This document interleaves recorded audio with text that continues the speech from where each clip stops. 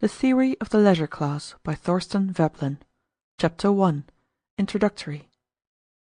The institution of a leisure class is found in its best development at the higher stages of the barbarian culture, as, for instance, in feudal Europe or feudal Japan. In such communities the distinction between classes is very rigorously observed, and the feature of most striking economic significance in these class differences is a distinction maintained between the employments proper to the several classes. The upper classes are by custom exempt or excluded from industrial occupations, and are reserved for certain employments to which a degree of honor attaches. Chief among the honorable employments in any feudal community is warfare, and priestly service is commonly second to warfare. If the barbarian community is not notably warlike, the priestly office may take the precedence, with that of the warrior second.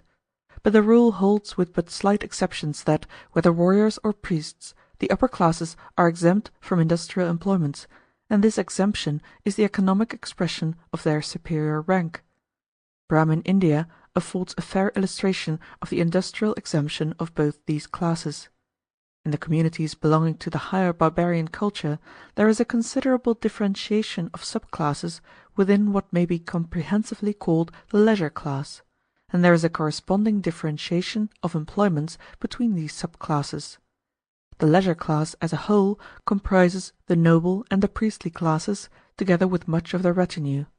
The occupations of the class are correspondingly diversified, but they have the common economic characteristic of being non-industrial.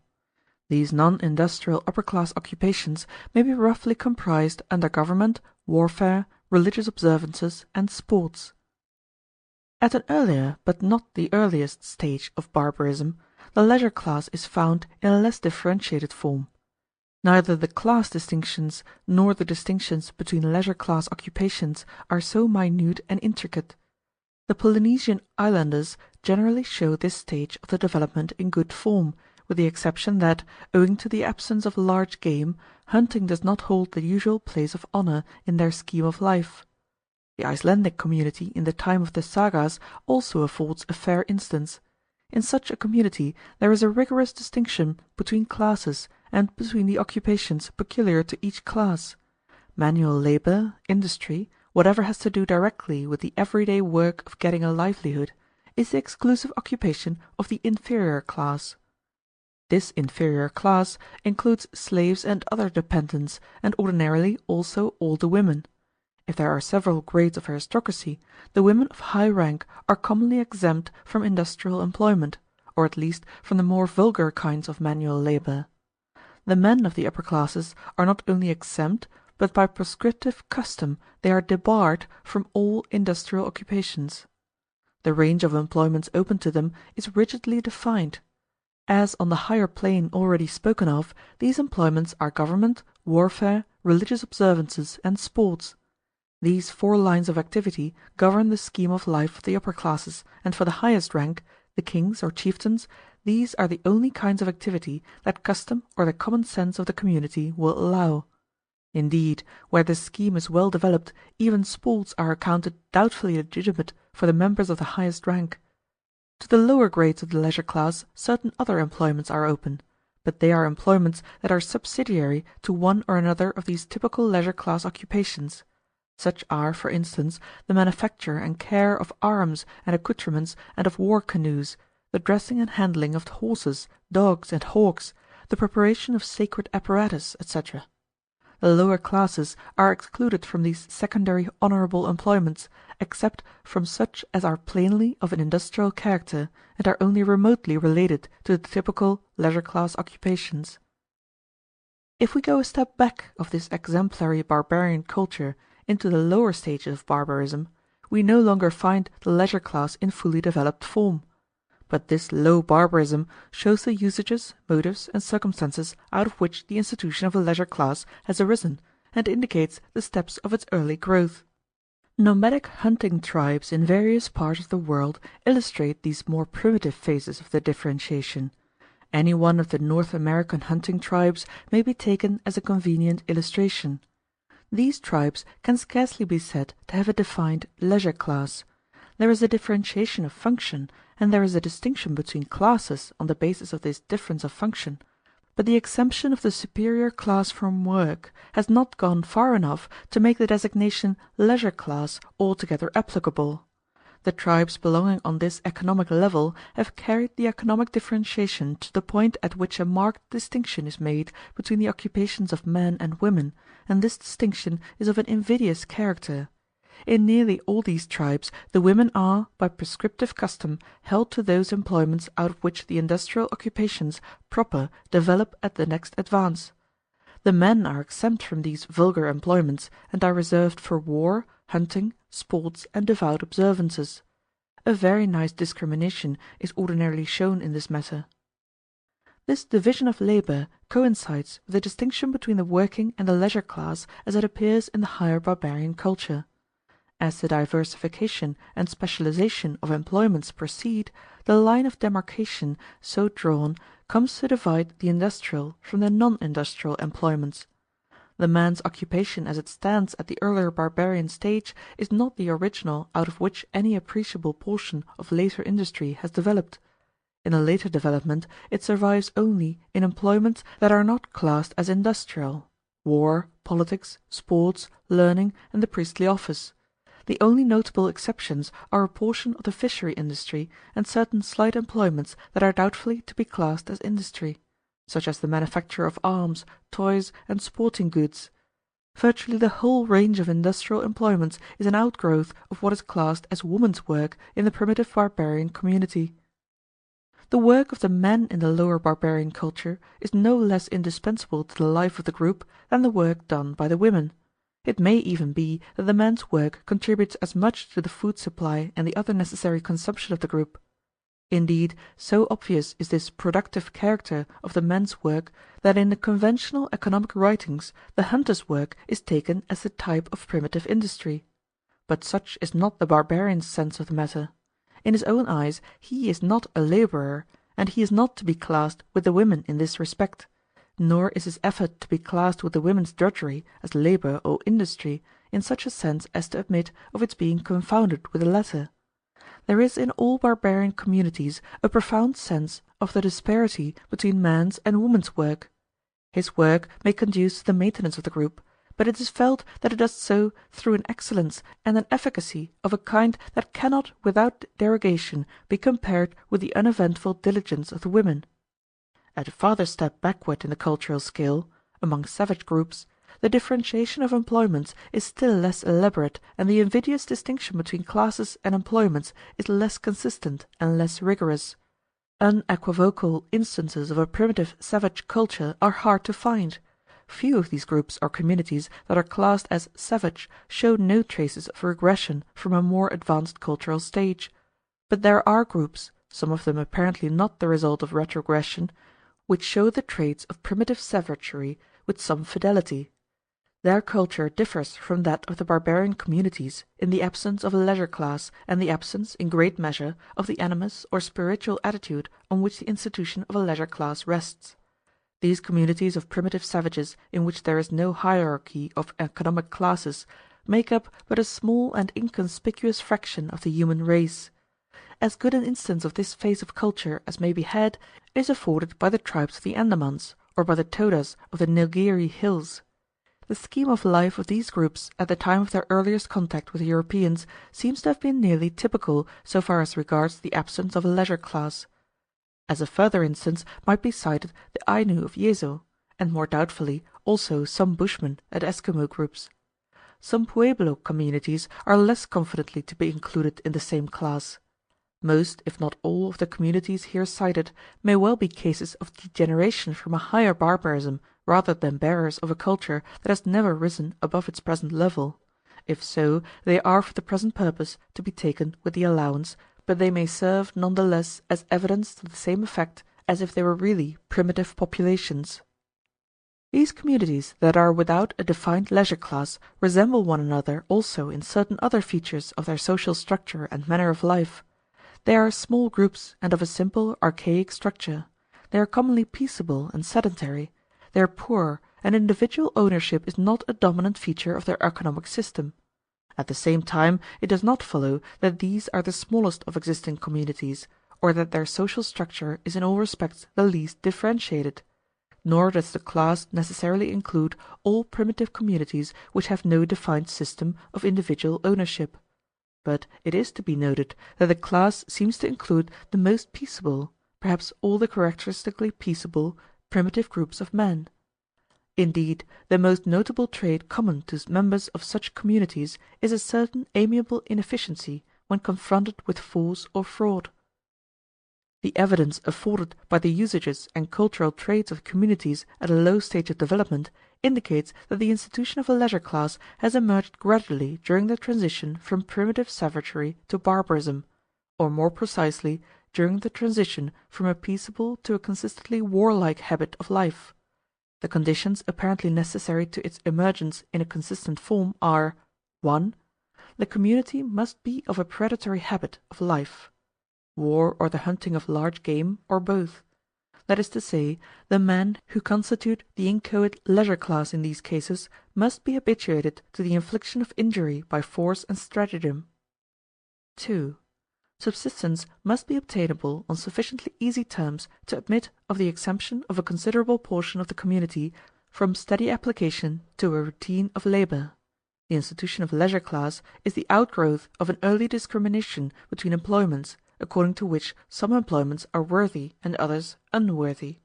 Under this ancient distinction the worthy employments are those which may be classed as exploit; unworthy are those necessary everyday employments into which no appreciable element of exploit enters.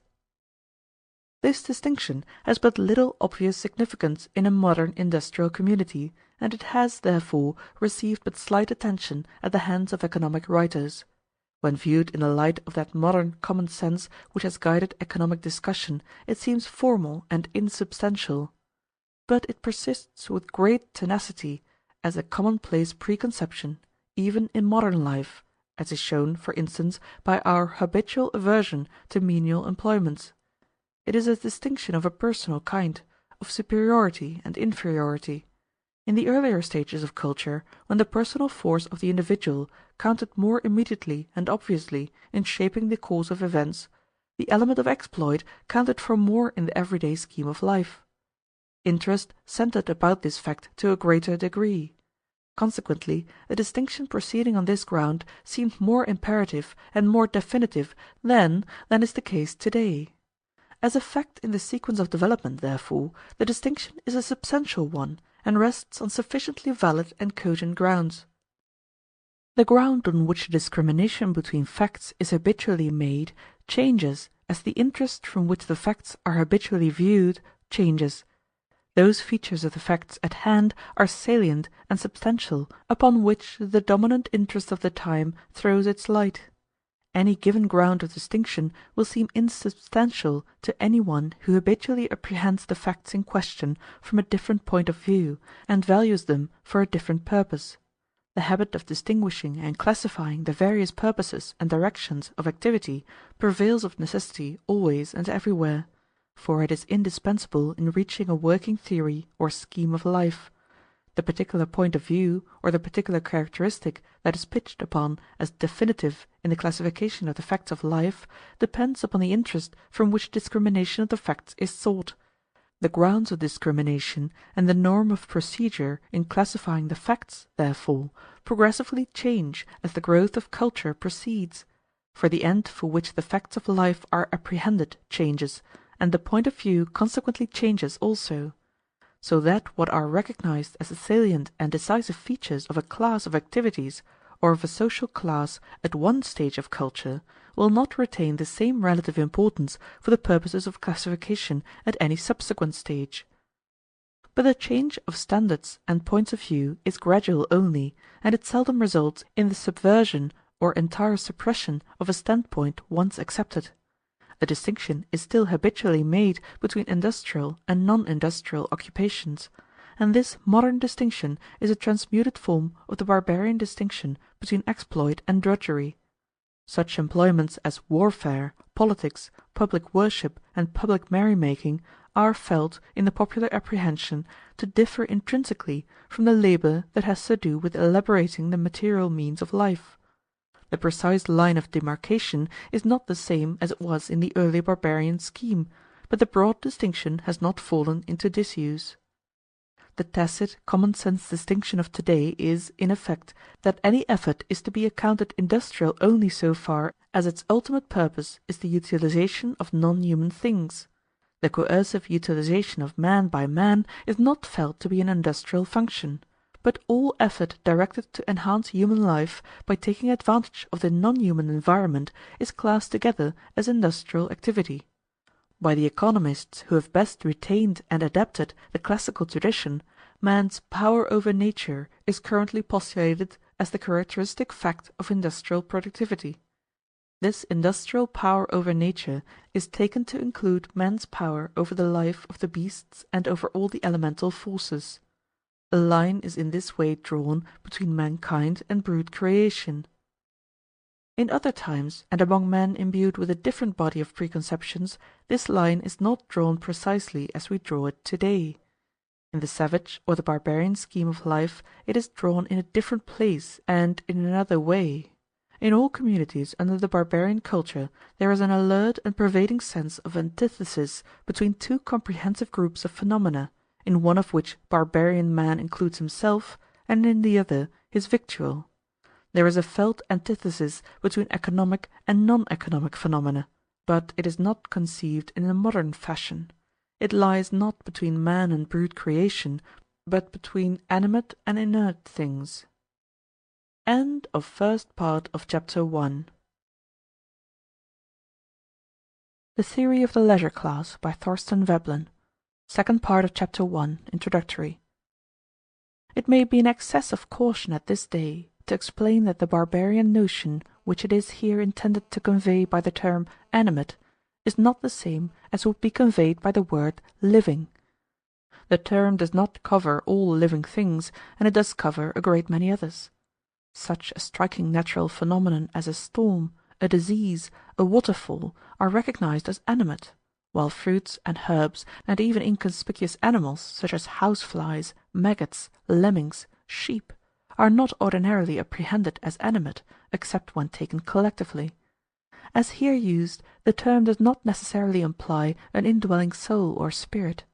The concept includes such things as in the apprehension of the animistic savage or barbarian are formidable by virtue of a real or imputed habit of initiating action. This category comprises a large number and range of natural objects and phenomena.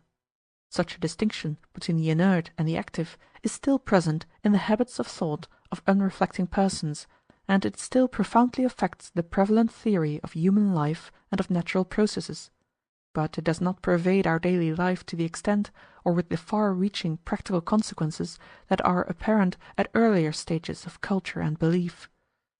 To the mind of the barbarian, the elaboration and utilization of what is afforded by inert nature is activity on quite a different plane from his dealings with animate things and forces. The line of demarcation may be vague and shifting, but the broad distinction is sufficiently real and cogent to influence the barbarian scheme of life. To the class of things apprehended as animate, the barbarian fancy imputes an unfolding of activity directed to some end. It is this teleological unfolding of activity that constitutes any object or phenomenon an animate fact. Wherever the unsophisticated savage or barbarian meets with activity that is at all obtrusive, he construes it in the only terms that are ready to hand, the terms immediately given in his consciousness of his own actions. Activity is, therefore, assimilated to human action, and active objects are in so far assimilated to the human agent. Phenomena of this character, especially those whose behaviour is notably formidable or baffling, have to be met in a different spirit and with proficiency of a different kind from what is required in dealing with inert things. To deal successfully with such phenomena is a work of exploit rather than of industry.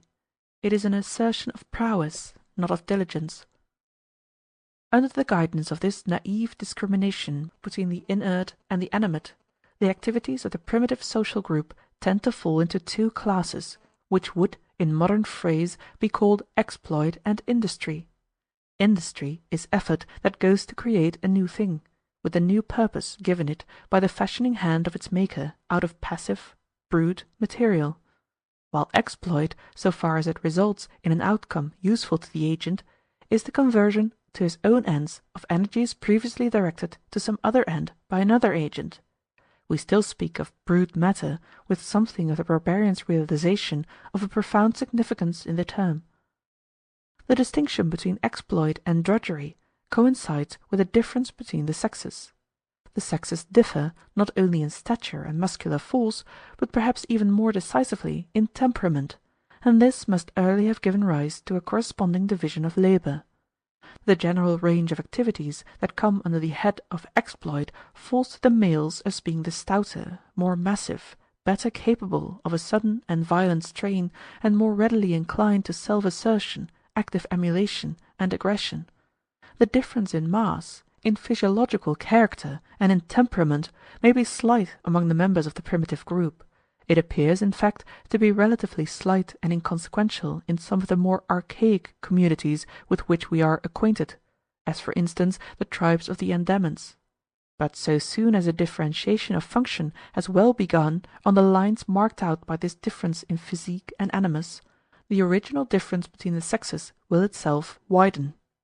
A cumulative process of selective adaptation to the new distribution of employments will set in, especially if the habitat or the fauna with which the group is in contact is such as to call for a considerable exercise of the sturdier virtues. The habitual pursuit of large game requires more of the manly qualities of massiveness, agility, and ferocity, and it can therefore scarcely fail to hasten and widen the differentiation of functions between the sexes. And so soon as the group comes into hostile contact with other groups, the divergence of function will take on the developed form of a distinction between exploit and industry. In such a predatory group of hunters, it comes to be the able-bodied man's office to fight and hunt. The women do what other work there is to do, other members who are unfit for man's work being for this purpose classed with women. But the men's hunting and fighting are both of the same general character. Both are of a predatory nature. The warrior and the hunter alike reap where they have not strewn. Their aggressive assertion of force and sagacity differs obviously from the women's assiduous and uneventful shaping of materials. It is not to be accounted productive labour, but rather an acquisition of substance by seizure. Such being the barbarian man's work, in its best development and widest divergence from women's work, any effort that does not involve an assertion of prowess comes to be unworthy of the man. As the tradition gains consistency, the common sense of the community erects it into a canon of conduct, so that no employment and no acquisition is morally possible to the self-respecting man at this cultural stage, except such as proceeds in the basis of prowess, force, or fraud. When the predatory habit of life has been settled upon the group by long habituation, it becomes the able-bodied man's accredited office in the social economy to kill, to destroy such competitors in the struggle for existence as attempt to resist or elude him, to overcome and reduce to subservience those alien forces that assert themselves refractorily in the environment. So tenaciously and with such nicety is this theoretical distinction between exploit and drudgery adhered to, that in many hunting tribes the man must not bring home the game which he has killed, but must send his woman to perform that baser office. As has already been indicated, the distinction between exploit and drudgery is an invidious distinction between employments. Those employments which are to be classed as exploit are worthy, honourable, noble.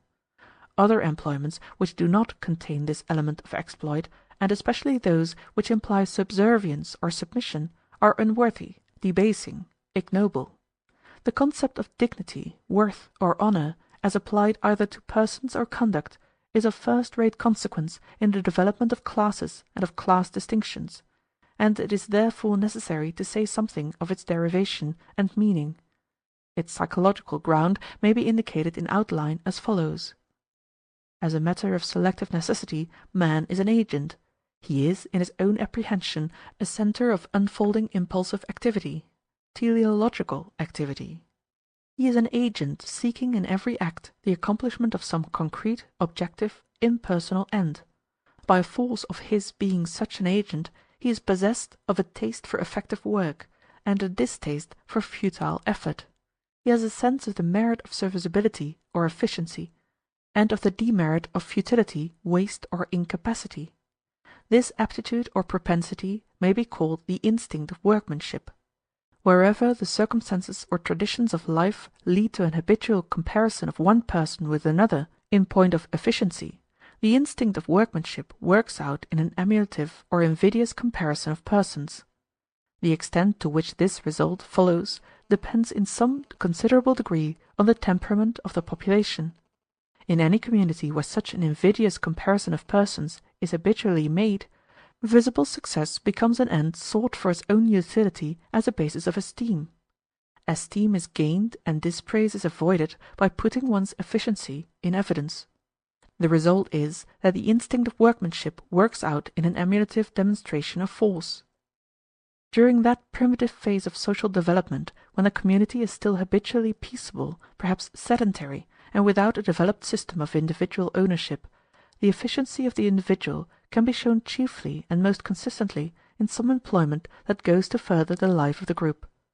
What emulation of an economic kind there is between the members of such a group will be chiefly emulation in industrial serviceability. At the same time, the incentive to emulation is not strong, nor is the scope for emulation large. When the community passes from peaceable savagery to a predatory phase of life, the conditions of emulation change. The opportunity and the incentive to emulate increase greatly in scope and urgency. The activity of the man more and more takes on the character of exploit, and an invidious comparison of one hunter or warrior with another grows continually easier and more habitual. Tangible evidences of prowess, trophies, find a place in men's habits of thought as an essential feature of the paraphernalia of life. Booty, trophies of the chase or of the raid, come to be prized as evidence of preeminent force. Aggression becomes the accredited form of action, and booty serves as prima facie evidence of successful aggression. As accepted at this cultural stage, the accredited worthy form of self-assertion is contest, and useful articles or services obtained by seizure or compulsion serve as a conventional evidence of successful contest. Therefore, by contrast, the obtaining of goods by other methods than seizure comes to be accounted unworthy of man in his best estate. The performance of productive work, or employment in personal service, falls under the same odium for the same reason. An invidious distinction in this way arises between exploit and acquisition on the other hand. Labor acquires a character of irksomeness by virtue of the indignity imputed to it. With the primitive barbarian, before the simple content of the notion has been obscured by its own ramifications and by a secondary growth of cognate ideas, honourable seems to connote nothing else than assertion of superior force. Honourable is formidable, worthy is prepotent. An honorific act is in the last analysis little, if anything else, than a recognized successful act of aggression, and where aggression means conflict with men and beasts, the activity which comes to be especially and primarily honourable is the assertion of the strong hand. The naive, archaic habit of construing all manifestations of force in terms of personality or will power greatly fortifies this conventional exaltation of the strong hand. Honorific epithets, in vogue among barbarian tribes as well as among peoples of a more advanced culture, commonly bear the stamp of this unsophisticated sense of honour. Epithets and titles used in addressing chieftains and in the propitiation of kings and gods very commonly impute a propensity for overbearing violence and an irresistible devastating force to the person who is to be propitiated. This holds true to an extent also in the more civilized communities of the present day. The predilection shown in heraldic devices for the more rapacious beasts and birds of prey goes to enforce the same view. Under this common-sense barbarian appreciation of worth or honour, the taking of life, the killing of formidable competitors whether brute or human, is honourable in the highest degree.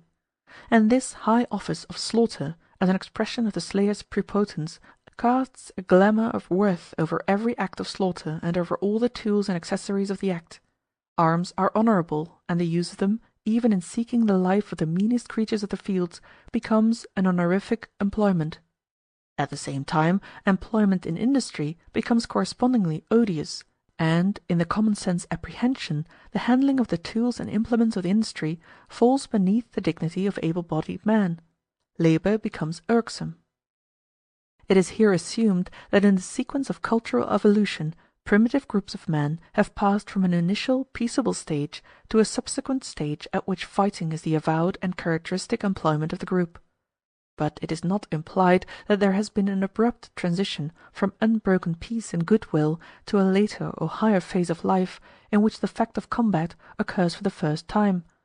Neither is it implied that all peaceful industry disappears on the transition to the predatory phase of culture.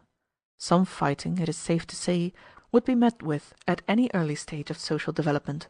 Fights would occur with more or less frequency through sexual competition. The known habits of primitive groups, as well as the habits of the anthropoid apes, argue to that effect, and the evidence from the well-known promptings of human nature enforces the same view. It may therefore be objected that there can have been no such initial stage of peaceable life as is here assumed. There is no point in cultural evolution prior to which fighting does not occur. But the point in question is not as to the occurrence of combat, occasional or sporadic, or even more or less frequent and habitual. It is a question as to the occurrence of an habitual. It is a question as to the occurrence of an habitual bellicose frame of mind, a prevalent habit of judging facts and events from the point of view of the fight. The predatory phase of culture is attained only when the predatory attitude has become the habitual and accredited spiritual attitude for the members of the group; when the fight has become the dominant note in the current theory of life; when the common sense appreciation of men and things has come to be an appreciation with a view to combat. The substantial difference between the peaceable and the predatory phase of culture, therefore, is a spiritual difference, not a mechanical one. The change in spiritual attitude is the outgrowth of a change in the material facts of the life of the group, and it comes on gradually as the material circumstances favorable to a predatory attitude supervene. The inferior limit of the predatory culture is an industrial limit. Predation cannot become the habitual, conventional resource of any group or any class until industrial methods have been developed to such a degree of efficiency as to leave a margin worth fighting for, above the subsistence of those engaged in getting a living. The transition from peace to predation therefore depends on the growth of technical knowledge and the use of tools. A predatory culture is similarly impracticable in early times, until weapons have been developed to such a point as to make man a formidable animal. The early development of tools and of weapons is of course the same fact seen from two different points of view. The life of a given group would be characterized as peaceable so long as habitual recourse to combat has not brought the fight into the foreground in men's everyday thoughts as a dominant feature of the life of man. A group may evidently attain such a predatory attitude with a greater or less degree of completeness, so that its scheme of life and canons of conduct may be controlled to a greater or less extent by the predatory animus. The predatory phase of culture is therefore conceived to come on gradually, through a cumulative growth of predatory aptitudes, habits, and traditions, this growth being due to a change in the circumstances of the group's life, of such a kind as to develop and conserve those traits of human nature and those traditions and norms of conduct that make for a predatory rather than a peaceable life. The evidence for the hypothesis that there has been such a peaceable stage of primitive culture is in great part drawn from psychology rather than from ethnology, and cannot be detailed here. It will be recited in part in a later chapter, in discussing the survival of archaic traits of human nature under the modern culture. End of Chapter 1.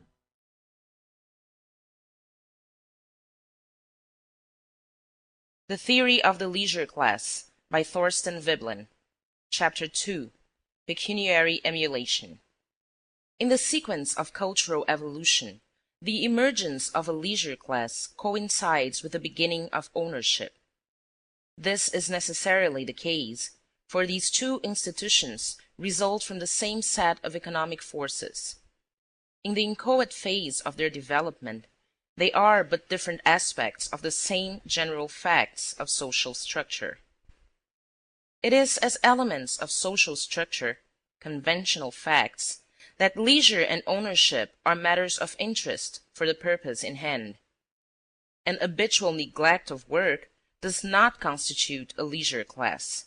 Neither does the mechanical fact of use and consumption constitute ownership. The present enquiry, therefore, is not concerned with the beginning of indolence, nor with the beginning of the appropriation of useful articles to individual consumption.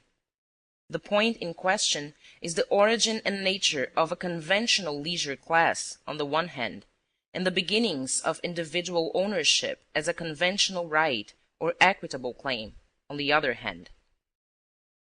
The early differentiation out of which the distinction between a leisure and a working class arises is a division maintained between men's and women's work in the lower stages of barbarism. Likewise, the earliest form of ownership is an ownership of the women by the able-bodied men of the community. The facts may be expressed in more general terms, and truer to the import of the barbarian theory of life, by saying that it is an ownership of the woman by the man. There was, undoubtedly, some appropriation of useful articles before the custom of appropriating women arose. The usages of existing archaic communities, in which there is no ownership of women, is warrant for such a view. In all communities, the members, both male and female, habitually appropriate to their individual use a variety of useful things. But these useful things are not thought of as owned by the person who appropriates and consumes them. The habitual appropriation and consumption of certain slight personal effects goes on without raising the question of ownership, that is to say, the question of a conventional, equitable claim to extraneous things. The ownership of women begins in the lower barbarian stages of culture, apparently with the seizure of female captives. The original reason for the seizure and appropriation of women seems to have been their usefulness as trophies. The practice of seizing women from the enemy as trophies gave rise to a form of ownership marriage, resulting in a household with a male head. This was followed by an extension of slavery to other captives and inferiors, besides women, and by an extension of ownership marriage to other women than those seized from the enemy. The outcome of emulation under the circumstances of a predatory life, therefore, has been on the one hand a form of marriage resting on coercion, and on the other hand the custom of ownership. The two institutions are not distinguishable in the initial phase of their development. Both arise from the desire of the successful men to put their prowess in evidence by exhibiting some durable result of their exploits. Both also minister to that propensity for mastery which pervades all predatory communities. From the ownership of women, the concept of ownership extends itself to include the products of their industry, and so there arises the ownership of things as well as of persons. In this way, a consistent system of property in goods is gradually installed, and although in the latest stages of the development the serviceability of goods for consumption has come to be the most obtrusive element of their value, still wealth has by no means yet lost its utility as a honorific evidence of the owner's prepotence. Wherever the institution of private property is found, even in a slightly developed form, the economic process bears the character of a struggle between men for the possession of goods. It has been customary in economic theory, and especially among those economists who adhere with least faltering to the body of modernized classical doctrines, to construe this struggle for wealth as being substantially a struggle for subsistence. Such is, no doubt, its character in large part during the earlier and less efficient phases of industry. Such is also its character in all cases where the niggardliness of nature is so strict as to afford but a scanty livelihood to the community in return for strenuous and unremitting application to the business of getting the means of subsistence. but in all progressing communities an advance is presently made beyond this early stage of technological development.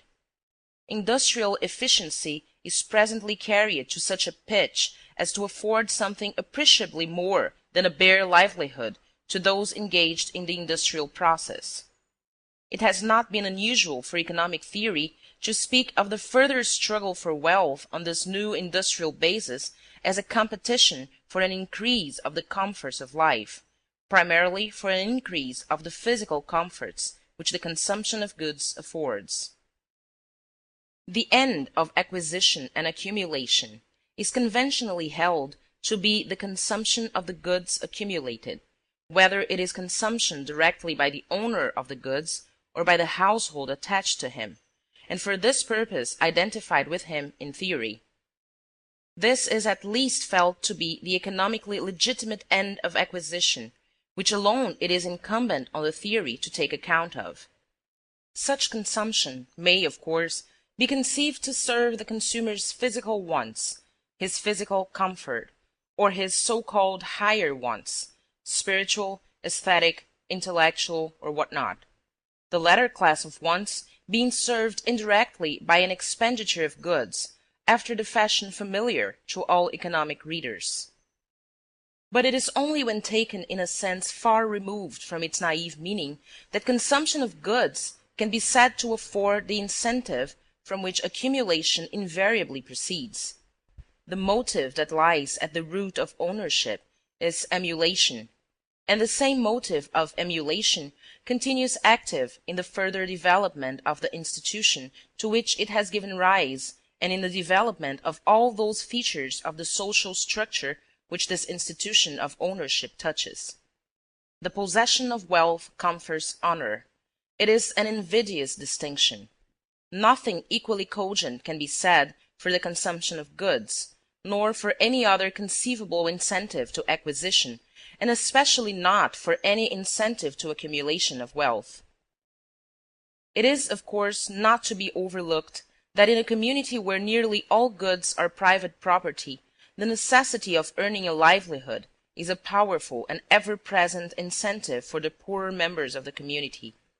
The need of subsistence and of an increase of physical comfort may, for a time, be the dominant motive of acquisition for those classes who are habitually employed at manual labor, whose subsistence is on a precarious footing, who possess little and ordinarily accumulate little. But it will appear in the course of the discussion that even in the case of these impecunious classes, the predominance of the motive of physical want is not so decided as has sometimes been assumed. On the other hand, so far as regards those members and classes of the community who are chiefly concerned in the accumulation of wealth, the incentive of subsistence or of physical comfort never plays a considerable part. Ownership began and grew into a human institution on grounds unrelated to the subsistence minimum. The dominant incentive was from the outset the invidious distinction attaching to wealth, and, save temporarily and by exception, no other motive has usurped the primacy at any later stage of the development. Property set out with being booty held as trophies of the successful raid. So long as the group had departed, and so long as it still stood in close contact with other hostile groups, the utility of things or persons owned lay chiefly in an invidious comparison between their possessor and the enemy from whom they were taken. The habit of distinguishing between the interests of the individual and those of the group to which he belongs is apparently a later growth. Invidious comparison between the possessor of the honorific booty and his less successful neighbors within the group was no doubt present early as an element of the utility of the things possessed, though this was not at the outset the chief element of their value. The man's prowess was still primarily the group's prowess, and the possessor of the booty felt himself to be primarily the keeper of the honor of his group. This appreciation of exploit from the communal point of view is met with also at later stages of social growth, especially as regards the laurels of war. but as soon as the custom of individual ownership begins to gain consistency, the point of view taken in making the invidious comparison on which private property rests will begin to change. Indeed, the one change is but the reflex of the other. The initial phase of ownership, the phase of acquisition by naive seizure and conversion, begins to pass into the subsequent stage of an incipient organization of industry on the basis of private property in slaves. The horde develops into a more or less self-sufficing industrial community. Possessions, then, come to be valued not so much as evidence of successful foray, but rather as evidence of the prepotence of the possessor of these goods over other individuals within the community. The invidious comparison now becomes primarily a comparison of the owner with the other members of the group. Property is still of the nature of trophy, but with the cultural advance, it becomes more and more a trophy of successes scored in the game of ownership carried on between the members of the group under the quasi-peaceable methods of nomadic life. Gradually, as industrial activity further displaced predatory activity in the community's everyday life and in men's habits of thought, accumulated property more and more replaces trophies of predatory exploit as the conventional exponent of prepotence and success. With the growth of settled industry, therefore, the possession of wealth gains in relative importance and effectiveness as a customary basis of repute and esteem. Not that esteem ceases to be awarded on the basis of other, more direct evidence of prowess. Not that successful predatory aggression or warlike exploit ceases to call out the approval and admiration of the crowd, or to stir the envy of the less successful competitors. But the opportunities for gaining distinction by means of this direct manifestation of superior force grow less available both in scope and frequency.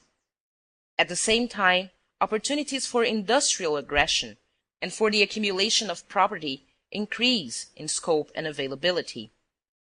And it is even more to the point that property now becomes the most easily recognized evidence of a reputable degree of success as distinguished from heroic or signal achievement. It therefore becomes the conventional basis of esteem. Its possession in some amount becomes necessary in order to any reputable standing in the community. It becomes indispensable to accumulate, to acquire property, in order to retain one's good name. When accumulated goods have, in this way, once become the accepted badge of efficiency, the possession of wealth presently assumes the character of an independent and definitive basis of esteem. The possession of goods, whether acquired aggressively by one's own exertion or passively by transmission through inheritance from others, becomes a conventional basis of reputability. The possession of wealth, which was at the outset valued simply as an evidence of efficiency, becomes, in popular apprehension, itself a meritorious act. Wealth is now itself intrinsically honorable, and confers honor on its possessor. By a further refinement, wealth acquired passively by transmission from ancestors or other antecedents presently becomes even more honorific than wealth acquired by the possessor's own effort. But this distinction belongs at a later stage in the evolution of the pecuniary culture, and will be spoken of in its place. Prowess and exploit may still remain the basis of award of the highest popular esteem, although the possession of wealth has become the basis of commonplace reputability and of a blameless social standing. The predatory instinct and the consequent approbation of predatory efficiency are deeply ingrained in the habits of thought of those peoples who have passed under the discipline of a protracted predatory culture. According to popular award, the highest honors within human reach may, even yet, be those gained by an unfolding of extraordinary predatory efficiency in war, or by a quasi-predatory efficiency in statecraft. But for the purposes of a commonplace decent standing in the community, these means of repute have been replaced by the acquisition and accumulation of goods. In order to stand well in the eyes of the community, it is necessary to come up to a certain, somewhat indefinite, conventional standard of wealth, just as in the earlier predatory stage it is necessary for the barbarian man to come up to the tribe's standard of physical endurance, cunning, and skill at arms. A certain standard of wealth in the one case, and of prowess in the other, is a necessary condition of reputability, and anything in excess of this normal amount is meritorious. Those members of the community who fall short of this somewhat indefinite, normal degree of prowess or of property suffer in the esteem of their fellow men, and consequently they suffer also in their own esteem, since the usual basis of self-respect is the respect accorded by one's neighbors. Only individuals with an aberrant temperament can, in the long run, retain their self-esteem in the face of the disesteem of their fellows. Apparent exceptions to the rule are met with, especially among people with strong religious convictions. But these apparent exceptions are scarcely real exceptions, since such persons commonly fall back on the putative approbation of some supernatural witness of their deeds. So soon as the possession of property becomes the basis of popular esteem, therefore it becomes also a requisite to the complacency which we call self-respect. In any community where goods are held in severalty, it is necessary, in order to his own peace of mind, that an individual should possess as large a portion of goods as others with whom he is accustomed to class himself.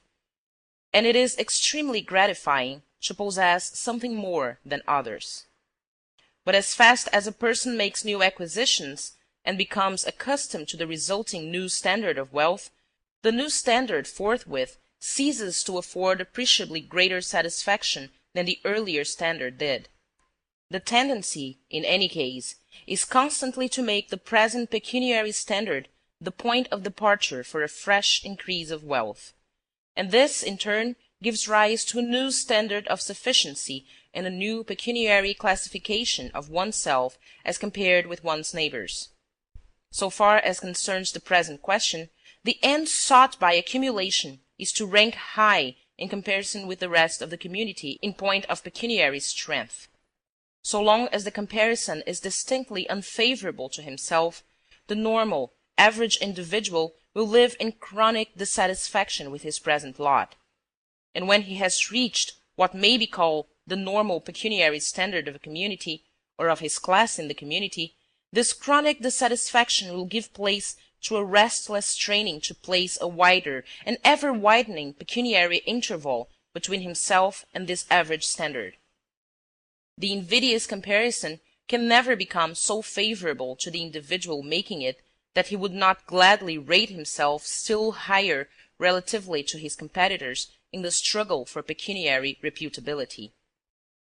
In the nature of the case, the desire for wealth can scarcely be satiated in any individual instance, and evidently a satiation of the average or general desire for wealth is out of the question.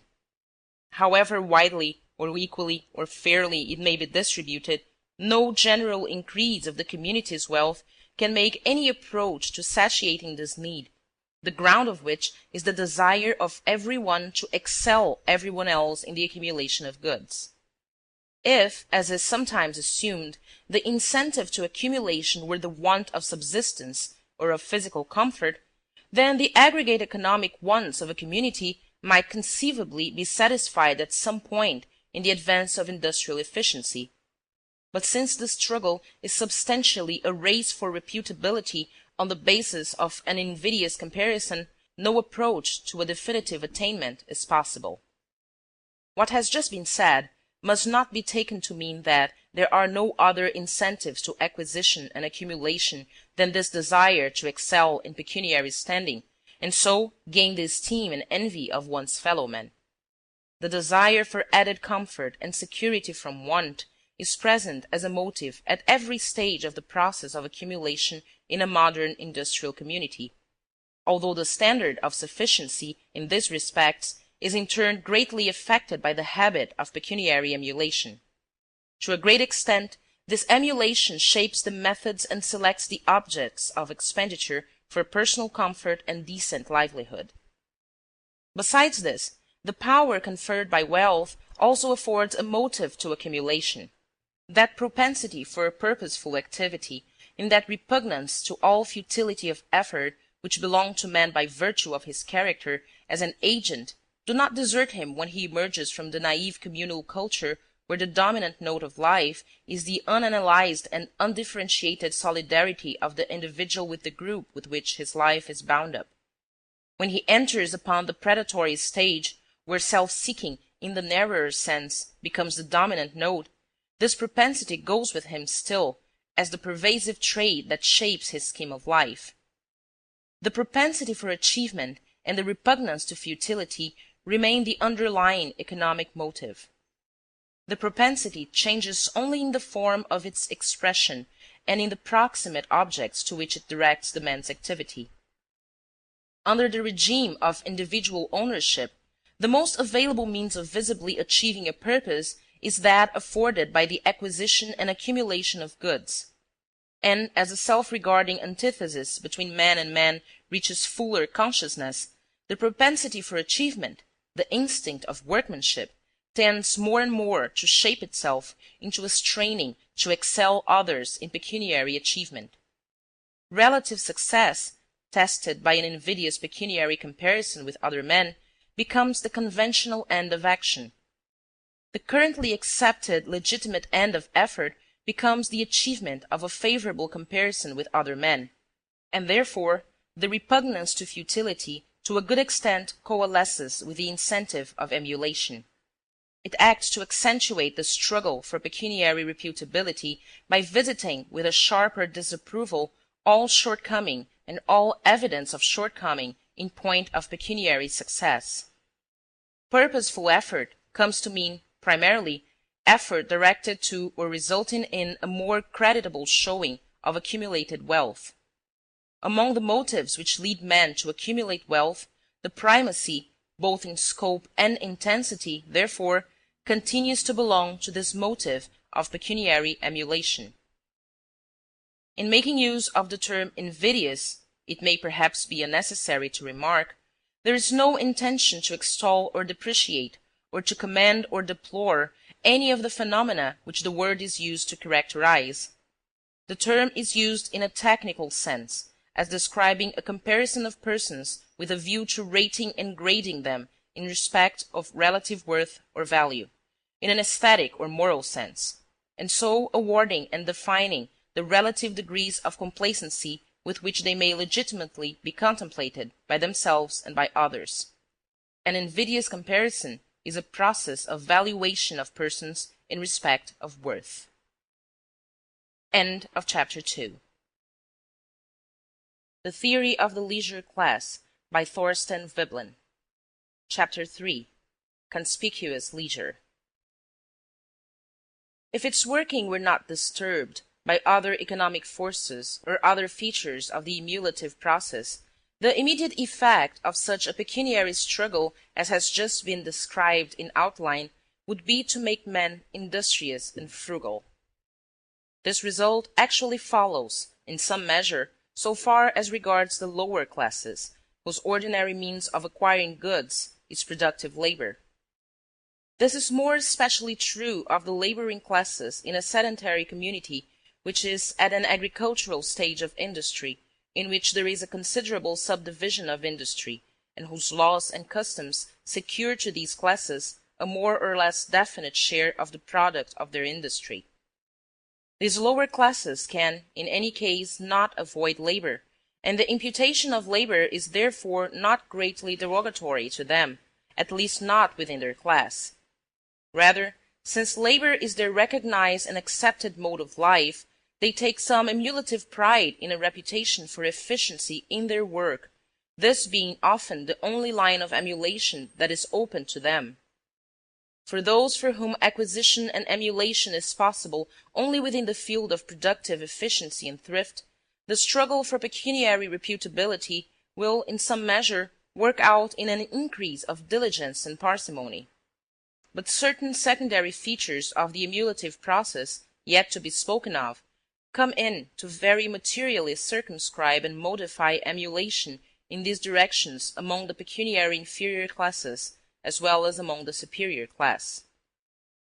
But it is otherwise with the superior pecuniary class with which we are here immediately concerned.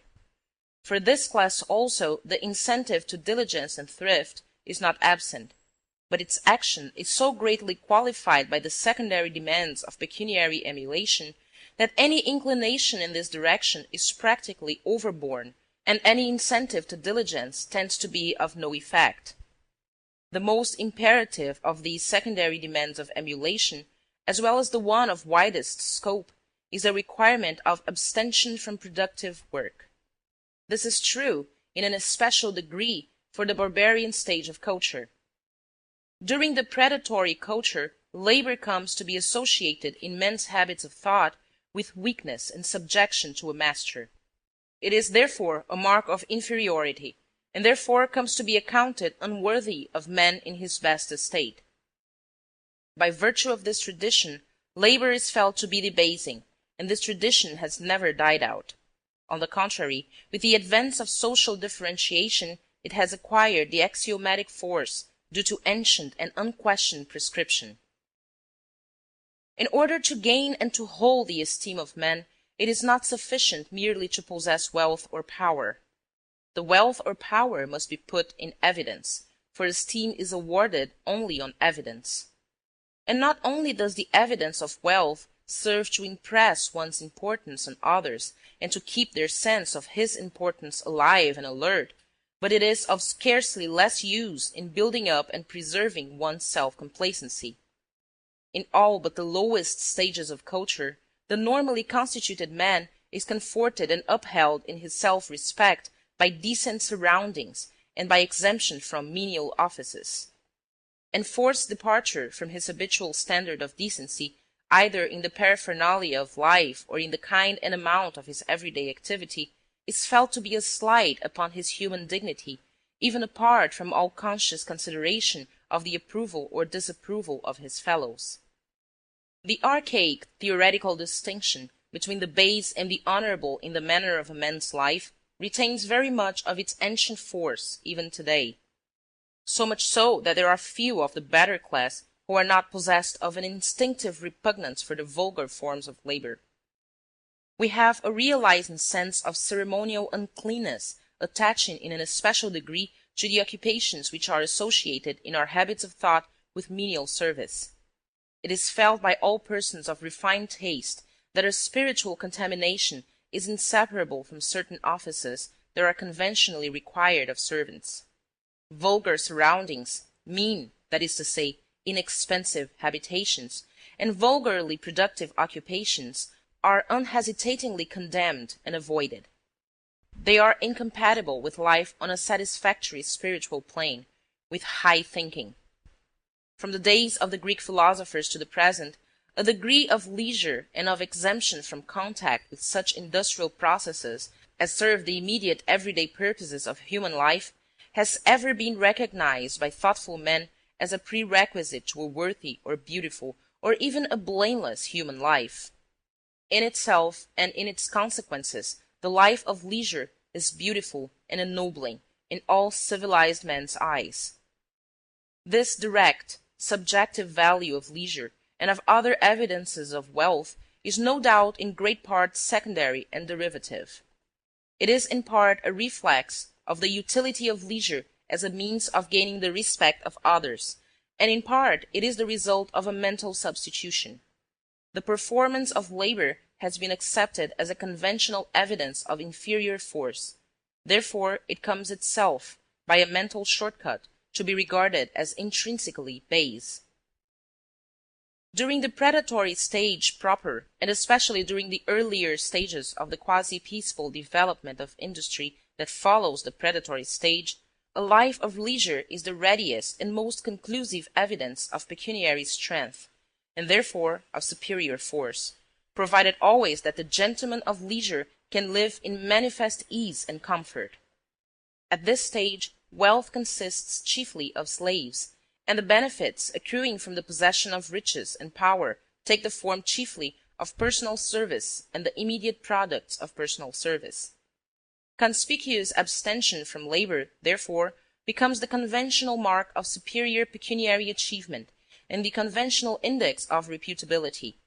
And conversely, since application to productive labor is a mark of poverty and subjection, it becomes inconsistent with a reputable standing in the community. Habits of industry and thrift, therefore, are not uniformly furthered by a prevailing pecuniary emulation. On the contrary, this kind of emulation indirectly discountenances participation in productive labor. Labor would unavoidably become dishonorable, as being an evidence indecorous under the ancient tradition handed down from an earlier cultural stage. The ancient tradition of the predatory culture is that productive effort is to be shunned as being unworthy of able-bodied men, and this tradition is reinforced rather than set aside in the passage from the predatory to the quasi-peaceable manner of life. Even if the institution of a leisure class had not come in with the first emergence of individual ownership by force of the dishonor attaching to productive employment, it would in any case have come in as one of the early consequences of ownership. And it is to be remarked that while the leisure class existed in theory from the beginning of predatory culture, the institution takes on a new and fuller meaning with the transition from the predatory to the next succeeding pecuniary stage of culture. It is from this time forth a leisure class, in fact as well as in theory. From this point dates the institution of the leisure class in its consummate form. During the predatory stage proper, the distinction between the leisure and the laboring class is, in some degree, a ceremonial distinction only. The able-bodied men jealously stand aloof from whatever is in their apprehension menial drudgery, but their activity in fact contributes appreciably to the sustenance of the group. The subsequent stage of quasi-peaceable industry is usually characterized by an established chattel slavery, herds of cattle, and a servile class of herdsmen and shepherds. Industry has advanced so far that the community is no longer dependent for its livelihood on the chase or on any other form of activity that can fairly be classed as exploit. From this point on, the characteristic feature of leisure class life is a conspicuous exemption from all useful employment. The normal and characteristic occupations of the class in this mature phase of its life history are in form very much the same as in its earlier days. These occupations are government, war, sports, and devout observances. Persons unduly given to difficult theoretical niceties may hold that these occupations are still incidentally and indirectly productive. But it is to be noted as decisive of the question in hand that the ordinary and ostensible motive of the leisure class in engaging in these occupations is assuredly not an increase of wealth by productive effort. At this, as at any other cultural stage, government and war are, at least in part, carried on for the pecuniary gain of those who engage in them, but it is gain obtained by the honorable method of seizure and conversion. These occupations are of the nature of predatory, not of productive, employment. Something similar may be said of the chase, but with a difference. As the community passes out of the hunting stage proper, hunting gradually becomes differentiated into two distinct employments. On the one hand, it is a trade, carried on chiefly for gain, and from this the element of exploit is virtually absent, or it is at any rate not present in a sufficient degree to clear the pursuit of the imputation of gainful industry. On the other hand, the chase is also a sport, an exercise of the predatory impulse simply. As such, it does not afford any appreciable pecuniary incentive, but it contains a more or less obvious element of exploit. It is this latter development of the chase, purged of all imputation of handicraft, that alone is meritorious and fairly belongs in the scheme of life of the developed leisure class. Abstention from labor is not only a honorific or meritorious act, but it presently comes to be a requisite of decency. The insistence on property as the basis of reputability is very naive and very imperious during the early stages of the accumulation of wealth. Abstention from labor is the convenient evidence of wealth, and is, therefore, the conventional mark of social standing. And this insistence on the meritoriousness of wealth leads to a more strenuous insistence on leisure. Nota notae est nota rei psius. According to well-established laws of human nature, prescription presently seizes upon this conventional evidence of wealth and fixes it in men's habits of thought as something that is in itself substantially meritorious and ennobling, while productive labor at the same time and by a like process becomes in a double sense intrinsically unworthy. Prescription ends by making labor not only disreputable in the eyes of the community, but morally impossible to the noble, free-born man, and incompatible with a worthy life. This taboo on labor has a further consequence in the industrial differentiation of classes. As the population increases in density and the predatory group grows into a settled industrial community, the constituted authorities and the customs governing ownership gain in scope and consistency. It then presently becomes impracticable to accumulate wealth by simple seizure, and, in logical consistency, acquisition by industry is equally impossible for high-minded and impecunious men. The alternative open to them is beggary or privation. Wherever the canon of conspicuous leisure has a chance undisturbed to work out its tendency, there will therefore emerge a secondary, and in a sense spurious, leisure class, abjectly poor and living in a precarious life of want and discomfort, but morally unable to stoop to gainful pursuits. The decayed gentleman and the lady who has seen better days are by no means unfamiliar phenomena even now. This pervading sense of the indignity of the slightest manual labor is familiar to all civilized peoples, as well as to peoples of a less advanced pecuniary culture. In persons of a delicate sensibility, who have long been habituated to gentle manners, the sense of the shamefulness of manual labor may become so strong that, at a critical juncture, it will even set aside the instinct of self-preservation. So, for instance, we are told of certain Polynesian chiefs, who, under the stress of good form, preferred to starve rather than carry their food to their mouths with their own hands. It is true, this conduct may have been due, at least in part, to an excessive sanctity or taboo attaching to the chief's person. The taboo would have been communicated by the contact of his hands, and so would have made anything touched by him unfit for human food. But the taboo itself is a derivative of the unworthiness or moral incompatibility of labor, so that, even when construed in this sense, the conduct of the Polynesian chiefs is truer to the canon of honorific leisure than would at first appear. A better illustration, or at least a more unmistakable one, is afforded by a certain king of France, who is said to have lost his life through an excess of moral stamina in the observance of good form. In the absence of the functionary whose office it was to shift his master's seat, the king sat uncomplaining before the fire and suffered his royal person to be toasted beyond recovery. But in so doing he saved his most Christian majesty from menial contamination. Summum crede nefas animam praeferre pudori, et propter vitam vivendi perdere causas. It has already been remarked that the term leisure, as here used, does not connote indolence or quiescence. What it connotes is non-productive consumption of time.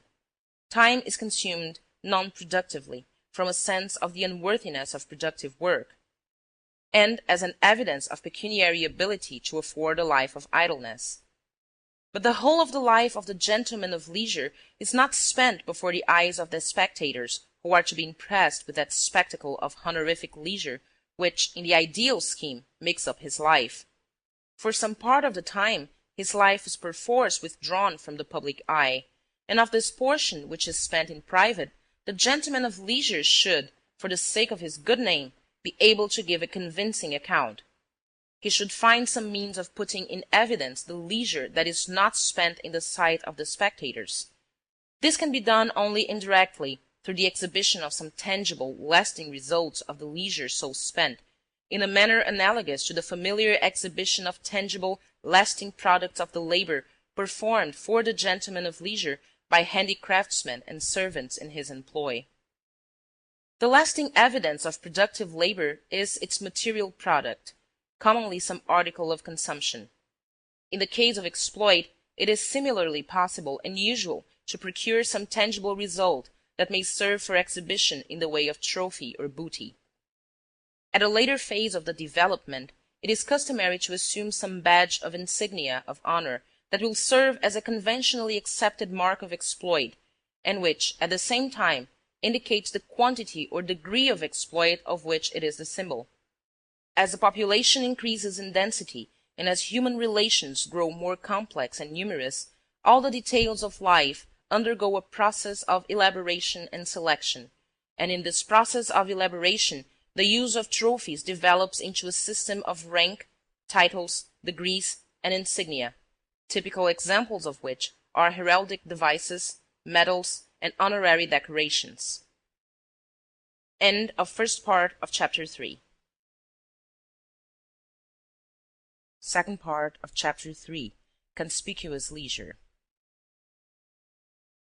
As seen from the economic point of view, leisure, considered as an employment, is closely allied in kind with the life of exploit, and the achievements which characterize a life of leisure, and which remain as its decorous criteria, have much in common with the trophies of exploit. But leisure, in the narrower sense, as distinct from exploit and from any ostensibly productive employment of effort on objects which are of no intrinsic use, does not commonly leave a material product. The criteria of a past performance of leisure, therefore, commonly take the form of immaterial goods. Such immaterial evidences of past leisure are quasi-scholarly or quasi-artistic accomplishments, and a knowledge of processes and incidents which do not conduce directly to the furtherance of human life. So, for instance, in our time, there is the knowledge of the dead languages and the occult sciences, of correct spelling, of syntax and prosody, of the various forms of domestic music and other household art, of the latest properties of dress, furniture, and equipage, of games, sports, and fancy-bred animals, such as dogs and race-horses. In all these branches of knowledge, the initial motive from which their acquisition proceeded at the outset, and through which they first came into vogue, may have been something quite different from the wish to show that one's time had not been spent in industrial employment. But unless these accomplishments had approved themselves as serviceable evidence of an unproductive expenditure of time, they would not have survived and held their place as conventional accomplishments of the leisure class. These accomplishments may, in some sense, be classed as branches of learning. Beside and beyond these, there is a further range of social facts which shade off from the region of learning into that of physical habit and dexterity. Such are what is known as manners and breeding, polite usage, decorum, and formal and ceremonial observances generally. This class of facts are even more immediately and obtrusively presented to the observation, and they therefore more widely and more imperatively insisted on as required evidences of a reputable degree of leisure. It is worth while to remark that all that class of ceremonial observances which are classed under the general head of manners hold a more important place in the esteem of men during the stage of culture at which conspicuous leisure has the greatest vogue as a mark of reputability than at later stages of the cultural development. The barbarian of the quasi-peaceable stage of industry is notoriously a more high-bred gentleman in all that concerns decorum than any but the very exquisite among the men of a later age. Indeed, it is well known, or at least it is currently believed, that manners have progressively deteriorated as society has receded from the patriarchal stage.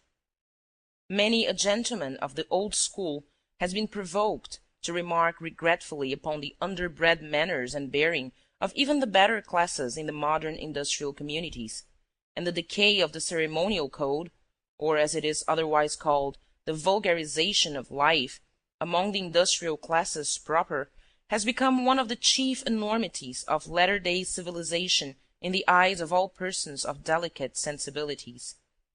The decay which the code has suffered at the hands of a busy people testifies, all depreciation apart, to the fact that decorum is a product and an exponent of leisure-class life and thrives in full measure only under a regime of status. The origin, or better, the derivation, of manners is no doubt to be sought elsewhere than in a conscious effort on the part of the well-mannered to show that much time has been spent in acquiring them. The proximate end of innovation and elaboration has been the higher effectiveness of the new departure in point of beauty or of expressiveness. In great part, the ceremonial code of decorous usages owes its beginning and its growth to the desire to conciliate or to show goodwill, as anthropologists and sociologists are in the habit of assuming, and this initial motive is rarely, if ever, absent from the conduct of well-mannered persons at any stage of the later development. Manners, we are told, are in part an elaboration of gesture, and in part they are symbolical and conventionalized survivals representing former acts of dominance or of personal service or of personal contact.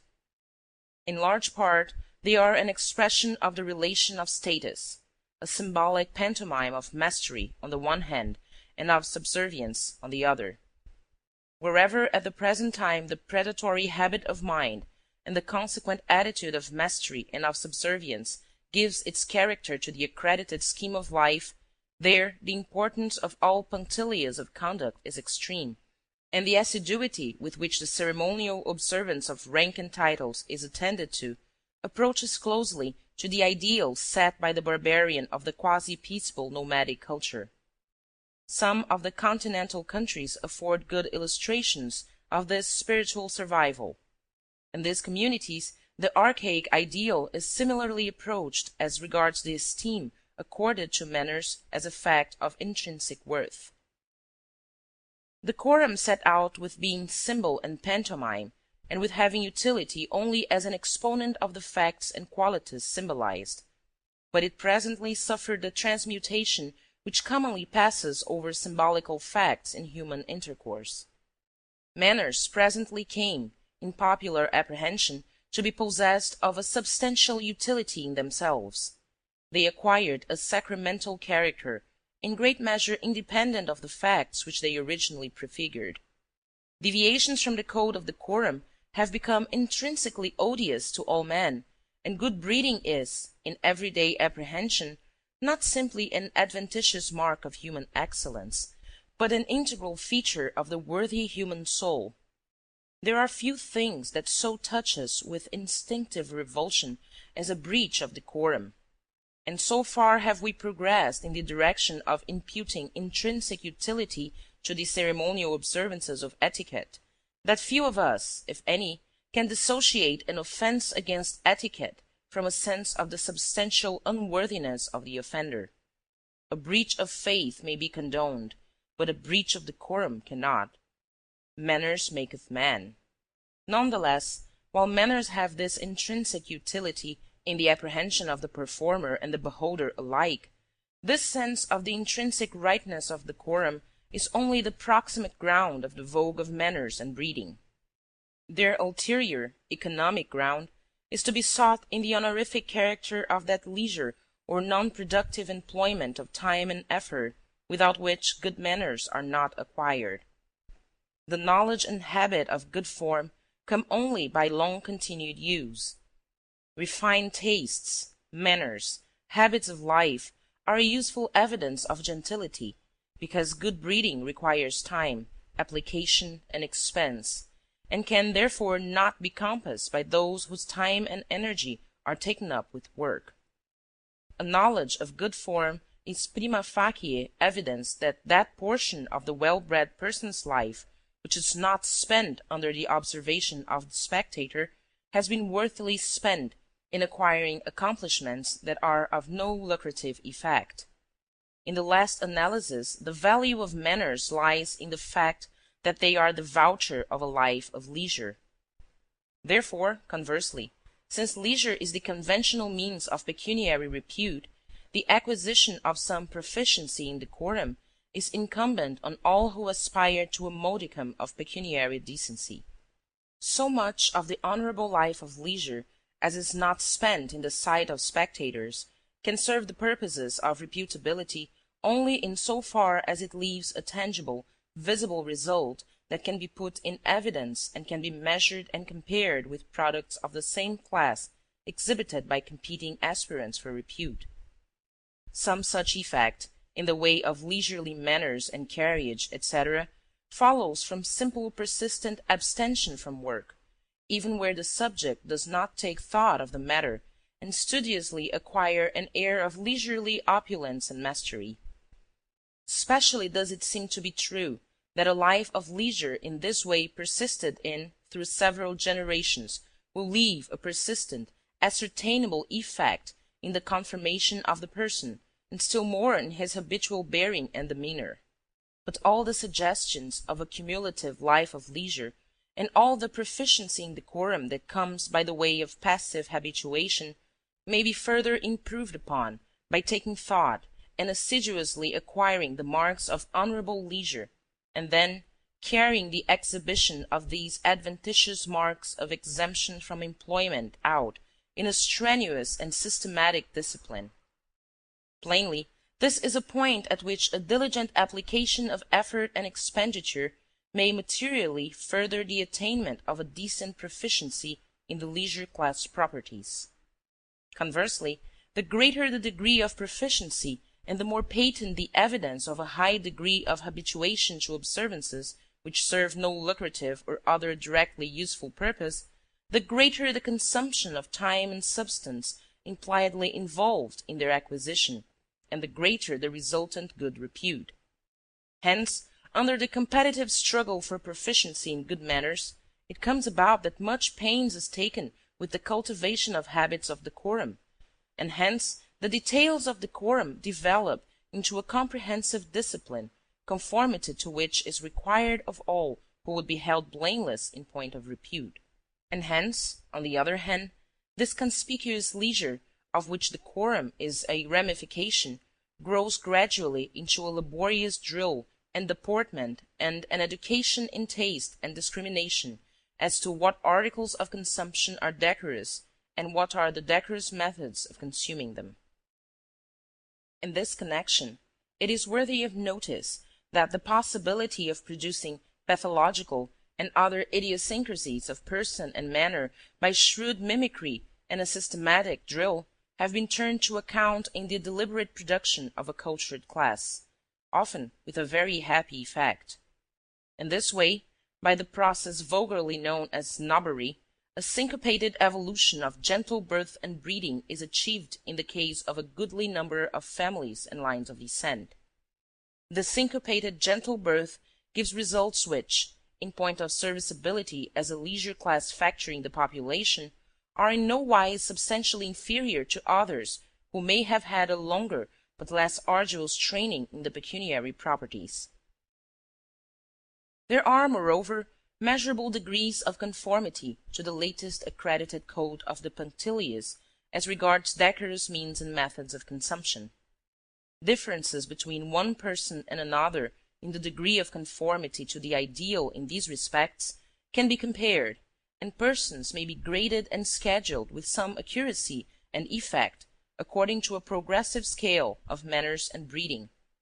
The award of reputability in this regard is commonly made in good faith, on the ground of conformity to accepted canons of taste in the matters concerned, and without conscious regard to the pecuniary standing or the degree of leisure practiced by any given candidate for reputability. But the canons of taste, according to which the award is made, are constantly under the surveillance of the law of conspicuous leisure, and are indeed constantly undergoing change and revision to bring them into closer conformity with its requirements. So that, while the proximate ground of discrimination may be of another kind, still the pervading principle and abiding test of good breeding is the requirement of a substantial and patent waste of time. There may be some considerable range of variation in detail within the scope of this principle, but they are variations of form and expression, not of substance. Much of the courtesy of everyday intercourse is, of course, a direct expression of consideration and kindly goodwill, and this element of conduct has, for the most part, no need of being traced back to any underlying ground of reputability to explain either its presence or the approval with which it is regarded. But the same is not true of the code of properties. These latter are expressions of status. It is, of course, sufficiently plain to anyone who cares to see that our bearing towards menial and other pecuniary dependent inferiors is the bearing of the superior member in a relation of status, though its manifestation is often greatly modified and softened from the original expression of crude dominance. Similarly, our bearing towards superiors, and in great measure towards equals, expresses a more or less conventionalized attitude of subservience. Witness the masterful presence of the high-minded gentleman or lady, which testifies to so much of dominance and independence of economic circumstances, and which, at the same time, appeals with such convincing force to our sense of what's right and gracious. It is among this highest leisure class, who have no superiors and few peers, that decorum finds its fullest and maturest expression. And it is this highest class also that gives decorum that definite formulation which serves as a canon of conduct for the classes beneath. And there also the code is most obviously a code of status, and shows most plainly its incompatibility with all vulgarly productive work. A divine assurance and an imperious complacence, as of one habituated to require subservience and to take no thought for the morrow, is the birthright and the criterion of the gentleman at his best, and it is in popular apprehension even more than that, for this demeanor is accepted as an intrinsic attribute of superior worth, before which the base-born commoner delights to stoop and yield. As has been indicated in an earlier chapter, there is reason to believe that the institution of ownership has begun with the ownership of persons, primarily women. The incentives to acquiring such property have apparently been: 1. A propensity for dominance and coercion; 2. The utility of these persons as evidence of the prowess of the owner; 3. The utility of their services. Personal service holds a peculiar place in the economic development. During the stage of quasi-peaceful industry, and especially during the earlier development of industry within the limits of this general stage, the utility of their services seems commonly to be the dominant motive to the acquisition of property in persons. Servants are valued for their services. But the dominance of this motive is not due to a decline in the absolute importance of the other two utilities possessed by servants. It is rather that the altered circumstances of life accentuate the utility of servants for this last-named purpose. Women and other slaves are highly valued, both as an evidence of wealth and as a means of accumulating wealth. Together with cattle, if the tribe is a pastoral one, they are the usual form of investment for a profit. To such an extent may female slavery give its character to the economic life under the quasi-peaceful culture that the women even comes to serve as a unit of value among peoples occupying this cultural stage, as for instance in Homeric times. Where this is the case, there need be little question but that the basis of the industrial system is chattel slavery, and that the women are commonly slaves. The great, pervading human relation in such a system is that of master and servant.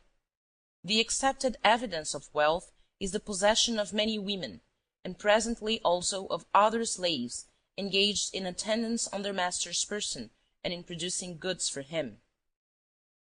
A division of labor presently sets in, whereby personal service and attendance on the master becomes the special office of a portion of the servants, while those who are wholly employed in industrial occupations proper are removed more and more from all immediate relation to the person of their owner. At the same time, those servants whose office is personal service, including domestic duties, come gradually to be exempted from productive industry carried on for gain. This process of progressive exemption from the common run of industrial employment will commonly begin with the exemption of the wife or the chief wife. After the community has advanced to settled habits of life, wife capture from hostile tribes becomes impracticable as a customary source of supply. Where this cultural advance has been achieved, the chief wife is ordinarily of gentle blood, and the fact of her being so will hasten her exemption from vulgar employment. The manner in which the concept of gentle blood originates, as well as the place which it occupies in the development of marriage, cannot be discussed in this place. For the purpose in hand, it will be sufficient to say that gentle blood is blood which has been ennobled by protracted contact with accumulated wealth or unbroken prerogative. The woman with these antecedents is preferred in marriage, both for the sake of a resulting alliance with her powerful relatives and because a superior worth is felt to inhere in blood which has been associated with many goods and great power. She will still be her husband's chattel, as she was her father's chattel before her purchase, but she is at the same time of her father's gentle blood, and hence there is a moral incongruity in her occupying herself with the debasing employments of her fellow servants. However completely she may be subject to her master, and however inferior to the male members of the social stratum in which her birth has placed her, the principle that gentility is transmissible will act to place her above the common slave. And so soon as this principle has acquired a prescriptive authority, it will act to invest her in some measure with that prerogative of leisure which is the chief mark of gentility. Furthered by this principle of transmissible gentility, the wife's exemption gains in scope, if the wealth of her owner permits it, until it includes exemption from debasing menial service as well as from handicraft. As the industrial development goes on and property becomes massed in relatively fewer hands, the conventional standard of wealth of the upper class rises. The same tendency to exemption from handicraft, and in the course of time from menial domestic employments, will then assert itself as regards the other wives, if such there are, and also as regards other servants in immediate attendance upon the person of their master. The exemption comes more tardily the remoter the relation in which the servant stands to the person of the master. End of second part of chapter 3. The Theory of the Leisure Class by Thorstein Veblen. Third part of chapter 3. Conspicuous Leisure. If the pecuniary situation of the master permits it, the development of a special class of personal or body servants is also furthered by the very grave importance which comes to attach to this personal service. The master's person, being the embodiment of worth and honor, is of the most serious consequence. Both for his reputable standing in the community and for his self-respect, it is a matter of moment that he should have at his call efficient specialized servants, whose attendance upon his person is not diverted from this, their chief office, by any by-occupation. These specialized servants are useful more for show than for service actually performed. In so far as they are not kept for exhibition simply, they afford gratification to their master chiefly in allowing scope to his propensity for dominance. It is true, the care of the continually increasing household apparatus may require added labor, but since the apparatus is commonly increased in order to serve as a means of good repute rather than as a means of comfort, this qualification is not of great weight. All these lines of utility are better served by a large number of more highly specialized servants.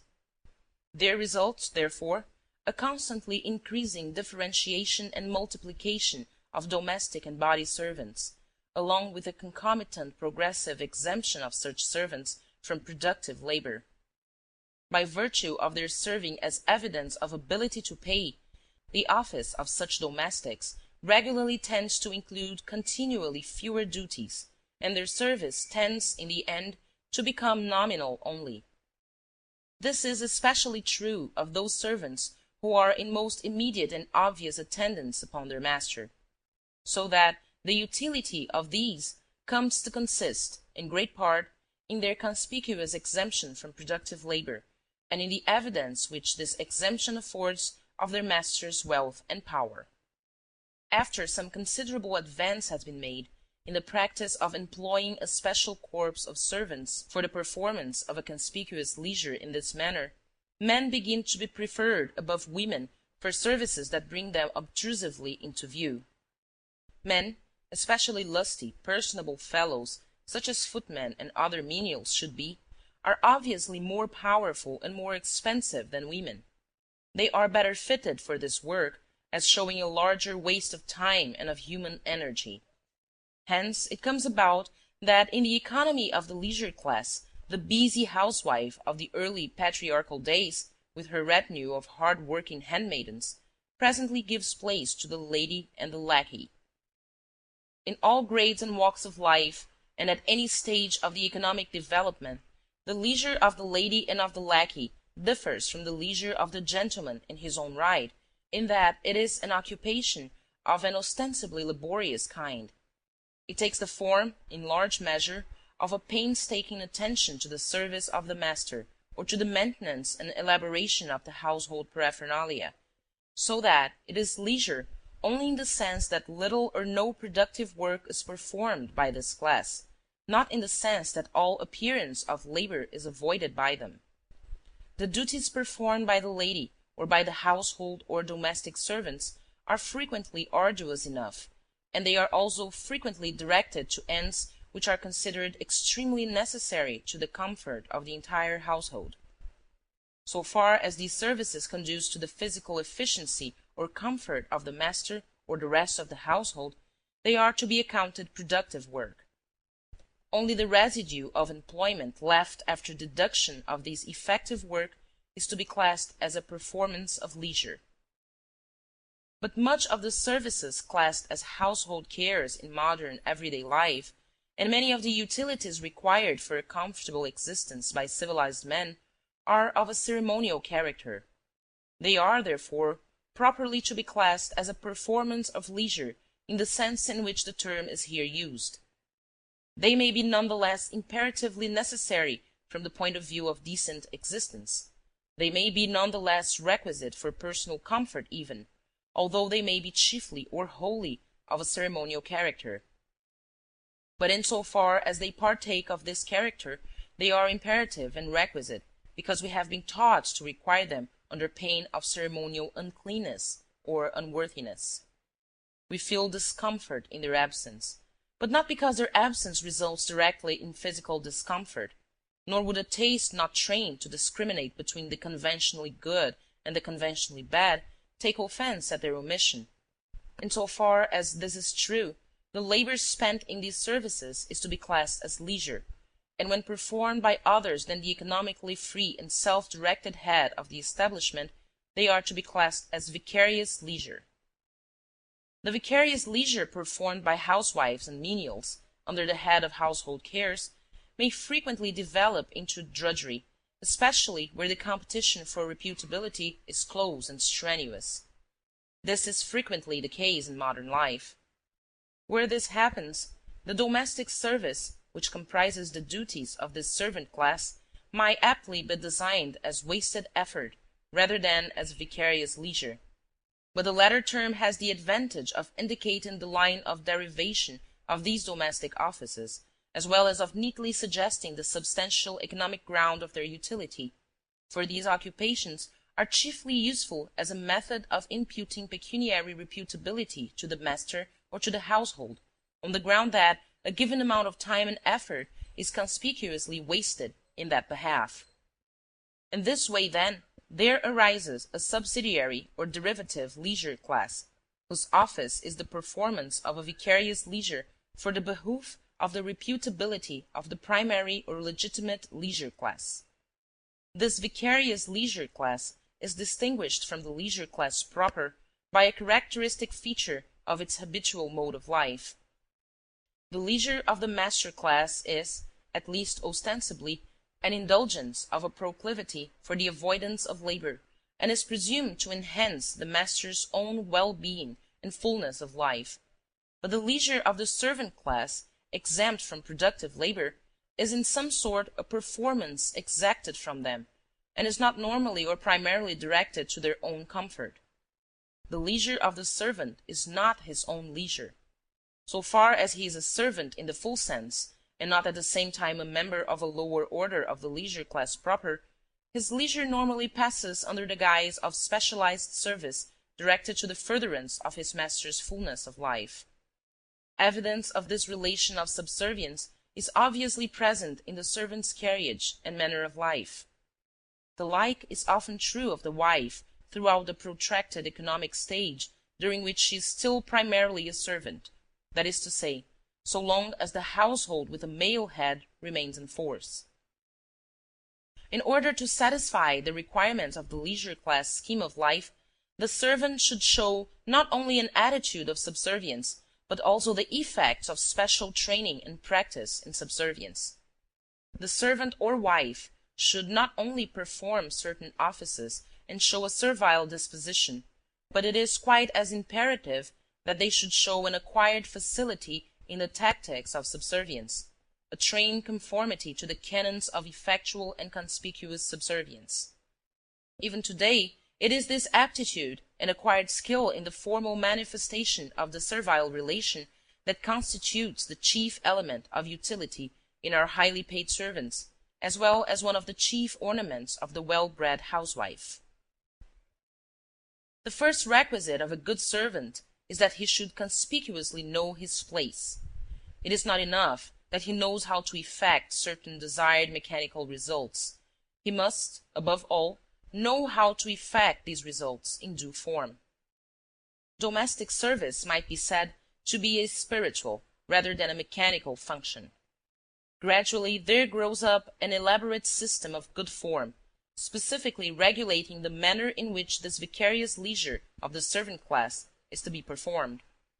Any departure from these canons of form is to be depreciated, not so much because it evinces a shortcoming in mechanical efficiency, or even that it shows an absence of the servile attitude and temperament, but because, in the last analysis, it shows the absence of special training.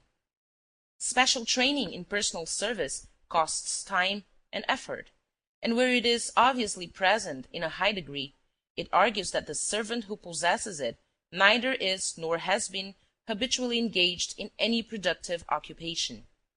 It is prima facie evidence of a vicarious leisure extending far back in the past, so that trained service has utility not only as gratifying the master's instinctive liking for good and skillful workmanship and his propensity for conspicuous dominance over those whose lives are subservient to his own, but it has utility also as putting in evidence a much larger consumption of human service than would be shown by the mere present conspicuous leisure performed by an untrained person. It is a serious grievance if a gentleman's butler or footman performs his duties about his master's stable or carriage in such unformed style as to suggest that his habitual occupation may be ploughing or sheep-herding.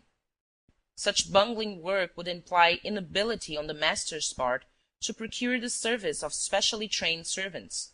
That is to say, it would imply inability to pay for the consumption of time, effort, and instruction required to fit a trained servant for special service under the exacting code of forms. If the performance of the servant argues lack of means on the part of his master, it defeats its chief substantial end, for the chief use of servants is the evidence they afford of the master's ability to pay. What has just been said might be taken to imply that the offense of an undertrained servant lies in a direct suggestion of inexpensiveness or of usefulness. Such, of course, is not the case. The connection is much less immediate. What happens here is what happens generally. Whatever approves itself to us on any ground at the outset presently comes to appeal to us as a gratifying thing in itself. It comes to rest in our habits of thought as substantially right. But in order that any specific canon of deportment shall maintain itself in favor, it must continue to have the support of, or at least not be incompatible with, the habit or aptitude which constitutes the norm of its development. The need of vicarious leisure or conspicuous consumption of service is a dominant incentive to the keeping of servants. So long as this remains true, it may be set down without much discussion that any such departure from accepted usage as would suggest an abridged apprenticeship in service would presently be found unsufferable. The requirement of an expensive vicarious leisure acts indirectly, selectively, by guiding the formation of our taste, of our sense of what is right in these matters, and so weeds out unconformable departures by withholding approval of them. As the standard of wealth recognized by common consent advances, the possession and exploitation of servants as a means of showing superfluity undergoes a refinement. The possession and maintenance of slaves employed in the production of goods argues wealth and prowess, but the maintenance of servants who produce nothing argues still higher wealth and position. Under this principle, there arises a class of servants, the more numerous the better, whose sole office is fatuously to wait upon the person of their owner, and so to put in evidence his ability unproductively to consume a large amount of service. There supervenes a division of labor among the servants or dependents, whose life is spent in maintaining the honor of the gentleman of leisure. So that, while one group produces goods for him, another group, usually headed by the wife or chief, consumes for him in conspicuous leisure, thereby putting in evidence his ability to sustain large pecuniary damage without impairing his superior opulence. This somewhat idealized and diagrammatic outline of the development and nature of domestic service comes nearest being true for that cultural stage which has here been named the quasi-peaceable stage of industry. At this stage, personal service first rises to the position of an economic institution, and it is at this stage that it occupies the largest place in the community's scheme of life. In the cultural sequence, the quasi-peaceful stage follows the predatory stage proper, the two being successive phases of barbarian life. Its characteristic feature is a formal observance of peace and order, at the same time that life at this stage still has too much of coercion and class antagonism to be called peaceable in the full sense of the word. For many purposes, and from another point of view than the economic one, it might as well be named the stage of status. The method of human relation during this stage, and the spiritual attitude of men at this level of culture, is well summed up under the term. But, as a descriptive term to characterize the prevailing methods of industry, as well as to indicate the trend of industrial development at this point in economic evolution, the term quasi-peaceful seems preferable. So far as concerns the communities of the Western culture, this phase of economic development probably lies in the past, except for a numerically small, though very conspicuous, fraction of the community, in whom the habits of thought peculiar to the barbarian culture have suffered but a relatively slight disintegration. Personal service is still an element of great economic importance, especially as regards the distribution and consumption of goods. But its relative importance, even in this direction, is no doubt less than it once was. The best development of this vicarious leisure lies in the past rather than in the present, and its best expression in the present is to be found in the scheme of life of the upper leisure class. To this class, the modern culture owes much in the way of the conservation of traditions, usages, and habits of thought which belong on a more archaic cultural plane, so far as regards their widest acceptance and their most effective development. In the modern industrial communities, the mechanical contrivances available for the comfort and convenience of everyday life are highly developed. So much so that body servants, or indeed domestic servants of any kind, would now scarcely be employed by anybody except on the ground of a canon of reputability carried over by tradition from earlier usage. The only exception would be servants employed to attend on the persons of the infirm and the feeble-minded.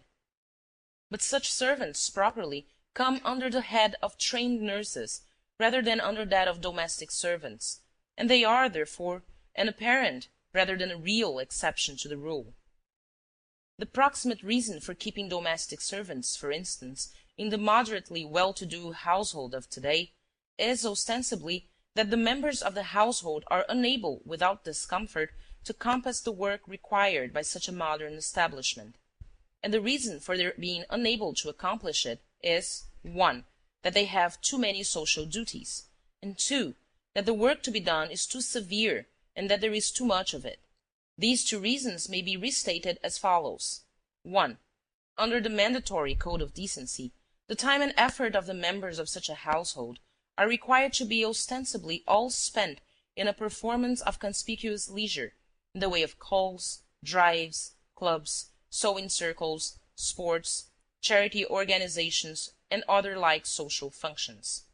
Those persons whose time and energy are employed in these matters privately avow that all these observances, as well as the incidental attention to dress and other conspicuous consumption, are very irksome but altogether unavoidable. 2. Under the requirement of conspicuous consumption of goods, the apparatus of living has grown so elaborate and cumbrous, in the way of dwellings, furniture, bric-a-brac, wardrobe, and meals, that the consumers of these things cannot make way with them in the required manner without help. Personal contact with the hired persons, whose aid is called in to fulfill the routine of decency, is commonly distasteful to the occupants of the house, but their presence is endured and paid for in order to delegate to them a share in this onerous consumption of household goods.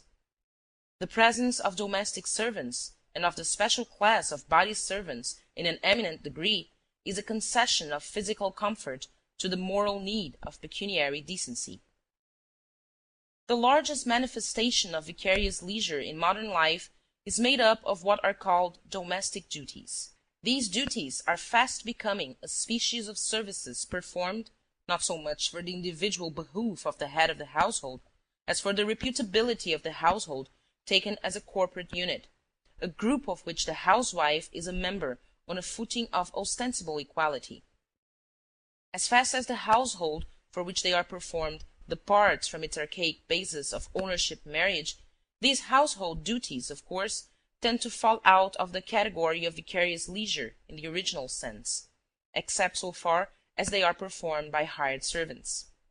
That is to say, since vicarious leisure is possible only on a basis of status or of hired service, the disappearance of the relation of status from human intercourse at any point carries with it the disappearance of vicarious leisure so far as regards that much of life. But it is to be added, in qualification of this qualification, that so long as the household subsists, even with a divided head, this class of non-productive labor performed for the sake of the household reputability must still be classed as vicarious leisure, although in a slightly altered sense. It is now leisure performed for the quasi-personal corporate household, instead of, as formerly, for the proprietary head of the household. End of chapter 3. The Theory of the Leisure Class by Thorstein Veblen. Chapter 4. Conspicuous Consumption. In what has been said of the evolution of the vicarious leisure class and its differentiation from the general body of the working classes, reference has been made to a further division of labour, that between the different servant classes. One portion of the servant class, chiefly those persons whose occupation is vicarious leisure, come to undertake a new subsidiary range of duties, the vicarious consumption of goods. The most obvious form in which this consumption occurs is seen in the wearing of liveries and the occupation of spacious servants' quarters. Another, scarcely less obtrusive or less effective form of vicarious consumption, and a much more widely prevalent one, is the consumption of food, clothing, dwelling, and furniture by the lady and the rest of the domestic establishment. But already at a point in economic evolution far antedating the emergence of the lady, specialized consumption of goods as an evidence of pecuniary strength had begun to work out in a more or less elaborate system. The beginning of a differentiation in consumption even antedates the appearance of anything that can fairly be called pecuniary strength. It is traceable back to the initial phase of predatory culture, and there is even a suggestion that an incipient differentiation in this respect lies back of the beginnings of the predatory life.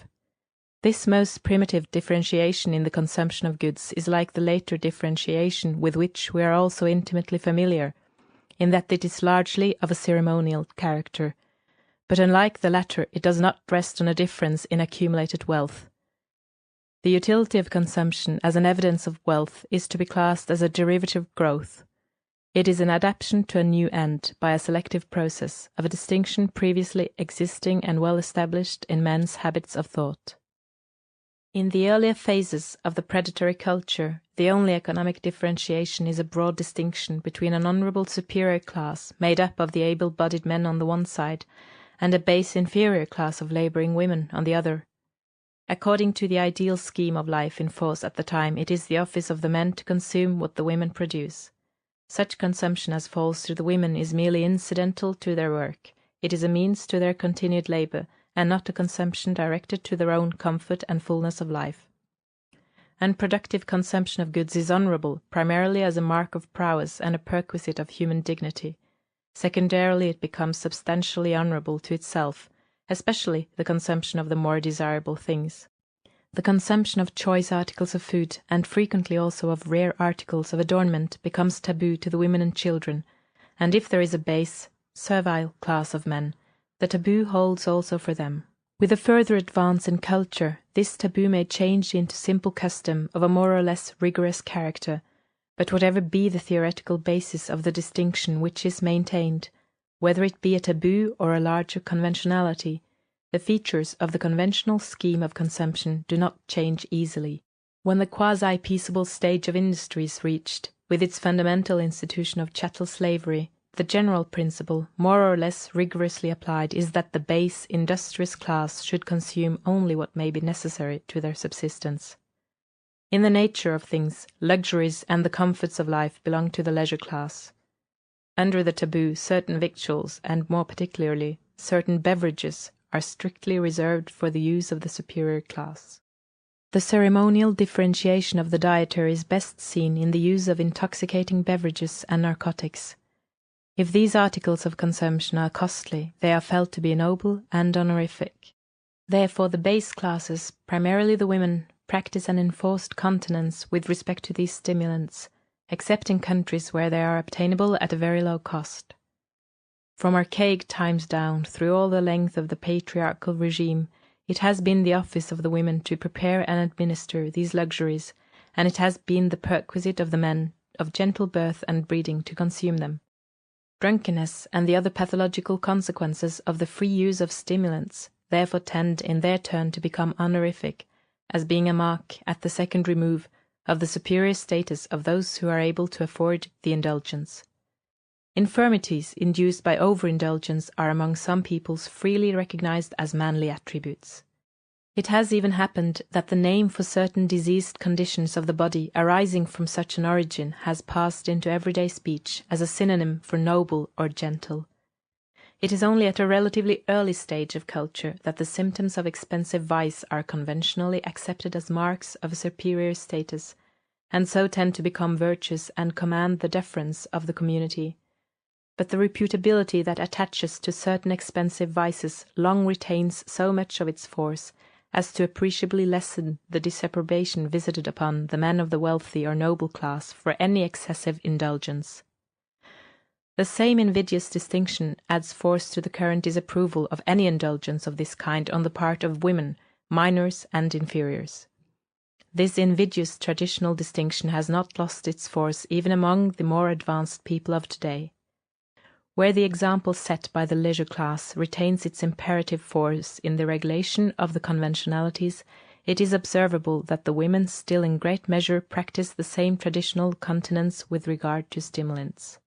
This characterization of the greater continence in the use of stimulants practiced by the women of the reputable classes may seem an excessive refinement of logic at the expense of common sense. But facts within easy reach of anyone who cares to know them go to say that the greater abstinence of women is in some part due to an imperative conventionality, and this conventionality is, in a general way, strongest where the patriarchal tradition, The tradition that the woman is a chattel has retained its hold in greatest vigor, in a sense which has been greatly qualified in scope and rigor, but which has by no means lost its meaning even yet. This tradition says that the woman, being a chattel, should consume only what is necessary to her sustenance, except so far as her further consumption contributes to the comfort or the good repute of her master. The consumption of luxuries, in the true sense, is a consumption directed to the comfort of the consumer himself, and is, therefore, a mark of the master. Any such consumption by others can take place only on a basis of sufferance. In communities where the popular habits of thought have been profoundly shaped by the patriarchal tradition, we may accordingly look for survivals of the taboo on luxuries, at least to the extent of a conventional deprecation of their use by the unfree and dependent class. This is more particularly true as regards certain luxuries, the use of which by the dependent class would detract sensibly from the comfort or pleasure of their masters, or which are held to be of doubtful legitimacy on other grounds. In the apprehension of the great conservative middle class of Western civilization, the use of these various stimulants is obnoxious to at least one, if not both, of these objections, and it is a fact too significant to be passed over that it is precisely among these middle classes of the Germanic culture, with their strong surviving sense of the patriarchal proprieties, that the women are to the greatest extent subject to a qualified taboo on narcotics and alcoholic beverages. With many qualifications, with more qualifications as the patriarchal tradition has gradually weakened, the general rule is felt to be right and binding that women should consume only for the benefit of their masters. The objection of course presents itself that expenditure on women's dress and household paraphernalia is an obvious exception to this rule, but it will appear in the sequel that this exception is much more obvious than substantial. During the earlier stages of economic development, consumption of goods without stint, especially consumption of the better grades of goods, ideally all consumption in excess of the subsistence minimum, pertains normally to the leisure class. This restriction tends to disappear, at least formally, after the later peaceable stage has been reached, with private ownership of goods and an industrial system based on wage labour or on the petty household economy. But during the earlier quasi-peaceable stage, when so many of the traditions through which the institution of a leisure class has affected the economic life of later times were taking form and consistency, this principle has had the force of a conventional law. It has served as the norm to which consumption has tended to conform, and any appreciable departure from it is to be regarded as an aberrant form, sure to be eliminated sooner or later in the further course of development. The quasi-peaceable gentleman of leisure, then, not only consumes of the staff of life beyond the minimum required for subsistence and physical efficiency, but his consumption also undergoes a specialization as regards the quality of the goods consumed. He consumes freely and of the best, in food, drinks, narcotics, shelter, services, ornaments, apparel, weapons and accoutrements, amusements, amulets, and idols or divinities. In the process of gradual amelioration which takes place in the articles of his consumption, the motive principle and proximate aim of innovation is no doubt the higher efficiency of the improved and more elaborate products for personal comfort and well-being. But that does not remain the sole purpose of their consumption. The canon of reputability is at hand and seizes upon such innovations as are, according to its standard, fit to survive. Since the consumption of these more excellent goods is an evidence of wealth, it becomes honorific, and conversely, the failure to consume in due quantity and quality becomes a mark of inferiority and demerit. This growth of punctilious discrimination as to qualitative excellence in eating, drinking, etc., presently affects not only the manner of life, but also the training and intellectual activity of the gentleman of leisure. He is no longer simply the successful, aggressive male, the man of strength, resource, and intrepidity. In order to avoid stultification, he must also cultivate his tastes, for it now becomes incumbent on him to discriminate with some nicety between the noble and the ignoble in consumable goods. He becomes a connoisseur in creditable viands of various degrees of merit, in manly beverages and trinkets, in seemly apparel and architecture, in weapons, games, dances, and the narcotics. This cultivation of aesthetic faculty requires time and application, and the demands made upon the gentleman in this direction therefore tend to change his life of leisure into a more or less arduous application to the business of learning how to live a life of ostensible leisure in a becoming way. Closely related to the requirement that the gentleman must consume freely and of the right kind of goods, there is the requirement that he must know how to consume them in a seemly manner. His life of leisure must be conducted in due form. Hence arise good manners in the way pointed out in an earlier chapter. Hybrid manners and ways of living are items of conformity to the norm of conspicuous leisure and conspicuous consumption. Conspicuous consumption of valuable goods is a means of reputability to the gentleman of leisure. As wealth accumulates on his hands, his own unaided effort will not avail to sufficiently put his opulence in evidence by this method. The aid of friends and competitors is therefore brought in by resorting to the giving of valuable presents and expensive feasts and entertainments. Presents and feasts had probably another origin than that of naive ostentation, but they required their utility for this purpose very early, and they have retained that character to the present, so that their utility in this respect has now long been the substantial ground on which these usages rest. Costly entertainments, such as the potlatch or the ball, are peculiarly adapted to serve this end. The competitor with whom the entertainer wishes to institute a comparison is, by this method, made to serve as a means to the end. He consumes vicariously for his host at the same time that he is witness to the consumption of that excess of good things which his host is unable to dispose of single-handed, and he is also made to witness his host's facility in etiquette. In the giving of costly entertainments, other motives, of more genial kind, are of course also present. The custom of festive gatherings probably originated in motives of conviviality and religion. These motives are also present in the later development, but they do not continue to be the sole motives. The latter-day leisure-class festivities and entertainments may continue in some slight degree to serve the religious need, and in a higher degree the needs of recreation and conviviality, but they also serve an invidious purpose, and they serve it none the less effectually for having a colourable, non-invidious ground in these more avowable motives. But the economic effect of these social amenities is not therefore lessened, either in the vicarious consumption of goods or in the exhibition of difficult and costly achievements in etiquette. As wealth accumulates, the leisure class develops further in function and structure, and there arises a differentiation within the class. There is a more or less elaborate system of rank and grades. This differentiation is furthered by the inheritance of wealth and the consequent inheritance of gentility. With the inheritance of gentility goes the inheritance of obligatory leisure, and gentility of sufficient potency to entail a life of leisure may be inherited without the complement of wealth required to maintain a dignified leisure. Gentle blood may be transmitted without goods enough to afford reputably free consumption at one's ease. Hence results a class of impecunious gentlemen of leisure, incidentally referred to already. These half-caste gentlemen of leisure fall into a system of hierarchical gradations. Those who stand near the higher and the highest grades of the wealthy leisure class, in point of birth or in point of wealth, or both, outrank the remoter born and the pecuniarily weaker. These lower grades, especially the impecunious or marginal gentlemen of leisure, affiliate themselves by a system of dependence or fealty to the great ones. By so doing they gain an increment of repute, or of the means with which to lead a life of leisure, from their patron. They become his courtiers or retainers, servants, and being fed and countenanced by their patron, they are indices of his rank and vicarious consumer of his superfluous wealth. Many of these affiliated gentlemen of leisure are at the same time lesser men of substance in their own right, so that some of them are scarcely at all, others only partially, to be rated as vicarious consumers.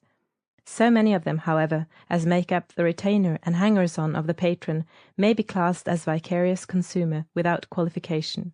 Many of these again, and also many of the other aristocracy of less degree, have in turn attached to their persons a more or less comprehensive group of vicarious consumer in the persons of their wives and children, their servants, retainers, etc.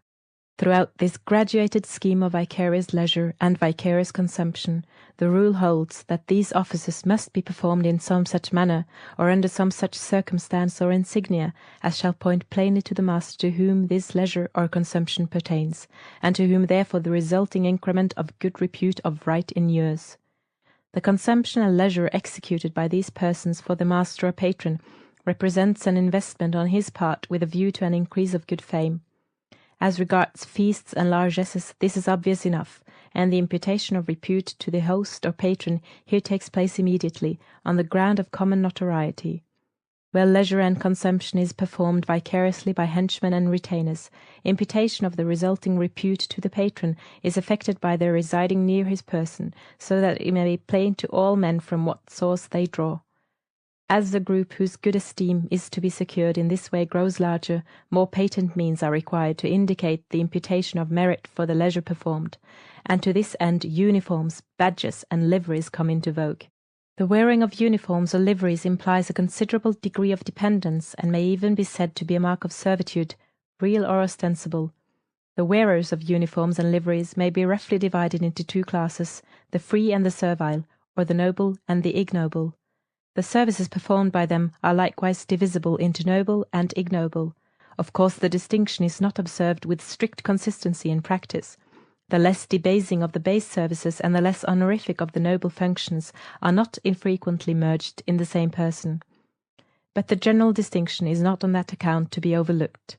What may add some perplexity is the fact that this fundamental distinction between noble and ignoble, which rests on the nature of the ostensible service performed, is traversed by a secondary distinction into honorific and humiliating, resting on the rank of the person for whom the service is performed or whose livery is worn. So, those offices which are by right the proper employment of the leisure class are noble, such as government, fighting, hunting, the care of arms and accoutrements, and the like. In short, those which may be classed as ostensibly predatory employments. On the other hand, those employments which properly fall to the industrious class are ignoble, such as handicraft or other productive labour, menial services, and the like. But a base service performed for a person of very high degree may become a very honorific office, as for instance the office of a maid of honour, or of a lady-in-waiting to the Queen, or the King's master of the horse, or his keeper of the hounds. The two offices last named suggest a principle of some general bearing. Whenever, as in these cases, the menial service in question has to do directly with the primary leisure employments of fighting and hunting, it easily acquires a reflected honorific character. In this way, great honour may come to attach to an employment which in its own nature belongs to the baser sort. In the later development of peaceable industry, the usage of employing an idle corps of uniformed men-at-arms gradually lapses. Vicarious consumption by dependents bearing the insignia of their patron or master narrows down to a corps of liveried menials. In a heightened degree, therefore, the livery comes to be a badge of servitude, or rather servility. Something of honorific character always attached to the livery of the armed retainer, but this honorific character disappears when the livery becomes the exclusive badge of the menial. The livery becomes obnoxious to nearly all who are required to wear it. We are yet so little removed from a state of effective slavery as still to be fully sensitive to the sting of any imputation of servility. This antipathy asserts itself even in the case of the liveries or uniforms which some corporations prescribe as the distinctive dress of their employees. In this country the aversion even goes the length of discrediting, in a mild and uncertain way, those government employments, military and civil, which require the wearing of a livery or uniform.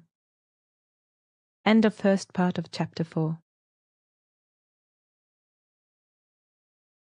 The Theory of the Leisure Class by Thorstein Veblen. Second part of Chapter 4. Conspicuous Consumption. With the disappearance of servitude, the number of vicarious consumers attached to any one gentleman tends, on the whole, to decrease. The like is of course true, and perhaps in still higher degree, of the number of dependents who perform vicarious leisure for him. In a general way, though not wholly nor consistently, these two groups coincide. The dependent who was first delegated for these duties was the wife, or the chief wife, and, as would be expected, in the later development of the institution, when the number of persons by whom these duties are customarily performed gradually narrows, the wife remains the last. In the higher grades of society, a large volume of both these kinds of service is still required, and here the wife is of course still assisted in the work by a more or less numerous corps of menials. But as we descend the social scale, the point is presently reached where the duties of vicarious leisure and consumption devolve upon the wife alone. In the communities of the Western culture, this point is at present found among the lower middle class. And here occurs a curious inversion. It is a fact of common observance that in this lower middle class there is no pretence of leisure on the part of the head of the household. Through force of circumstances it has fallen into disuse, but the middle-class wife still carries on the business of vicarious leisure, for the good name of the household and its master.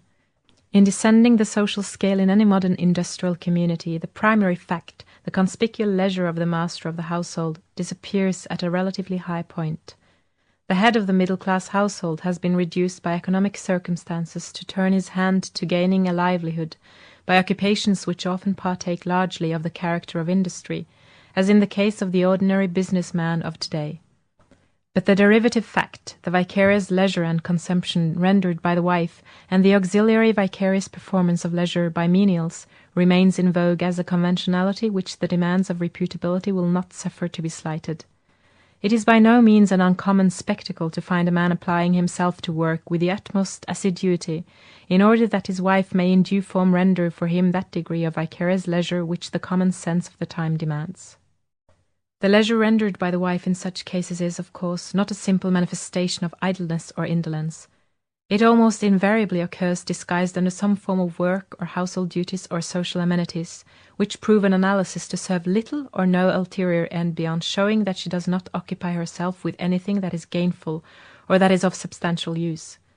As has already been noticed under the head of manners, the greater part of the customary round of domestic cares to which the middle-class housewife gives her time and effort is of this character. Not that the results of her attention to household matters, of a decorative and modificatory character, are not pleasing to the sense of men trained in middle-class proprieties, but the taste to which these effects of household adornment and tidiness appeal is a taste which has been formed under the selective guidance of a canon of propriety that demands just these evidences of wasted effort. The effects are pleasing to us chiefly because we have been taught to find them pleasing.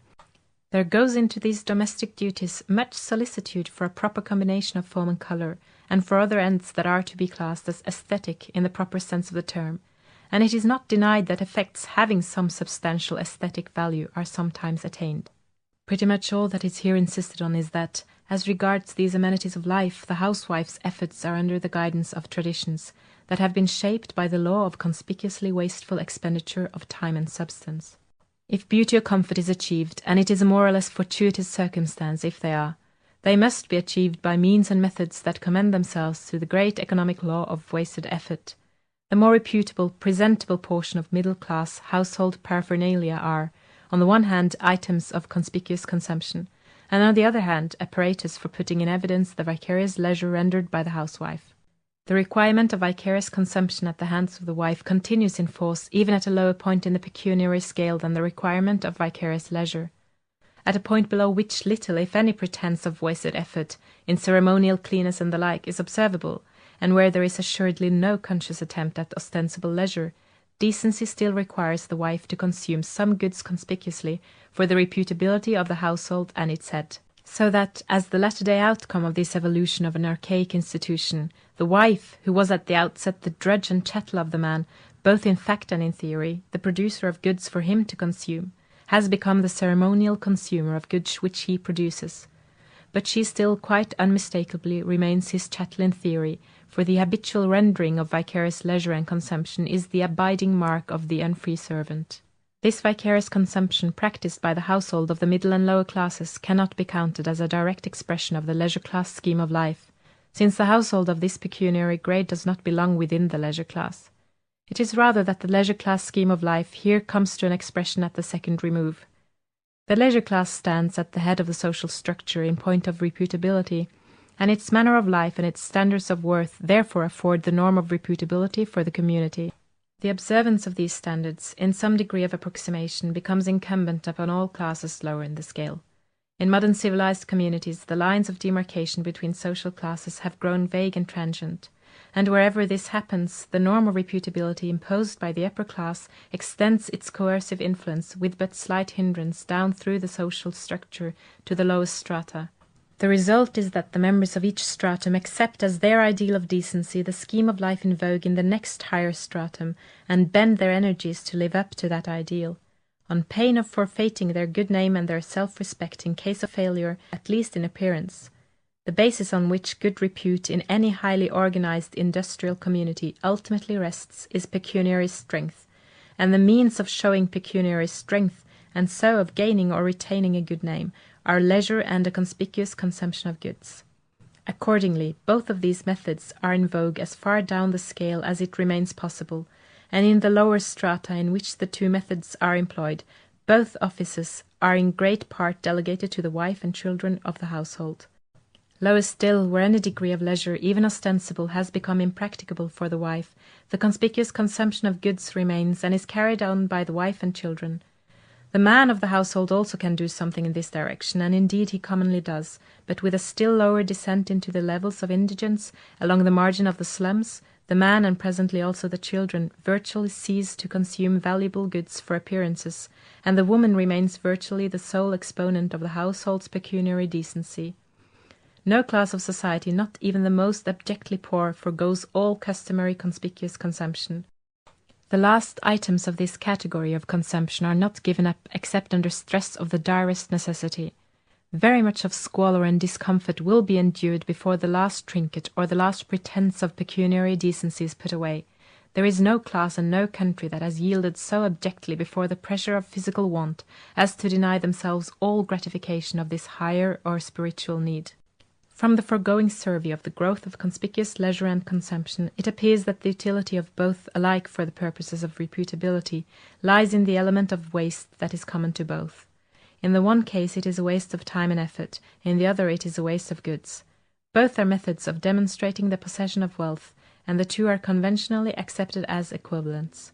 The choice between them is a question of advertising expediency simply, except so far as it may be affected by other standards of propriety, springing from a different source. On grounds of expediency, the preference may be given to the one or the other at different stages of the economic development. The question is, which of the two methods will most effectively reach the persons whose convictions it is desired to affect? Usage has answered this question in different ways under different circumstances. So long as the community or social group is small enough and compact enough to be effectually reached by common notoriety alone, that is to say, so long as the human environment to which the individual is required to adapt himself in respect of reputability is comprised within his sphere of personal acquaintance and neighbourhood gossip, so long the one method is about as effective as the other. Each will therefore serve about equally well during the earlier stages of social growth.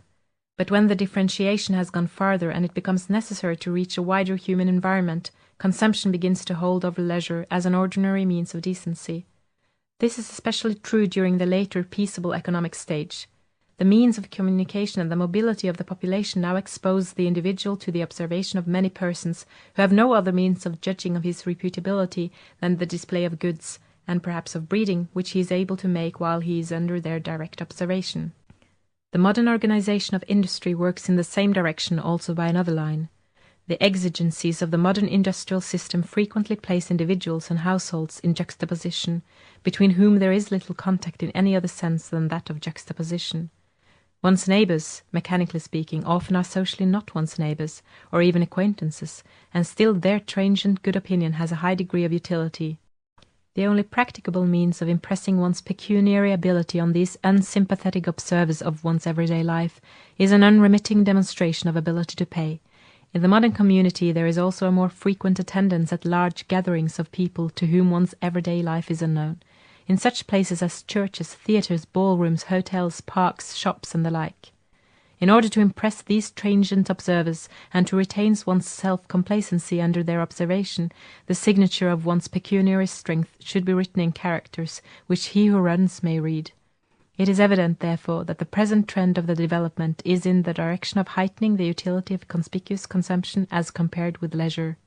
It is also noticeable that the serviceability of consumption as a means of repute, as well as the insistence on it as an element of decency, is at its best in those portions of the community where the human contact of the individual is widest and the mobility of the population is greatest.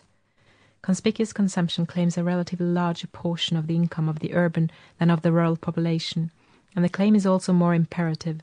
The result is that, in order to keep up a decent appearance, the former habitually live hand-to-mouth to a greater extent than the latter. So it comes, for instance, that the American farmer and his wife and daughters are notoriously less modish in their dress, as well as less urbane in their manners, than the city artisan's family with an equal income. It is not that the city population is by nature much more eager for the peculiar complacency that comes of a conspicuous consumption, nor has the rural population less regard for pecuniary decency. But the provocation to this line of evidence, as well as its transient effectiveness, is more decided in the city. This method is therefore more readily resorted to, and in the struggle to outdo one another, the city population push their normal standard of conspicuous consumption to a higher point, with the result that a relatively greater expenditure in this direction is required to indicate a given degree of pecuniary decency in the city. The requirement of conformity to this higher conventional standard becomes mandatory. The standard of decency is higher class for class, and this requirement of decent appearance must be lived up to on pain of losing caste. Consumption becomes a larger element in the standard of living in the city than in the country. Among the country population, its place is to some extent taken by savings and home comforts known through the medium of neighbourhood gossip sufficiently to serve the like general purpose of pecuniary repute. These home comforts and the leisure indulged in, where the indulgence is found, are of course also in great part to be classed as items of conspicuous consumption, and much the same is to be said of the savings. The smaller amount of the savings led by the artisan class is no doubt due, in some measure, to the fact that in the case of the artisan the savings are a less effective means of advertisement, relative to the environment in which he is placed, than are the savings of the people living on farms and in the small villages. Among the latter, everybody's affairs, especially everybody's pecuniary status, are known to everybody else. Considered by itself simply, taken in the first degree, this added provocation to which the artisan and the urban labouring classes are exposed may not very seriously decrease the amount of savings, but in its cumulative action, through raising the standard of decent expenditure, its deterrent effect on the tendency to save cannot but be very great. A felicitous illustration of the manners in which this canon of reputability works out its results is seen in the practice of dram drinking, treating, and smoking in public places, which is customary among the labourers and handicraftsmen of the towns, and among the lower middle class of the urban population generally. Journeymen printers may be named as a class among whom this form of conspicuous consumption has a great vogue, and among whom it carries with it certain well-marked consequences that are often deprecated. The peculiar habits of the class in this respect are commonly set down to some kind of an ill-defined moral deficiency with which this class is credited, or to a morally deleterious influence which their occupation is supposed to exert, in some unascertainable way, upon the men employed in it. The state of the case for the men who work in the composition and press rooms of the common run of printing houses may be summed up as follows. Skill acquired in any printing house or any city is easily turned to account in almost any other house or city. That is to say, the inertia due to special training is slight. Also, this occupation requires more than the average of intelligence and general information, and the men employed in it are therefore ordinarily more ready than many others to take advantage of any slight variation in the demand for their labour from one place to another. The inertia due to the home feeling is consequently also slight. At the same time, the wages in the trade are high enough to make movement from place to place relatively easy. The result is a great mobility of the labour employed in printing, perhaps greater than in any other equally well-defined and considerable body of workmen. These men are constantly thrown in contact with new groups of acquaintances, with whom the relations established are transient or ephemeral, but whose good opinion is valued none the less for the time being. The human proclivity to ostentation, reinforced by sentiments of good fellowship, leads them to spend freely in those directions which will best serve these needs. Here as elsewhere, prescription seizes upon the custom as soon as it gains a vogue, and incorporates it in the accredited standard of decency. The next step is to make this standard of decency the point of departure for a new move in advance in the same direction, for there is no merit in simple, spiritless conformity to a standard of dissipation that is lived up to as a matter of course by everyone in the trade. End of second part of Chapter 4. Recording by Sara Kohls, Oslo, Norway. The Theory of the Leisure Class by Thorstein Veblen. Third part of Chapter 4, Conspicuous Consumption. The greater prevalence of dissipation among printers than among the average of workmen is accordingly attributable, at least in some measure, to the greater ease of movement and the more transient character of acquaintance and human contact in this trade. But the substantial ground of this high requirement in dissipation is in the last analysis no other than that same propensity for a manifestation of dominance and pecuniary decency, which makes the French peasant proprietor parsimonious and frugal, and induces the American millionaire to found colleges, hospitals, and museums. If the canon of conspicuous consumption were not offset to a considerable extent by other features of human nature alien to it, any saving should logically be impossible for a population situated as the artisan and labouring classes of the cities are at present, however high their wages or their income might be. But there are other standards of repute and other more or less imperative canons of conduct besides wealth and its manifestation, and some of these come in to accentuate or to qualify the broad fundamental canon of conspicuous waste. Under the simple test of effectiveness for advertising, we should expect to find leisure and the conspicuous consumption of goods dividing the field of pecuniary emulation pretty evenly between them at the outset. Leisure might then be expected gradually to yield ground and tend to obsolescence as the economic development goes forward and the community increases in size, while the conspicuous consumption of goods should gradually gain in importance both absolutely and relatively until it had absorbed all the available product, leaving nothing over beyond a bare livelihood.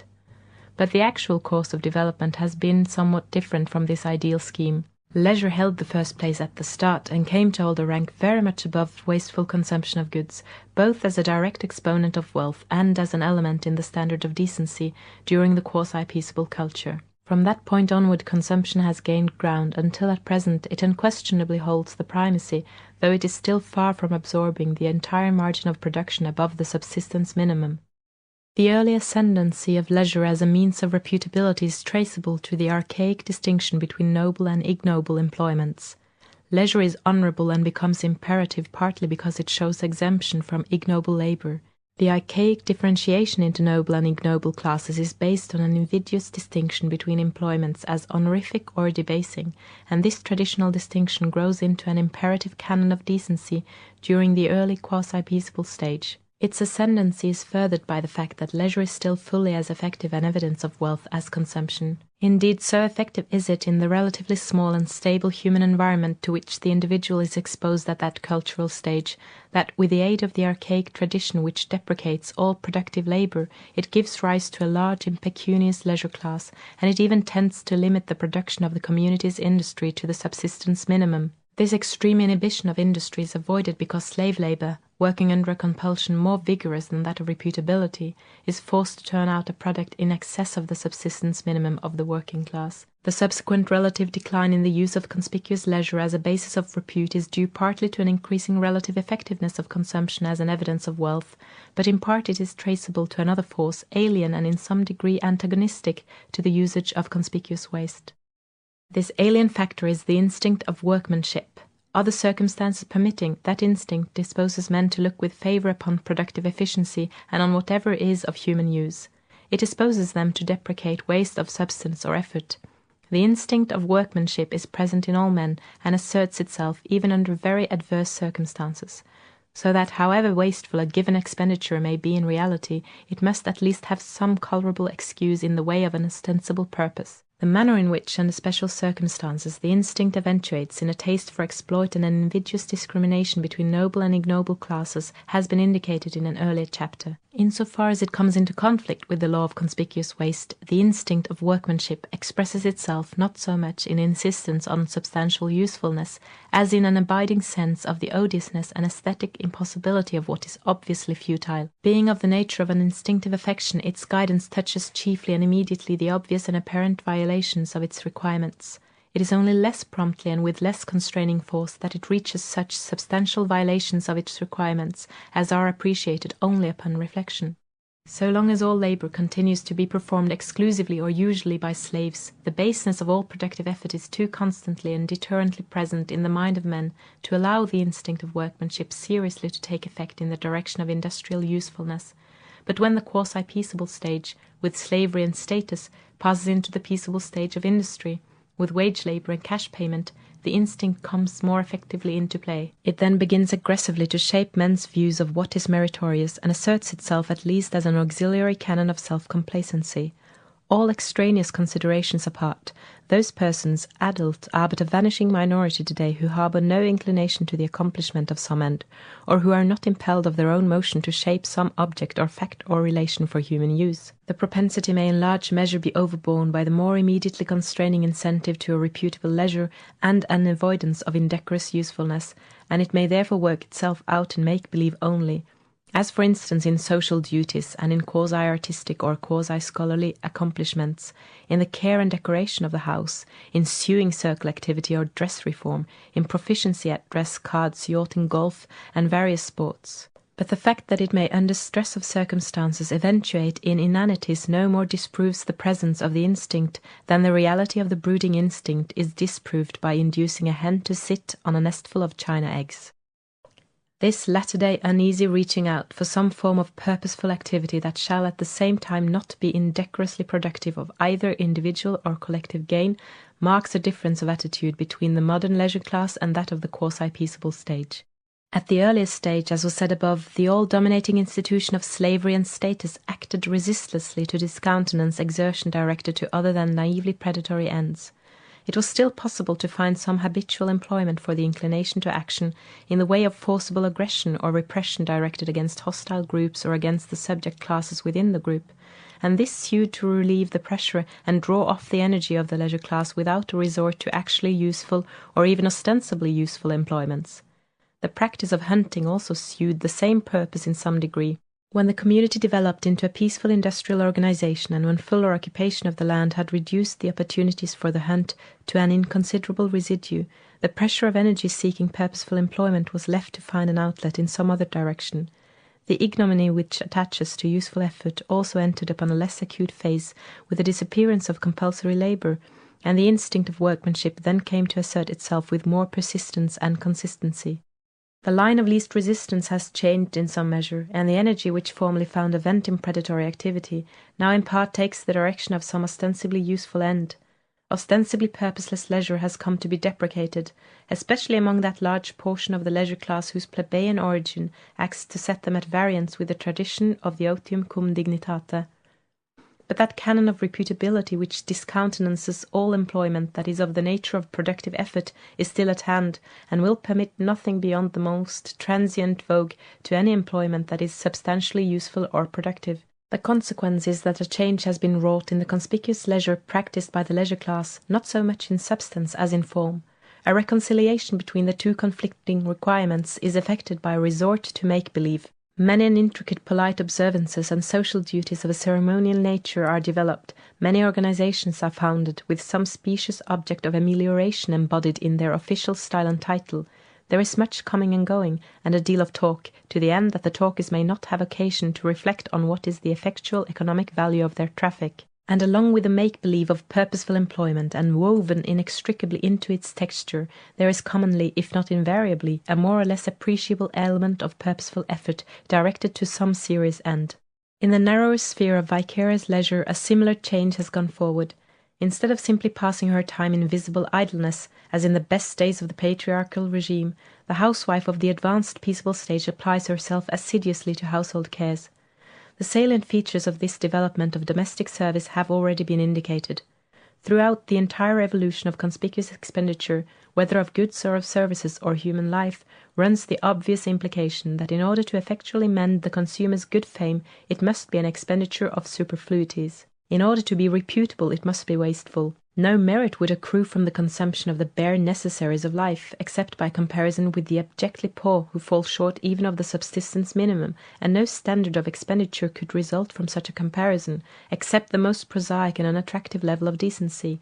A standard of life would still be possible which should admit of invidious comparison in other respects than that of opulence, as for instance a comparison in various directions in the manifestation of moral, physical, intellectual, or aesthetic force. Comparison in all these directions is in vogue today, and the comparison made in these respects is commonly so inextricably bound up with a pecuniary comparison as to be scarcely distinguishable from the latter. This is especially true as regards the current rating of expressions of intellectual and aesthetic force of proficiency, so that we frequently interpret as aesthetic or intellectual a difference which in substance is pecuniary only. The use of the term waste is in one respect an unfortunate one. As used in the speech of everyday life, the word carries an undertone of deprecation. It is here used for want of a better term that will adequately describe the same range of motives and of phenomena, and it is not to be taken in an odious sense, as implying an illegitimate expenditure of human products or of human life. In the view of economic theory, the expenditure in question is no more and no less legitimate than any other expenditure. It is here called waste because this expenditure does not serve human life or human well-being on the whole, not because it is waste or misdirection of effort or expenditure as viewed from the standpoint of the individual consumer who chooses it. If he chooses it, that disposes of the question of its relative utility to him, as compared with other forms of consumption that would not be deprecated on account of their wastefulness. Whatever forms of expenditure the consumer chooses or whatever end he seeks in making his choice has utility to him by virtue of his preference. As seen from the point of view of the individual consumer, the question of wastefulness does not arise within the scope of economic theory proper. The use of the word waste as a technical term, therefore, implies no deprecation of the motives or of the ends sought by the consumer under this canon of conspicuous waste. But it is on other grounds worth noting that the term waste in the language of everyday life implies deprecation of what is characterized as wasteful. This common sense implication is itself an outcropping of the instinct of workmanship. The popular reprobation of waste goes to say that in order to be at peace with himself, the common man must be able to see in any and all human effort and human enjoyment an enhancement of life and well-being on the whole. In order to meet with unqualified approval, any economic fact must approve itself under the test of impersonal usefulness, usefulness as seen from the point of view of the generically human. Relative or competitive advantage of one individual in comparison with another does not satisfy the economic conscience, and therefore competitive expenditure has not the approval of this conscience.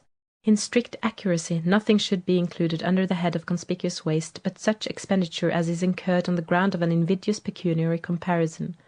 But in order to bring any given item or element under this head, it is not necessary that it should be recognized as waste in this sense by the person incurring the expenditure. It frequently happens that an element of the standard of living which set out with being primarily wasteful ends with becoming, in the apprehension of the consumer, a necessary of life, and it may in this way become as indispensable as any other item of the consumer's habitual expenditure. As items which sometimes fall under this head, and are therefore available as illustrations of the manner in which this principle applies, may be cited carpets and tapestries, silver table service, waiter services, silk hats, starched linen, many articles of jewellery and of dress. The indispensability of these things after the habit and the convention have been formed, however, has little to say in the classification of expenditures as waste or not waste in the technical meaning of the word. The test to which all expenditure must be brought in an attempt to decide that point is the question whether it serves directly to enhance human life on the whole, whether it furthers the life process taken impersonally. For this is the basis of award of the instinct of workmanship, and that instinct is the court of final appeal in any question of economic truth or adequacy. It is a question as to the award rendered by a dispassionate common sense. The question is therefore not whether, under the existing circumstances of individual habit and social custom, a given expenditure conduces to the particular consumer's gratification or peace of mind, but whether, aside from acquired tastes and from the canons of usage and conventional decency, its result is a net gain in comfort or in the fullness of life. Customary expenditure must be classed under the head of waste, in so far as the custom on which it rests is traceable to the habit of making an invidious pecuniary comparison, in so far as it is conceived that it could not have become customary and prescriptive without the backing of this principle of pecuniary reputability or relative economic success. It is obviously not necessary that a given object of expenditure should be exclusively wasteful in order to come in under the category of conspicuous waste. An article may be useful and wasteful both, and its utility to the consumer may be made up of use and waste in the most varying proportions. Consumable goods, and even productive goods, generally show the two elements in combination, as constituents of their utility, although in a general way the element of waste tends to predominate in articles of consumption, while the contrary is true of articles designed for productive use. Even in articles which appear at first glance to serve for pure ostentation only, it is always possible to detect the presence of some, at least ostensible, useful purpose, and on the other hand, even in special machinery and tools contrived for some particular industrial process, as well as in the rudest appliances of human industry, the traces of conspicuous waste, or at least of the habit of ostentation, usually become evident on a close scrutiny. It would be hazardous to assert that a useful purpose is ever absent from the utility of any article or of any service, however obviously its prime purpose and chief element is conspicuous waste, and it would be only less hazardous to assert of any primarily useful product that the element of waste is in no way concerned in its value, immediately or remotely. End of Chapter 4. Recording by Sarah Kohls, Oslo, Norway.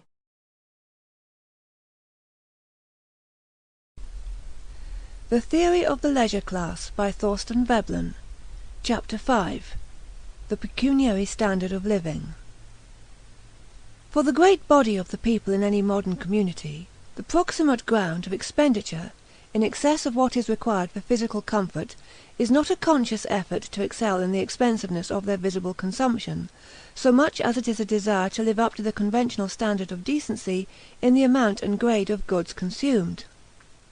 This desire is not guided by a rigidly invariable standard, which must be lived up to, and beyond which there is no incentive to go.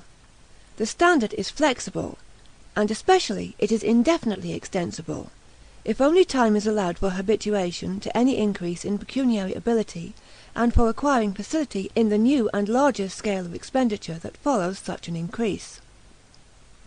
It is much more difficult to recede from a scale of expenditure once adopted than it is to extend the accustomed scale in response to an accession of wealth. Many items of customary expenditure prove on analysis to be almost purely wasteful, and they are therefore honorific only. But after they have once been incorporated into the scale of decent consumption, and so have become an integral part of one's scheme of life, it is quite as hard to give up these as it is to give up many items that conduce directly to one's physical comfort, or even that may be necessary to life and health. That is to say, the conspicuously wasteful honorific expenditure that confers spiritual well-being may become more indispensable than much of that expenditure which ministers to the lower wants of physical well-being or sustenance only. It is notoriously just as difficult to recede from a high standard of living as it is to lower a standard which is already relatively low, although in the former case the difficulty is a moral one, while in the latter it may involve a material deduction from the physical comforts of life. But while retrogression is difficult, a fresh advance in conspicuous expenditure is relatively easy. Indeed, it takes place almost as a matter of course. In the rare cases where it occurs, a failure to increase one's visible consumption when the means for an increase are at hand is felt in popular apprehension to call for explanation, and unworthy motives of miserliness are imputed to those who fall short in this respect. A prompt response to the stimulus, on the other hand, is accepted as the normal effect. This suggests that the standard of expenditure which commonly guides our efforts is not the average, ordinary expenditure already achieved. It is an ideal of consumption that lies just beyond our reach, or to reach which requires some strain. The motive is emulation, the stimulus of an invidious comparison which prompts us to outdo those with whom we are in the habit of classing ourselves.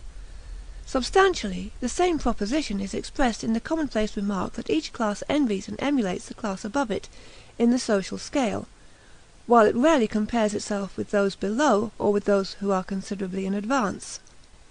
That is to say, in other words, our standard of decency in expenditure, as in other ends of emulation, is set by the usage of those next above us in reputability, until, in this way, especially in any community where class distinctions are somewhat vague, all canons of reputability and decency, and all standards of consumption, are traced back by insensible gradations to the usages and habits of thought of the highest social and pecuniary class, the wealthy leisure class. It is for this class to determine, in general outline, what scheme of life the community shall accept as decent or honorific, and it is their office by precept and example to set forth this scheme of social salvation in its highest ideal form. But the higher leisure class can exercise this quasi-sacerdotal office only under certain material limitations. The class cannot, at discretion, effect a sudden revolution or reversal of the popular habits of thought with respect to any of these ceremonial requirements. It takes time for any change to permeate the mass and change the habitual attitude of the people, and especially it takes time to change the habits of those classes that are socially more remote from the radiant body. The process is slower where the mobility of the population is less, or where the intervals between the several classes are wider and more abrupt. But if time be allowed, the scope of the discretion of the leisure class as regards question of form and detail in the community's scheme of life is large, while as regards the substantial principles of reputability, the changes which it can effect lie within a narrow margin of tolerance. Its example and precept carries the force of prescription for all classes below it, but in working out the precepts which are handed down as governing the form and method of reputability, in shaping the usages and the spiritual attitude of the lower classes, this authoritative prescription constantly works under the selective guidance of the canon of conspicuous waste, tempered in varying degree by the instinct of workmanship. To those norms is to be added another broad principle of human nature, the predatory animus, which in point of generality and of psychological content lies between the two just named. The effect of the latter in shaping the accepted scheme of life is yet to be discussed. The canon of reputability, then, must adapt itself to the economic circumstances, the traditions, and the degree of spiritual maturity of the particular class whose scheme of life it is to regulate.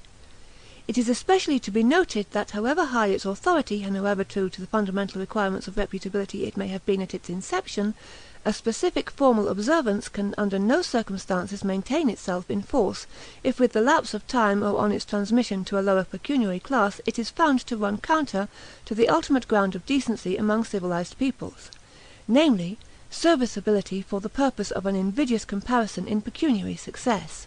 It is evident that these canons of expenditure have much to say in determining the standard of living for any community and for any class. It is no less evident that the standard of living which prevails at any time or at any given social altitude will in its turn have much to say as to the forms which honorific expenditure will take, and as to the degree to which this higher need will dominate a people's consumption.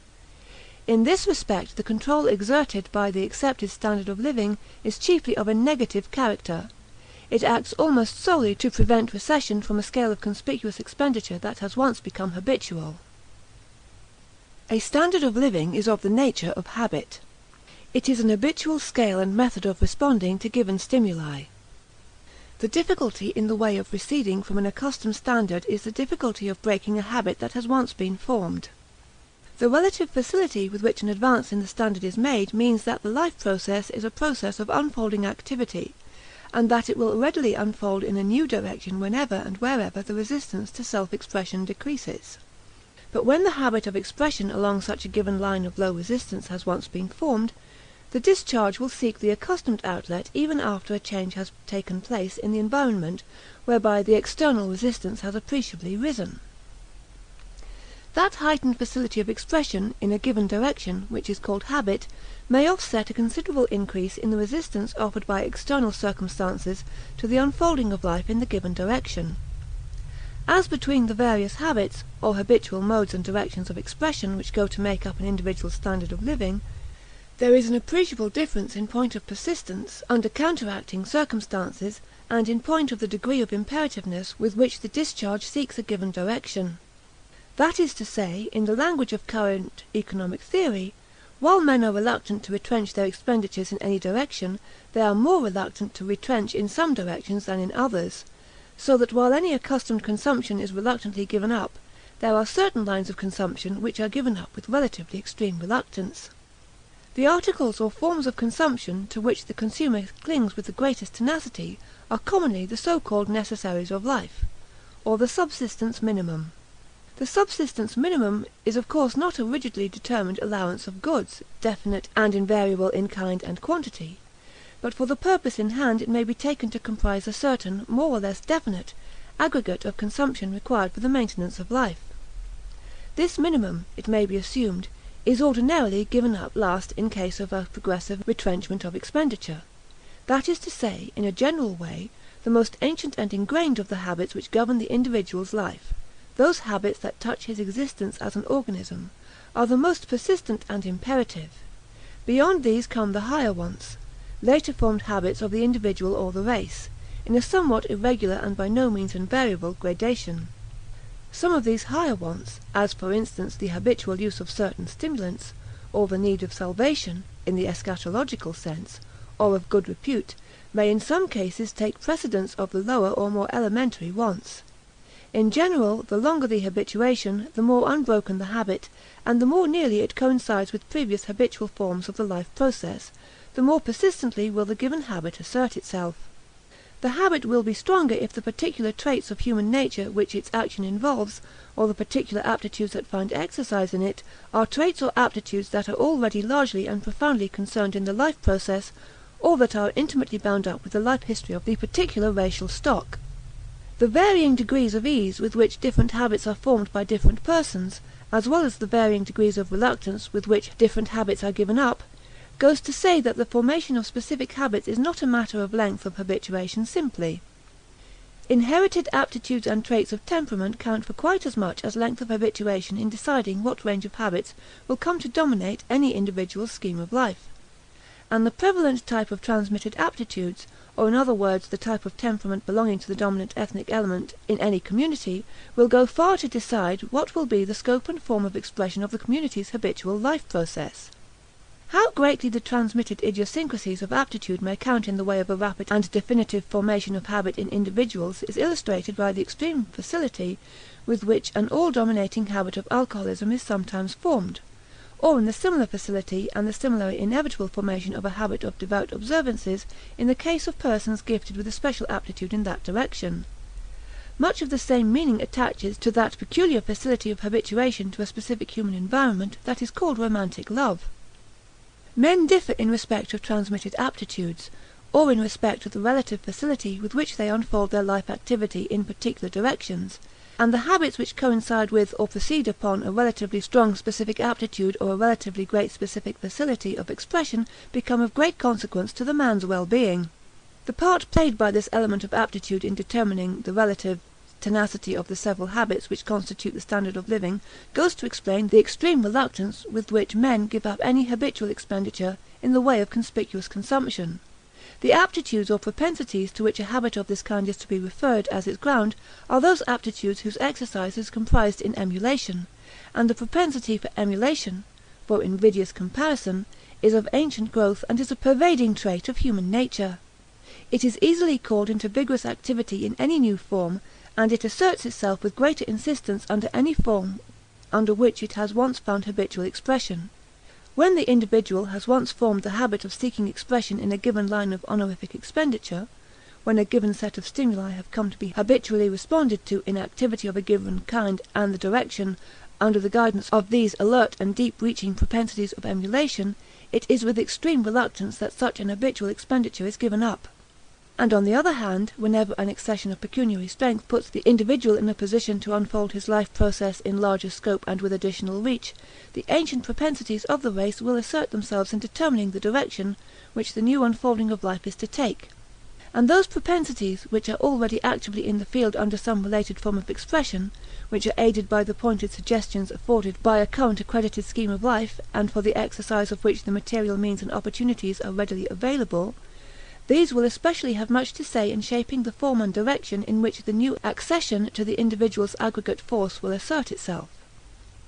That is to say, in concrete terms, in any community where conspicuous consumption is an element of the scheme of life, an increase in an individual's ability to pay is likely to take the form of an expenditure for some accredited line of conspicuous consumption. With the exception of the instinct of self-preservation, the propensity for emulation is probably the strongest and most alert and persistent of the economic motives proper. In an industrial community this propensity for emulation expresses itself in pecuniary emulation, and this, so far as regards the Western civilized communities of the present, is virtually equivalent to say that it expresses itself in some form of conspicuous waste.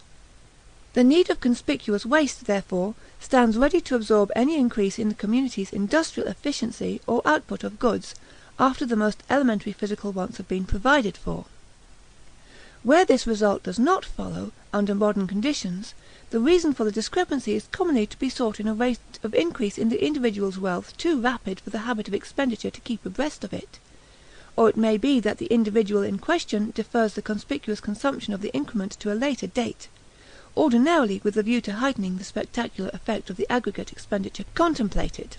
As increased industrial efficiency makes it possible to procure the means of livelihood with less labor, the energies of the industrious members of the community are bent to the compassing of a higher result in conspicuous expenditure, rather than slackened to a more comfortable pace. The strain is not lightened as industrial efficiency increases and makes a lighter strain possible, but the increment of output is turned to use to meet this want, which is indefinitely expansible, after the manner commonly imputed in economic theory to higher or spiritual wants. It is owing chiefly to the presence of this element in the standard of living that J.S. Mill was able to say that hitherto it is questionable if all the mechanical inventions yet made have lightened the day's toil of any human being. The accepted standard of expenditure in the community or in the class to which a person belongs largely determines what his standard of living will be. It does this directly by commending itself to his common sense as right and good, through his habitually contemplating it and assimilating the scheme of life in which it belongs. But it does so also indirectly through popular insistence on conformity to the accepted scale of expenditure as a matter of propriety, under pain of disesteem and ostracism. To accept in practice the standard of living which is in vogue is both agreeable and expedient, commonly to the point of being indispensable to personal comfort and to success in life. The standard of living of any class, so far as concerns the element of conspicuous waste, is commonly as high as the earning capacity of the class will permit, with a constant tendency to go higher. The effect upon the serious activities of men is therefore to direct them with great singleness of purpose to the largest possible acquisition of wealth, and to discountenance work that brings no pecuniary gain. At the same time the effect on consumption is to concentrate it upon the lines which are most patent to the observers whose good opinion is sought, while the inclinations and aptitudes whose exercise does not involve an honorific expenditure of time or substance tends to fall into abeyance through disuse. Through this discrimination in favour of visible consumption it has come about that the domestic life of most classes is relatively shabby, as compared with the éclat of that overt portion of their life that is carried on before the eyes of observers. As a secondary consequence of the same discrimination, people habitually screen their private life from observation. So far as concerns that portion of their consumption that may without blame be carried on in secret, they withdraw from all contact with their neighbours. Hence the exclusiveness of people, as regards their domestic life, in most of the industrially developed communities, and hence, by remoter derivation, the habit of privacy and reserve that is so large a feature in the code of proprieties of the better class in all communities. The low birth rate of the classes upon whom the requirements of reputable expenditure fall with great urgency is likewise traceable to the exigencies of a standard of living based on conspicuous waste. The conspicuous consumption, and the consequent increased expense, required in the reputable maintenance of a child is very considerable and acts as a powerful deterrent. It is probably the most effectual of all the Malthusian prudential checks. The effect of this factor on the standard of living, both in the way of retrenchment in the obscurer elements of consumption that go to physical comfort and maintenance, and also in the paucity or absence of children, is perhaps seen at its best among the classes given to scholarly pursuits.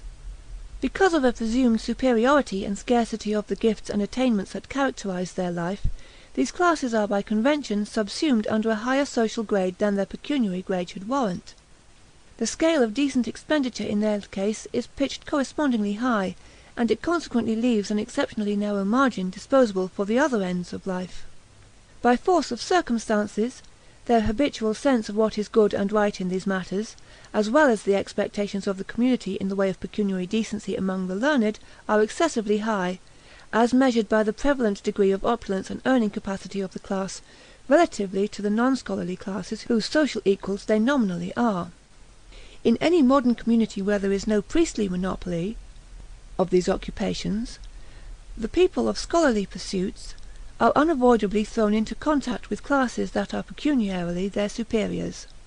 The high standard of pecuniary decency in force among these superior classes is transfused among the scholarly classes with but little mitigation of its rigor, and as a consequence there is no class of the community that spends a larger proportion of its substance in conspicuous waste than these. End of chapter 5.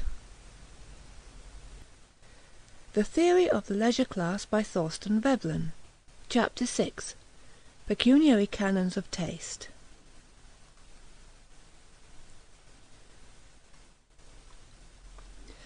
The caution has already been repeated more than once, that while the regulating norm of consumption is in large part the requirement of conspicuous waste, it must not be understood that the motive on which the consumer acts in any given case is this principle in its bald, unsophisticated form. Ordinarily his motive is a wish to conform to established usage, to avoid unfavourable notice and comment, to live up to the accepted canons of decency in the kind, amount, and grade of goods consumed, as well as in the decorous employment of his time and effort.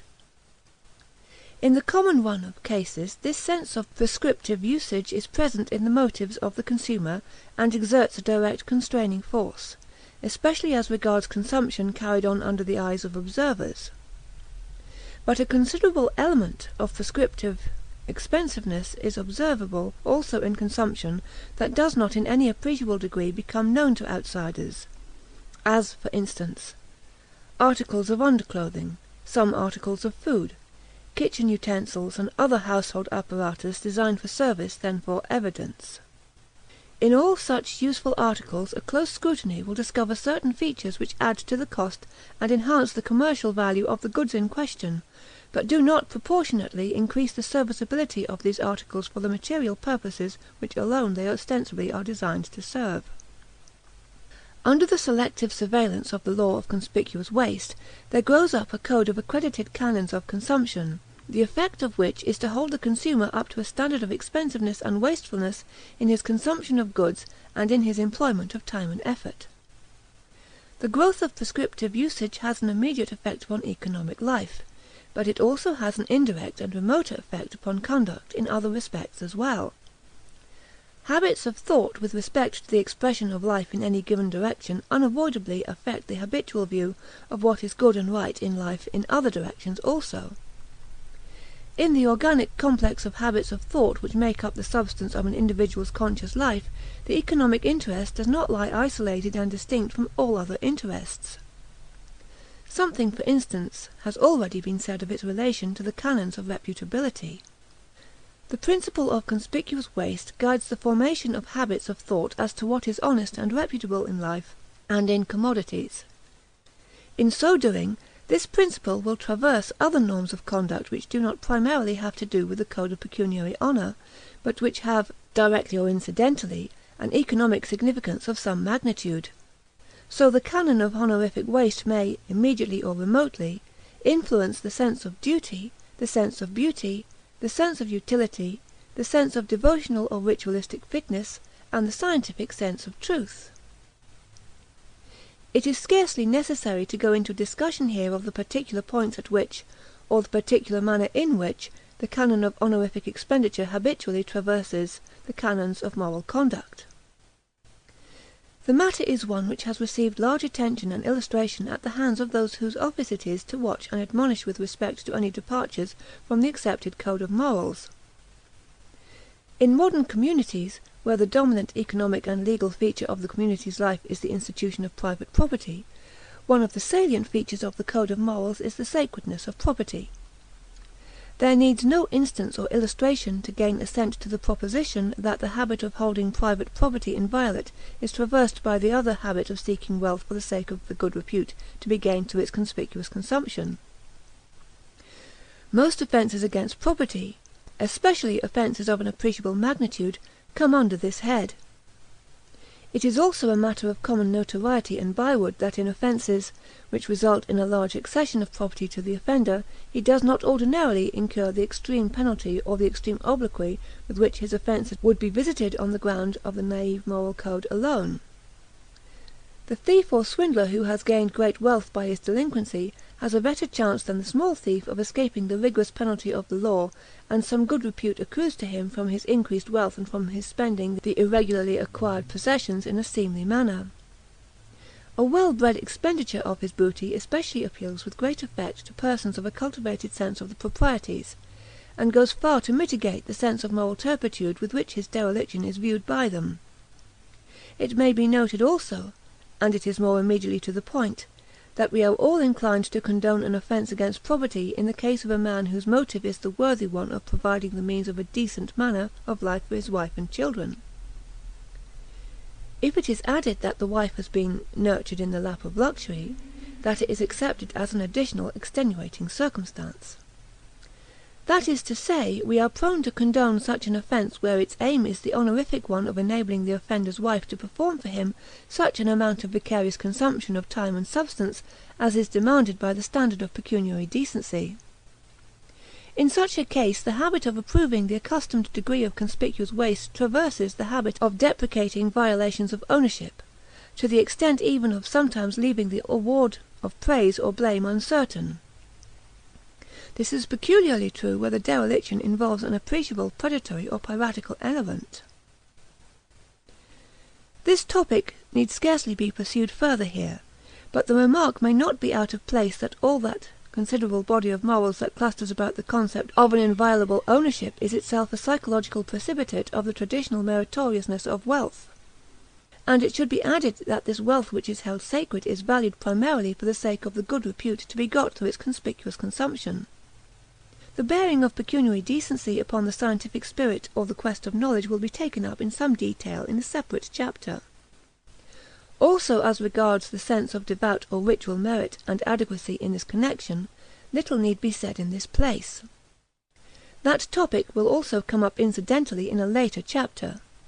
Still, this use of honorific expenditure has much to say in shaping popular tastes as to what is right and meritorious in sacred matters, and the bearing of the principle of conspicuous waste upon some of the commonplace devout observances and conceits may therefore be pointed out. Obviously, the canon of conspicuous waste is accountable for a great portion of what may be called devout consumption, as, e.g., the consumption of sacred edifices, vestments, and other goods of the same class.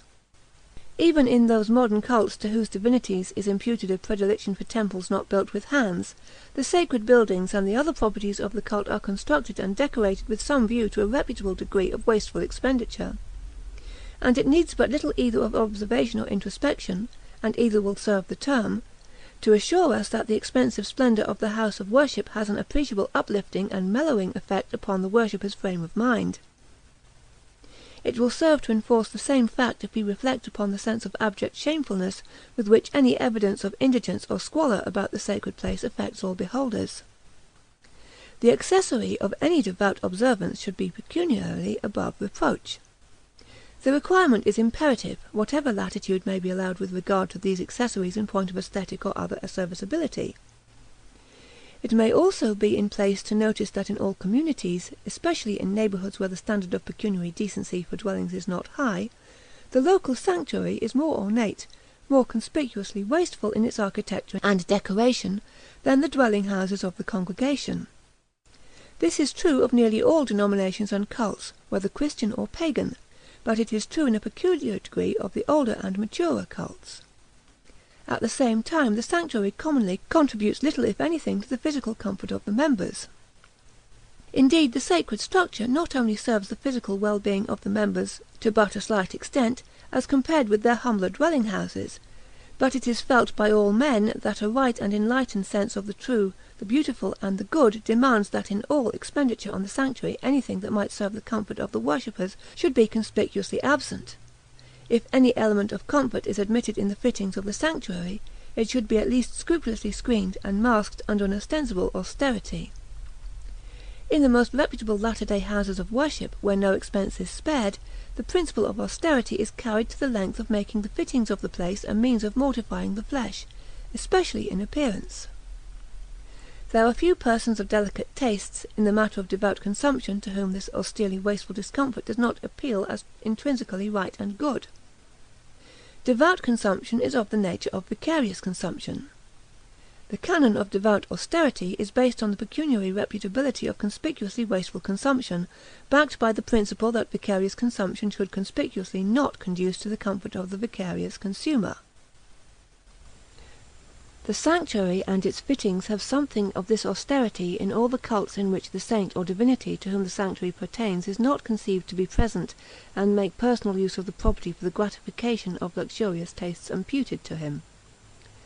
The character of the sacred paraphernalia is somewhat different in this respect, in those cults where the habit of life imputed to the divinity more nearly approach those of an earthly patriarchal potentate, where he is conceived to make use of these consumable goods in person. In the latter case the sanctuary and its fittings take on more of the fashion given to goods destined for the conspicuous consumption of a temporal master or owner. On the other hand, where the sacred apparatus is simply employed in the divinity's service, that is to say, where it is consumed vicariously on his account by his servants, there the sacred properties take the character suited to goods that are destined for vicarious consumption only.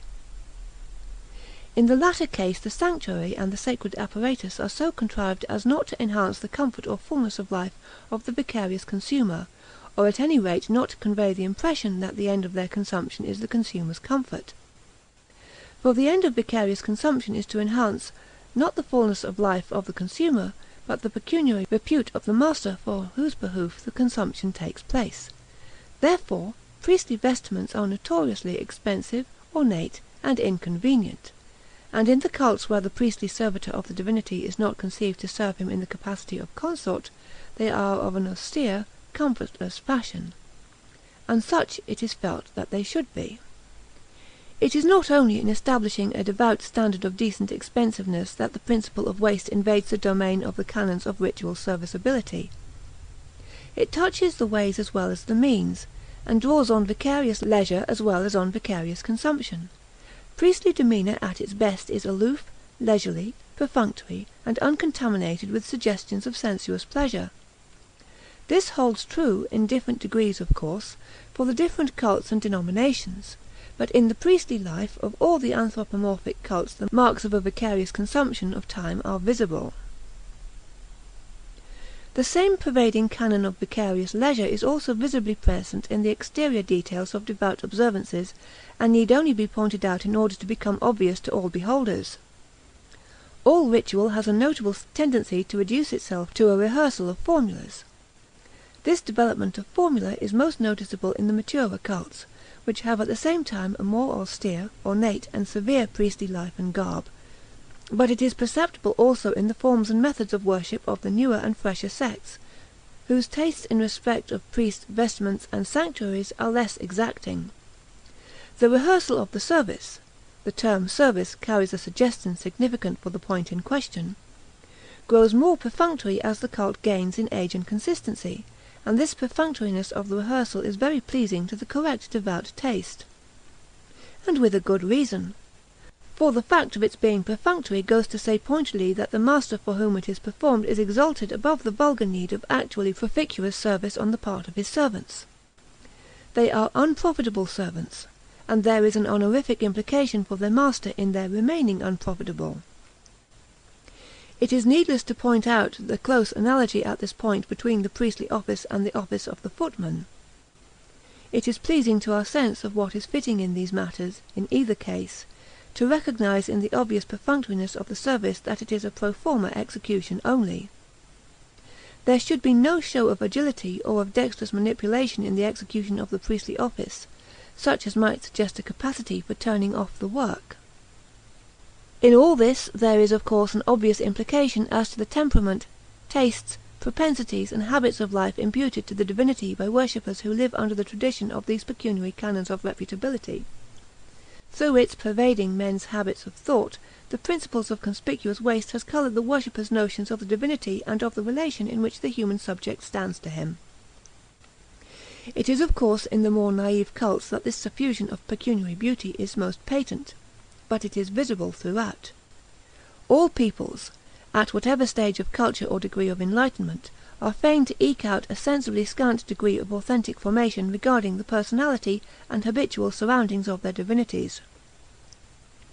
In so calling in the aid of fancy to enrich and fill in their picture of the divinity's presence and manner of life they habitually impute to him such traits as go to make up their ideal of a worthy man. And in seeking communion with the divinity, the ways and means of approach are assimilated as nearly as may be to the divine ideal that is in men's minds at the time. It is felt that the divine presence is entered with the best grace, and with the best effect, according to certain accepted methods, and with the accompaniment of certain material circumstances, which in popular apprehension are peculiarly consonant with the divine nature. This popularly accepted ideal of the bearing and paraphernalia adequate to such occasions of communion is, of course, to a good extent shaped by the popular apprehension of what is intrinsically worthy and beautiful in human carriage and surroundings on all occasions of dignified intercourse. It would on this account be misleading to attempt an analysis of devout demeanour by referring all evidence of the presence of a pecuniary standard of reputability back directly and boldly to the underlying norm of pecuniary emulation. So it would also be misleading to ascribe to the divinity, as popularly conceived, a jealous regard for his pecuniary standing and a habit of avoiding and condemning squalid situations and surroundings simply because they are under grade in the pecuniary respect. And still, after all allowance has been made, it appears that the canons of pecuniary reputability do, directly or indirectly, materially affect our notions of the attributes of divinity, as well as our notions of what are the fit and adequate manner and circumstances of divine communion. It is felt that the divinity must be of a peculiarly serene and leisurely habit of life.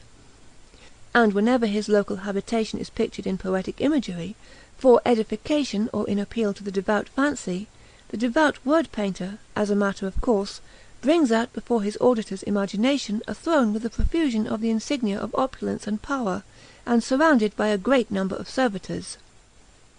In the common run of such presentations of the celestial abodes, the office of this corps of servants is a vicarious leisure, their time and efforts being in a great measure taken up with an industrially unproductive rehearsal of the meritorious characteristics and exploits of the divinity, while the background of the presentation is filled with the shimmer of the precious metals and of the more expensive varieties of precious stones.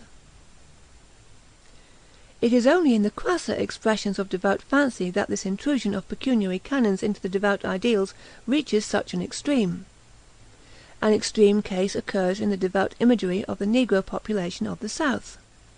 Their word-painters are unable to descend to anything cheaper than gold, so that in this case the insistence on pecuniary beauty gives a startling effect in yellow, such as would be unbearable to a soberer taste. Still, there is probably no cult in which ideals of pecuniary merit have not been called in to supplement the ideals of ceremonial adequacy that guide men's conception of what is right in the matter of sacred apparatus. End of first part of Chapter 6. The Theory of the Leisure Class by Thorstein Veblen. Second part of Chapter 6. Pecuniary Canons of Taste. Similarly it is felt, and the sentiment is acted upon, that the priestly servitors of the divinity should not engage in industrially productive work. That work of any kind, any employment which is of tangible human use, must not be carried on in the divine presence, or within the precincts of the sanctuary. That whoever comes into the presence should come cleansed of all profane industrial features in his apparel or person, and should come clad in garments of more than everyday expensiveness. That on holidays set apart in honour of, or for communion with, the divinity, no work that is of human use should be performed by any one. Even the remoter lay dependents should render a vicarious leisure to the extent of 1 day in 7. In all these deliverances of men's uninstructed sense of what is fit and proper in devout observance, and in the relations of the divinity, the effectual presence of the canons of pecuniary reputability is obvious enough, whether these canons have had their effect on the devout judgment in this respect immediately, or at the second remove. These canons of reputability have had a similar, but more far-reaching and more specifically determinable, effect upon the popular sense of beauty or serviceability in consumable goods. The requirements of pecuniary decency have, to a very appreciable extent, influenced the sense of beauty and of utility in articles of use or beauty. Articles are to an extent preferred for use on account of their being conspicuously wasteful. They are felt to be serviceable somewhat in proportion as they are wasteful and ill-adapted to their ostensible use. The utility of articles valued for their beauty depends closely upon the expensiveness of the articles. A homely illustration will bring out this dependence. A hand-wrought silver spoon, of a commercial value of some $10 to $20, is not ordinarily more serviceable, in the first sense of the word, than a machine-made spoon of the same material. It may not even be more serviceable than a machine-made spoon of some base metal, such as aluminium, the value of which may be no more than some 10 to 20 cents. The former of the two utensils is, in fact, commonly a less effective contrivance for its ostensible purpose than the latter. The objection is of course ready to hand that, in taking this view of the matter, one of the chief uses, if not the chief use, of the costlier spoon is ignored. The hand-wrought spoon gratifies our taste, our sense of the beautiful, while that made by machinery out of the base metal has no useful office beyond a brute efficiency. The facts are no doubt as the objection states them, but it will be evident on rejection that the objection is after all more plausible than conclusive. It appears, 1. That while the different materials of which the two spoons are made each possess beauty and serviceability for the purpose for which it is used, The material of the hand-wrought spoon is some 100 times more valuable than the baser metal, without very greatly excelling the latter in intrinsic beauty of grain or colour, and without being in any appreciable degree superior in point of mechanical serviceability. 2. If a close inspection should show that the supposed hand-wrought spoon were in reality only a very clever citation of hand-wrought goods, but an imitation so cleverly wrought as to give the same impression of line and surface to any but a minute examination by a trained eye, the utility of the article, including the gratification which the user derives from its contemplation as an object of beauty, would immediately decline by some 80 or 90% or even more. 3. If the two spoons are, to a fairly close observer, so nearly identical in appearance that the lighter weight of the spurious article alone betrays it, this identity of form and colour will scarcely add to the value of the machine-made spoon, nor appreciably enhance the gratification of the user's sense of beauty in contemplating it, so long as the cheaper spoon is not a novelty, and so long as it can be procured at a nominal cost. The case of the spoons is typical. The superior gratification derived from the use and contemplation of costly and supposedly beautiful products is, commonly, in great measure a gratification of our sense of costliness masquerading under the name of beauty. Our higher appreciation of the superior article is an appreciation of its superior honorific character, much more frequently than it is an unsophisticated appreciation of its beauty. The requirement of conspicuous wastefulness is not commonly present consciously in our canons of taste, but it is none the less present as a constraining norm selectively shaping and sustaining our sense of what is beautiful, and guiding our discrimination with respect to what may legitimately be approved as beautiful and what may not. It is at this point, where the beautiful and the honorific meet and blend, that a discrimination between serviceability and wastefulness is most difficult in any concrete case.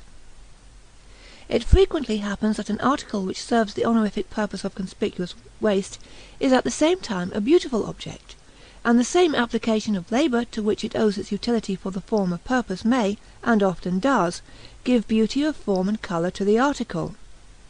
The question is further complicated by the fact that many objects, as for instance the precious stones and the metals and some other materials used for adornment and decoration, owe their utility as items of conspicuous waste to an antecedent utility as objects of beauty. Gold, for instance, has a high degree of sensuous beauty. Very many, if not most, of the highly prized works of art are intrinsically beautiful, though often with material qualification.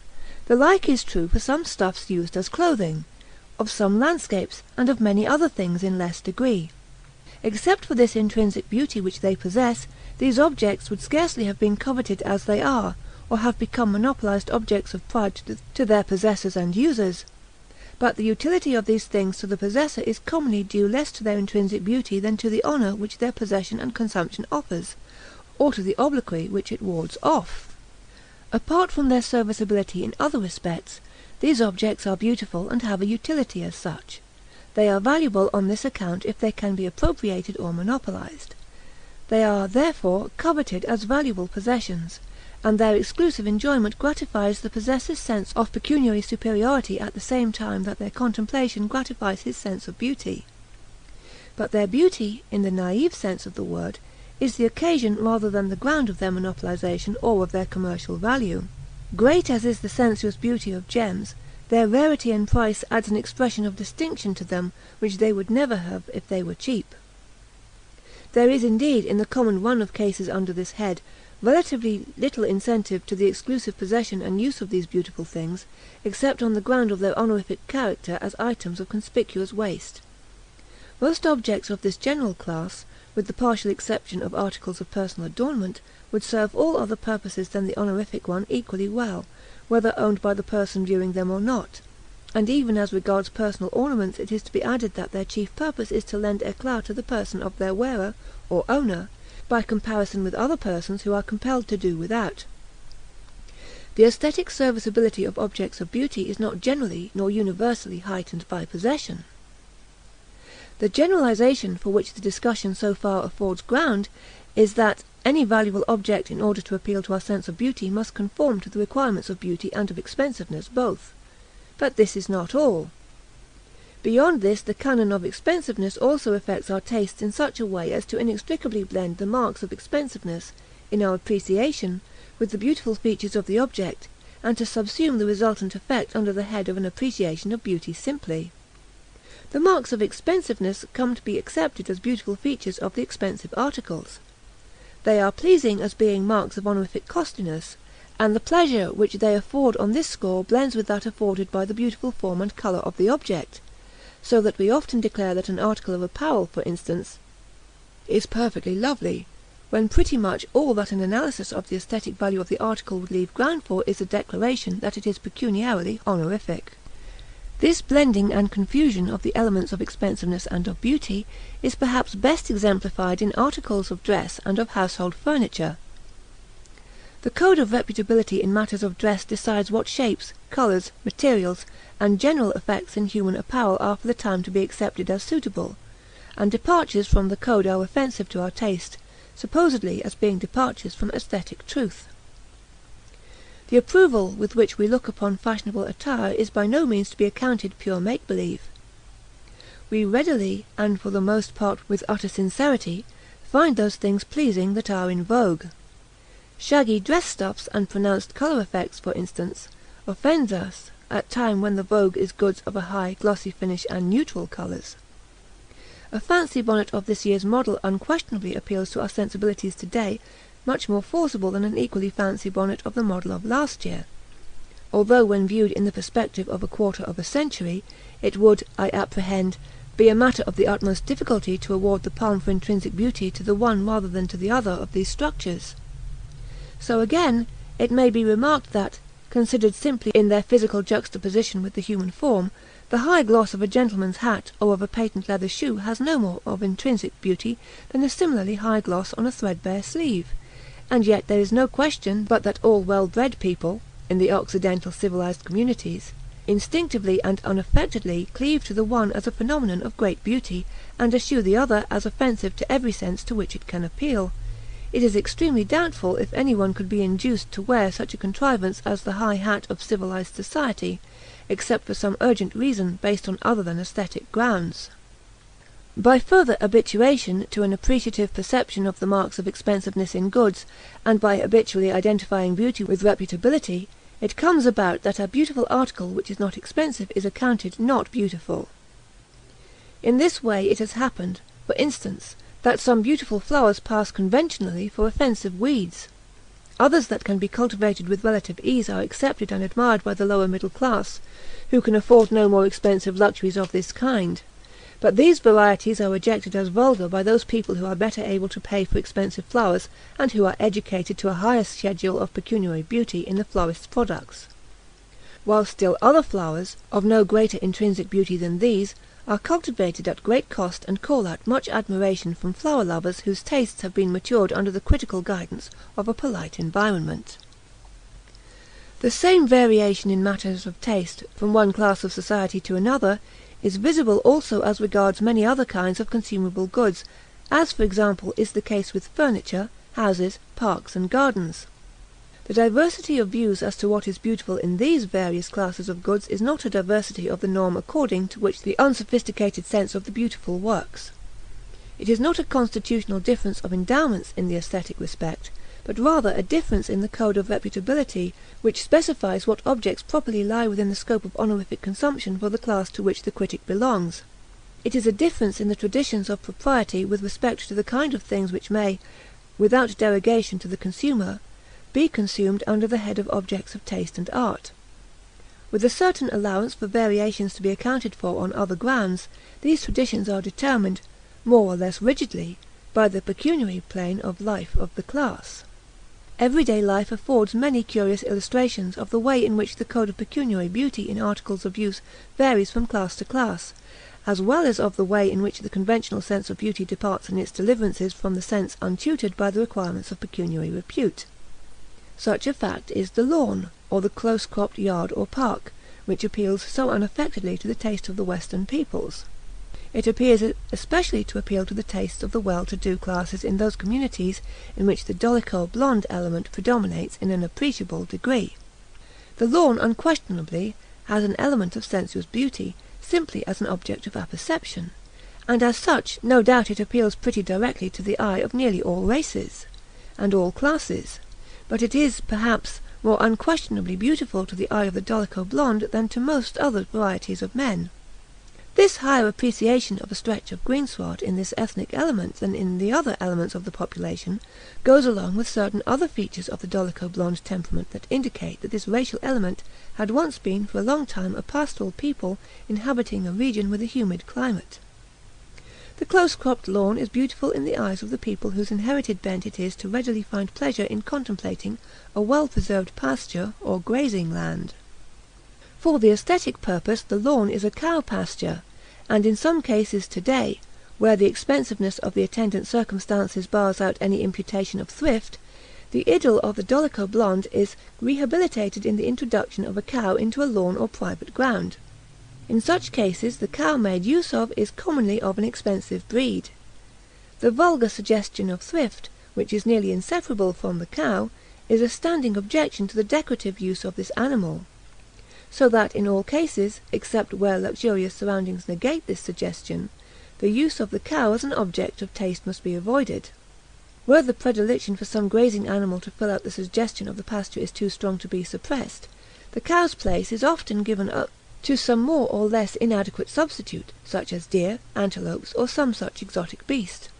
These substitutes, although less beautiful to the pastoral eye of Western man than the cow, are in such cases preferred because of their superior expensiveness or futility, and their consequent repute. They are not vulgarly lucrative either in fact or in suggestion. Public parks of course fall in the same category with the lawn. They too, at their best, are imitations of the pasture. Such a park is of course best kept by grazing, and the cattle on the grass are themselves no mean addition to the beauty of the thing, as need scarcely be insisted on with anyone who has once seen a well-kept pasture. But it is worth noting, as an expression of the pecuniary element in popular taste, that such a method of keeping public grounds is seldom resorted to. The best that is done by skilled workmen under the supervision of a trained keeper is a more or less close imitation of a pasture, but the result invariably falls somewhat short of the artistic effect of grazing.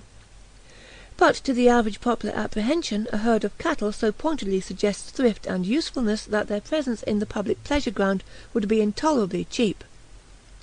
This method of keeping grounds is comparatively inexpensive. Therefore it is indecorous.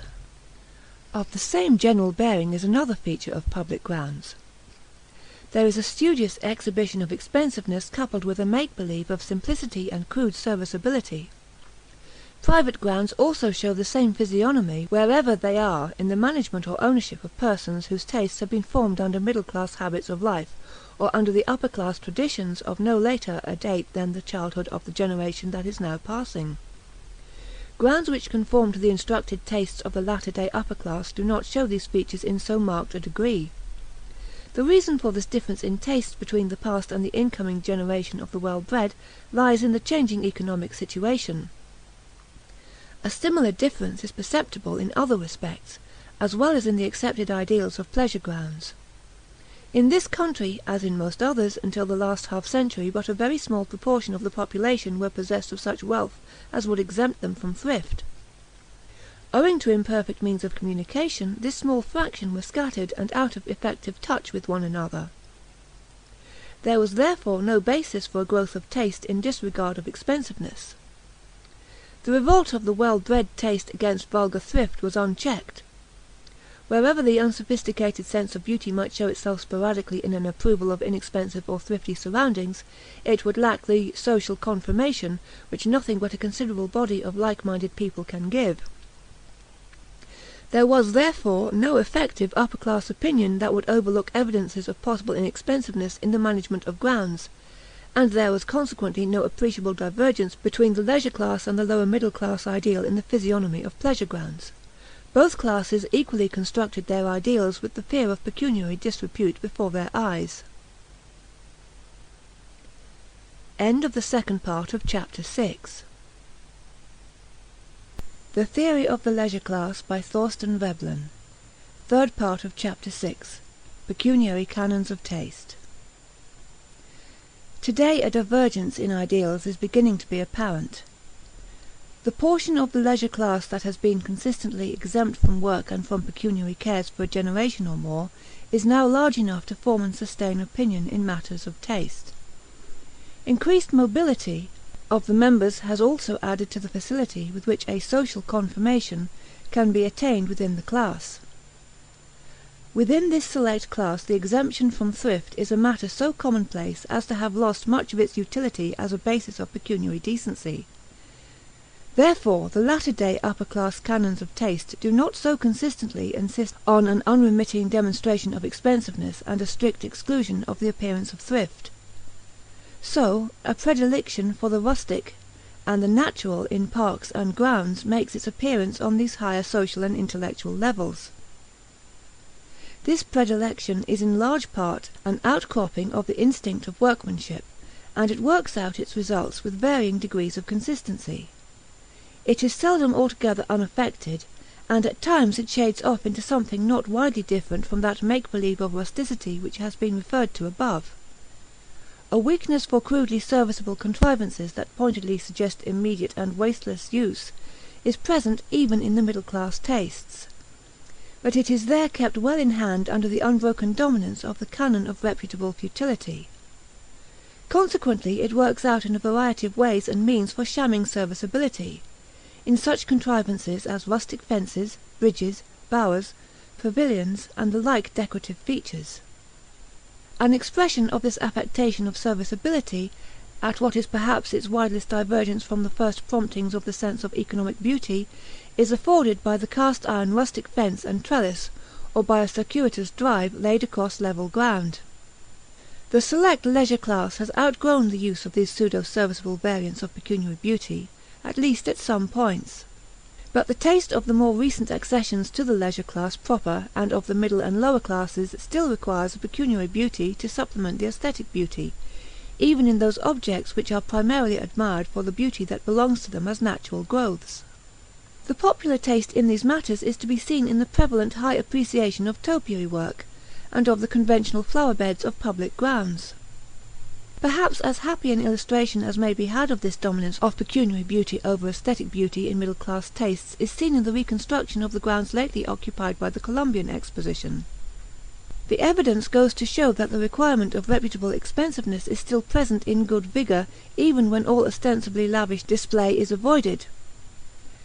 The artistic effects actually wrought in this work of reconstruction diverge somewhat widely from the effect to which the same ground would have lent itself in hands not guided by pecuniary canons of taste.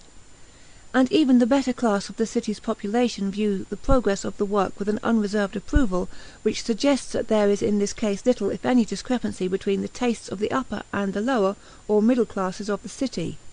The sense of beauty in the population of this representative city of the advanced pecuniary culture is very chary of any departure from its great cultural principle of conspicuous waste. The love of nature, perhaps itself borrowed from a higher class code of taste, sometimes expresses itself in unexpected ways under the guidance of this canon of pecuniary beauty, and leads to results that may seem incongruous to an unreflecting beholder. The well-accepted practice of planting trees in the treeless areas of this country, for instance, has been carried over as an item of honorific expenditure into the heavily wooded areas, so that it is by no means unusual for a villager or a farmer in the wooded country to clear the land of its native trees and immediately replant saplings of certain introduced varieties about the farmyard or along the streets. In this way a forest growth of oak, elm, beech, butternut, hemlock, basswood and birch is cleared off to give room for saplings of soft maple, cottonwood, and brittle willow. It is felt that the inexpensiveness of leaving the forest trees standing would derogate from the dignity that should invest an article which is intended to serve a decorative and honorific end. The like pervading guidance of taste by pecuniary repute is traceable in the prevalent standards of beauty in animals. The part played by this canon of taste in assigning her place in the popular aesthetic scale to the cow has already been spoken of. Something to the same effect is true of the other domestic animals, so far as they are in an appreciable degree industrially useful to the community, as for instance barnyard fowl, hogs, cattle, sheep, goats, draught horses. They are of the nature of productive goods, and serve a useful, often a lucrative end. Therefore beauty is not readily imputed to them. The case is different with those domestic animals which ordinarily serve no industrial end, such as pigeons, parrots, and other cage birds, cats, dogs, and fast horses. These commonly are items of conspicuous consumption, and are therefore honorific in their nature, and may legitimately be accounted beautiful.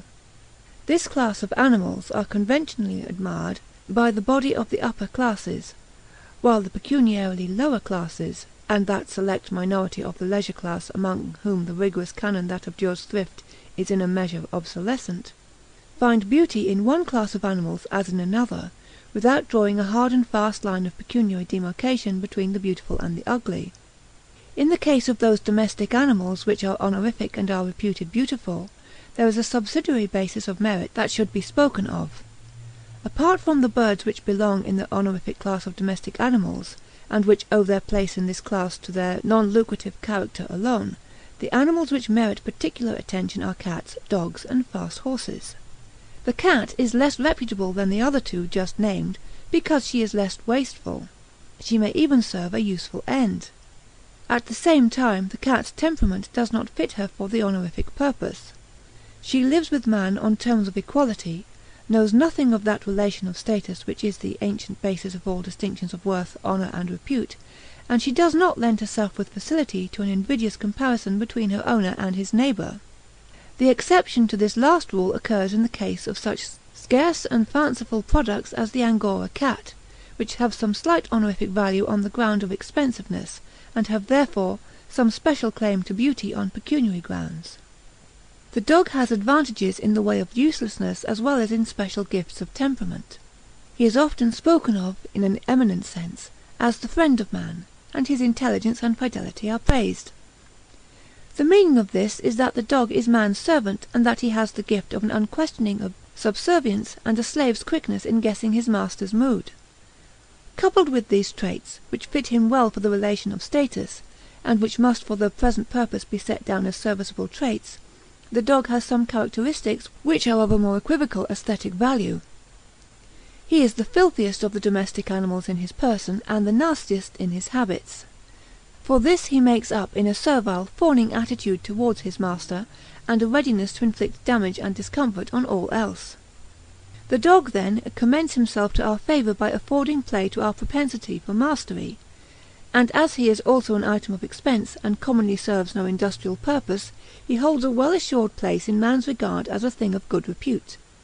The dog is at the same time associated in our imagination with the chase, a meritorious employment, and an expression of the honourable predatory impulse. Standing on this vantage ground, whatever beauty of form and motion, and whatever commendable mental traits he may possess, are conventionally acknowledged and magnified, and even those varieties of the dog which have been bred into grotesque deformity by the dog fancier are in good faith accounted beautiful by many.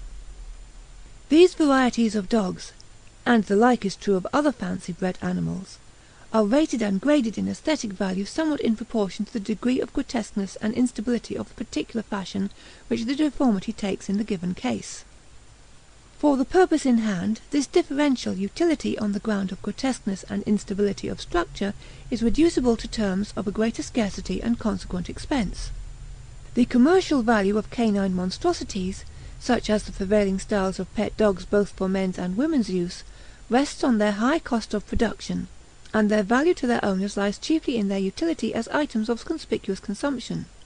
Indirectly, through reflection upon their horrific expensiveness, a social worth is imputed to them, and so, by an easy substitution of words and ideas, they come to be admired and reputed beautiful. Since any attention bestowed upon these animals is in no sense gainful or useful, it is also reputable, and since the habit of giving them attention is consequently not deprecated, it may grow into an habitual attachment of great tenacity and of a most benevolent character. So that in the affection bestowed on pet animals the canon of expensiveness is present more or less remotely as a norm which guides and shapes the sentiment and the selection of its object. The like is true, as will be noted presently, with respect to affection for persons also, although the manner in which the norm acts in that case is somewhat different. The case of the fast horse is much like that of the dog. He is on the whole expensive, or wasteful and useless, for the industrial purpose. What productive use he may possess, in the way of enhancing the well-being of the community, or making the way of life easier for men, takes the form of exhibitions of force and facility of motion that gratify the popular aesthetic sense. This is of course a substantial serviceability.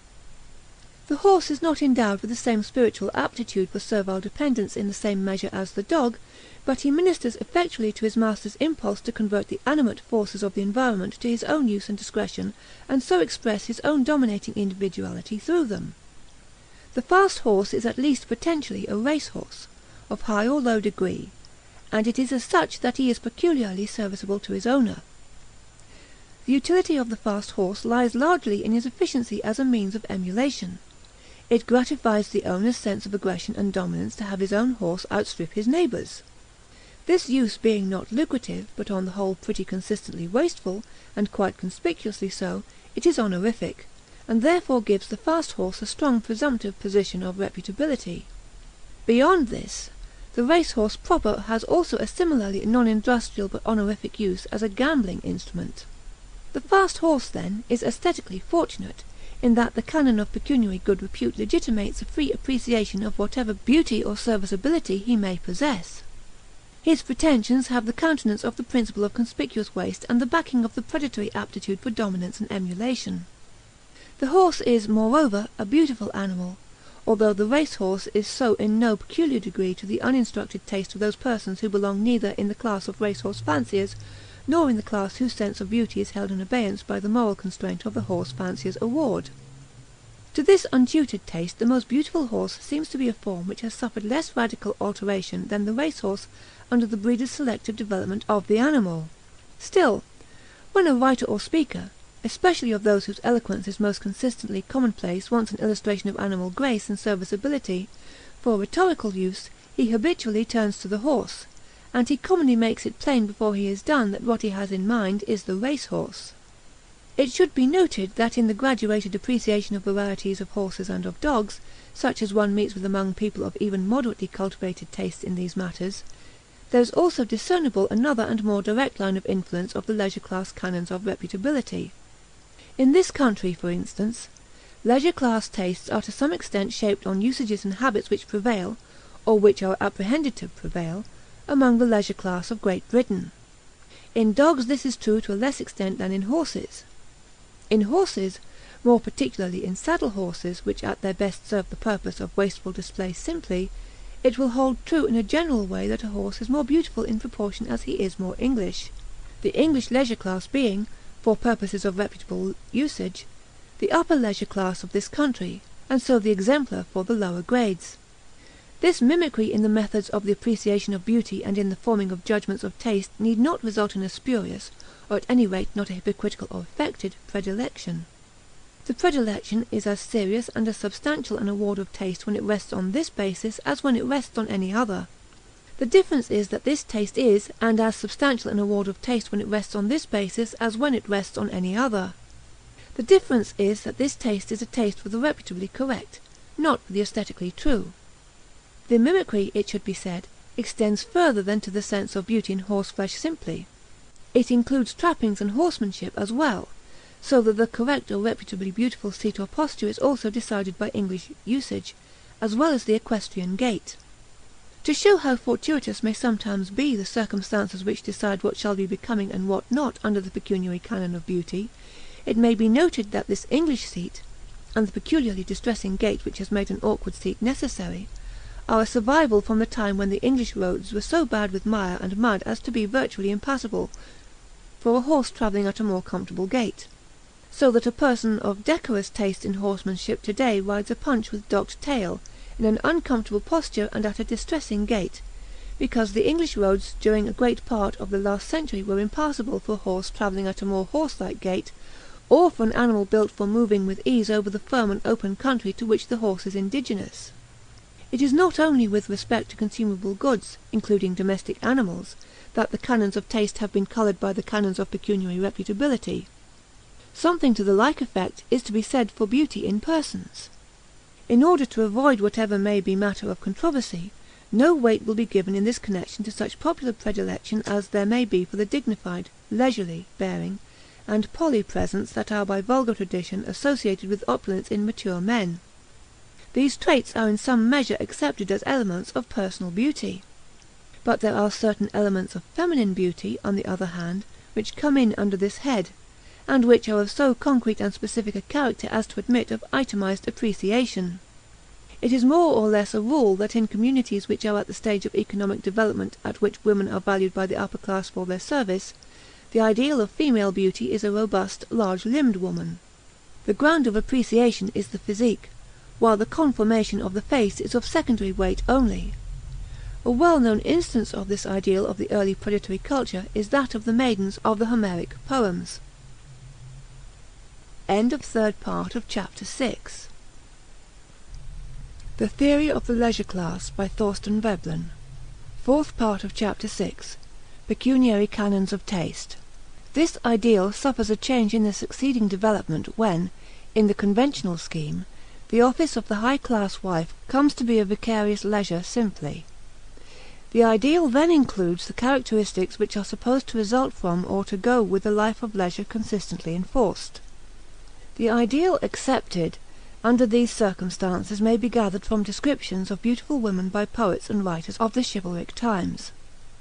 In the conventional scheme of those days, ladies of high degree were conceived to be in perpetual tutelage, and to be scrupulously exempt from all useful work. The resulting chivalric or romantic ideal of beauty takes cognizance chiefly of the face, and dwells on its delicacy, and on the delicacy of the hands and feet, the slender figure, and especially the slender waist.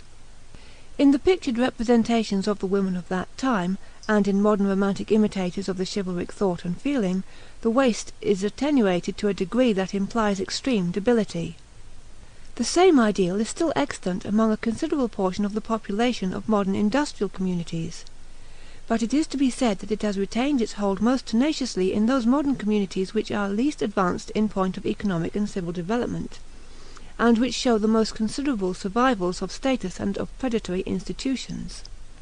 That is to say, the chivalric ideal is best preserved in those existing communities which are substantially least modern. Survival of this lackadaisical or romantic ideal occur freely in the tastes of the well-to-do classes of continental countries. In modern communities which have reached the higher levels of industrial development, the upper leisure class has accumulated so great a mass of wealth as to place its women above all imputation of vulgarly productive labour. Here the status of women as vicarious consumers is beginning to lose its place in the sections of the body of the people, and as a consequence the ideal of feminine beauty is beginning to change back again from the infirmly delicate, translucent and hazardously slender, to a woman of the archaic type that does not disown her hands and feet, nor indeed the other gross material facts of her person. In the course of economic development, the ideal of beauty among the peoples of the Western culture has shifted from the woman of physical presence to the lady, and it is beginning to shift back again to the woman, and all in obedience to the changing conditions of pecuniary emulation. The exigencies of emulation at one time required lusty slaves, at another time they required a conspicuous performance of vicarious leisure, and consequently an obvious disability. But the situation is now beginning to outgrow this last requirement, since, under the higher efficiency of modern industry, leisure in women is possible so far down the scale of reputability that it will no longer serve as a definitive mark of the highest pecuniary grade. Apart from this general control exercised by the norm of conspicuous waist over the ideal of feminine beauty, there are one or two details which merit specific mention as showing how it may exercise an extreme constraint in detail over men's sense of beauty in women. It has already been noticed that at the stages of economic evolution at which conspicuous leisure is much regarded as a means of good repute, the ideal requires delicate and diminutive hands and feet and a slender waist. These features, together with the other related faults of structure that commonly go with them, go to show that the person so affected is incapable of useful effort and must therefore be supported in idleness by her owner. She is useless and expensive, and she is consequently valuable as evidence of pecuniary strength. It results that at this cultural stage women take thought to alter their persons, so as to conform more nearly to the requirements of the instructed taste of the time, and under the guidance of the canon of pecuniary decency, the men find the resulting artificially induced pathological features attractive. So, for instance, the constricted waist which has had so wide and persistent a vogue in the communities of the Western culture, and so also the deformed foot of the Chinese. Both of these are mutilations of unquestioned repulsiveness to the untrained sense. it requires habituation to become reconciled to them. Yet there is no room to question their attractiveness to men into whose scheme of life they fit as honorific items sanctioned by the requirements of pecuniary reputability. They are items of pecuniary and cultural beauty which have come to do duty as elements of the ideal of womanliness. The connection here indicated between the aesthetic value and the invidious pecuniary value of things is of course not present in the consciousness of the valuer. So far as a person, in forming a judgment of taste, takes thought and reflects that the object of beauty under consideration is wasteful and reputable, and therefore may legitimately be accounted beautiful, so far as the judgment is not a bona fide judgment of taste and does not come up for consideration in this connection. The connection which is here insisted on between the reputability and the apprehended beauty of object lies through the effect which the fact of reputability has upon the valuer's habits of thought. He is in the habit of forming judgments of value of various kinds, economic, moral, aesthetic, or reputable concerning the objects with which he has to do, and his attitude of commendation towards a given object on any other ground will affect the degree of his appreciation of the object when he comes to value it for the aesthetic purpose. This is more particularly true as regards valuation on grounds so closely related to the aesthetic ground as that of reputability. The valuation for the aesthetic purpose and for the purpose of repute are not held apart as distinctly as might be.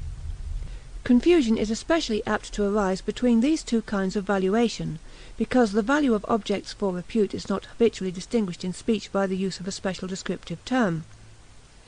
The result is that the terms in familiar use to designate categories or elements of beauty are applied to cover this unnamed element of pecuniary merit, and the corresponding confusion of ideas follows by easy consequence. The demands of reputability in this way coalesce in the popular apprehension with the demands of the sense of beauty, and beauty which is not accompanied by the accredited marks of good repute is not accepted. But the requirements of pecuniary reputability and those of beauty in the naive sense do not in any appreciable degree coincide.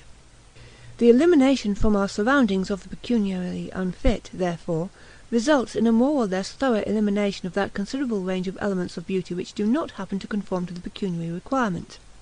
The underlying norms of taste are of very ancient growth, probably far antedating the advent of the pecuniary institutions that are here under discussion. Consequently, by force of the past selective adaptation of men's habits of thought, it happens that the requirements of beauty, simply, are for the most part best satisfied by inexpensive contrivances and structures which in a straightforward manner suggest both the office which they are to perform and the method of serving their end. It may be in place to recall the modern psychological position. Beauty of form seems to be a question of facility of apperception. The proposition could perhaps safely be made broader than this. If abstraction is made from association, suggestion, and expression, classed as elements of beauty, then beauty in any perceived object means that the mind readily unfolds its apperceptive activity in the directions which the object in question affords. But the directions in which activity readily unfolds or expresses itself are the directions to which long and close habituation has made the mind prone. So far as concerns the essential elements of beauty, this habituation is an habituation so close and long as to have induced not only a proclivity to the apperceptive form in question, but an adaptation of physiological structure and function as well. So far as the economic interest enters into the constitution of beauty, it enters as a suggestion or expression of adequacy to a purpose, a manifest and readily inferable subservience to the life process. This expression of economic facility or economic serviceability in any object, what may be called the economic beauty of the object, is best sowed by neat and unambiguous suggestion of its office, and its efficiency, for the material ends of life. On this ground, among objects of use, the simple and unadorned article is aesthetically the best. But since the pecuniary canon of reputability rejects the inexpensive in articles appropriated to individual consumption, the satisfaction of our craving for beautiful things must be sought by way of compromise. The canons of beauty must be circumvented by some contrivance which will give evidence of a reputably wasteful expenditure, at the same time that it meets the demands of our critical sense of the useful and the beautiful, or at least meets the demand of some habit which has come to do duty in place of that sense. Such an auxiliary sense of taste is the sense of novelty, and this latter is helped out in its surrogateship by the curiosity with which men view ingenious and puzzling contrivances. Hence it comes that most objects alleged to be beautiful, and doing duty as such, show considerable ingenuity of design which are calculated to puzzle the beholder, to bewilder him with irrelevant suggestions and hints of the improbable, at the same time that they give evidence of an expenditure of labour in excess of what would give them their fullest efficiency for their ostensible economic end. This may be shown by an illustration taken from outside the range of our everyday habits and everyday contact, and so outside the range of our bias.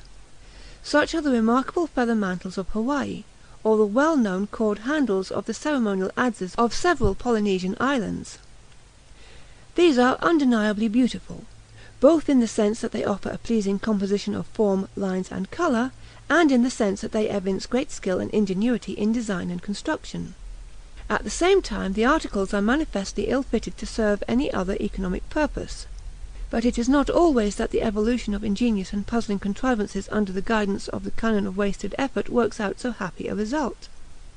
The result is quite as often a virtually complete suppression of all elements that would bear scrutiny as expressions of beauty or of serviceability, and the substitution of evidences of misspent ingenuity and labour, backed by a conspicuous ineptitude, until many of the objects with which we surround ourselves in everyday life, and even many articles of everyday dress and ornament, are such as would not be tolerated except under the stress of prescriptive tradition. Illustrations of this substitution of ingenuity and expense in place of beauty and serviceability are to be seen, for instance, in domestic architecture, in domestic art or fancy work, in various shades of apparel, especially of feminine and priestly apparel. The canon of beauty requires expression of the generic.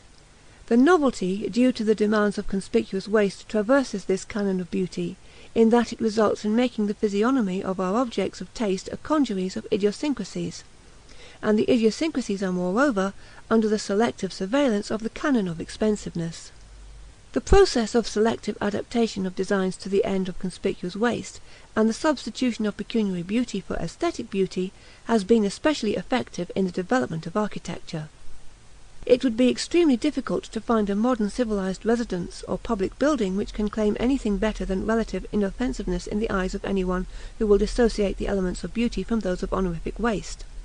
The endless variety of fronts presented by the better class of tenements and apartment houses in our cities is an endless variety of architectural distress, and of suggestions of expensive discomfort. Considered as objects of beauty, the dead walls of the sides and back of these structures, left untouched by the hands of the artist, are commonly the best features of the building. What has been said of the influence of the law of conspicuous waste upon the canons of taste will hold true, with but a slight change of terms, of its influence upon our notions of the serviceability of goods for other ends than the aesthetic ones. Goods are produced and consumed as a means to the fuller unfolding of human life, and their utility consists, in the first instance, in their efficiency as means to this end. The end is, in the first instance, the fullness of life of the individual, taken in absolute terms.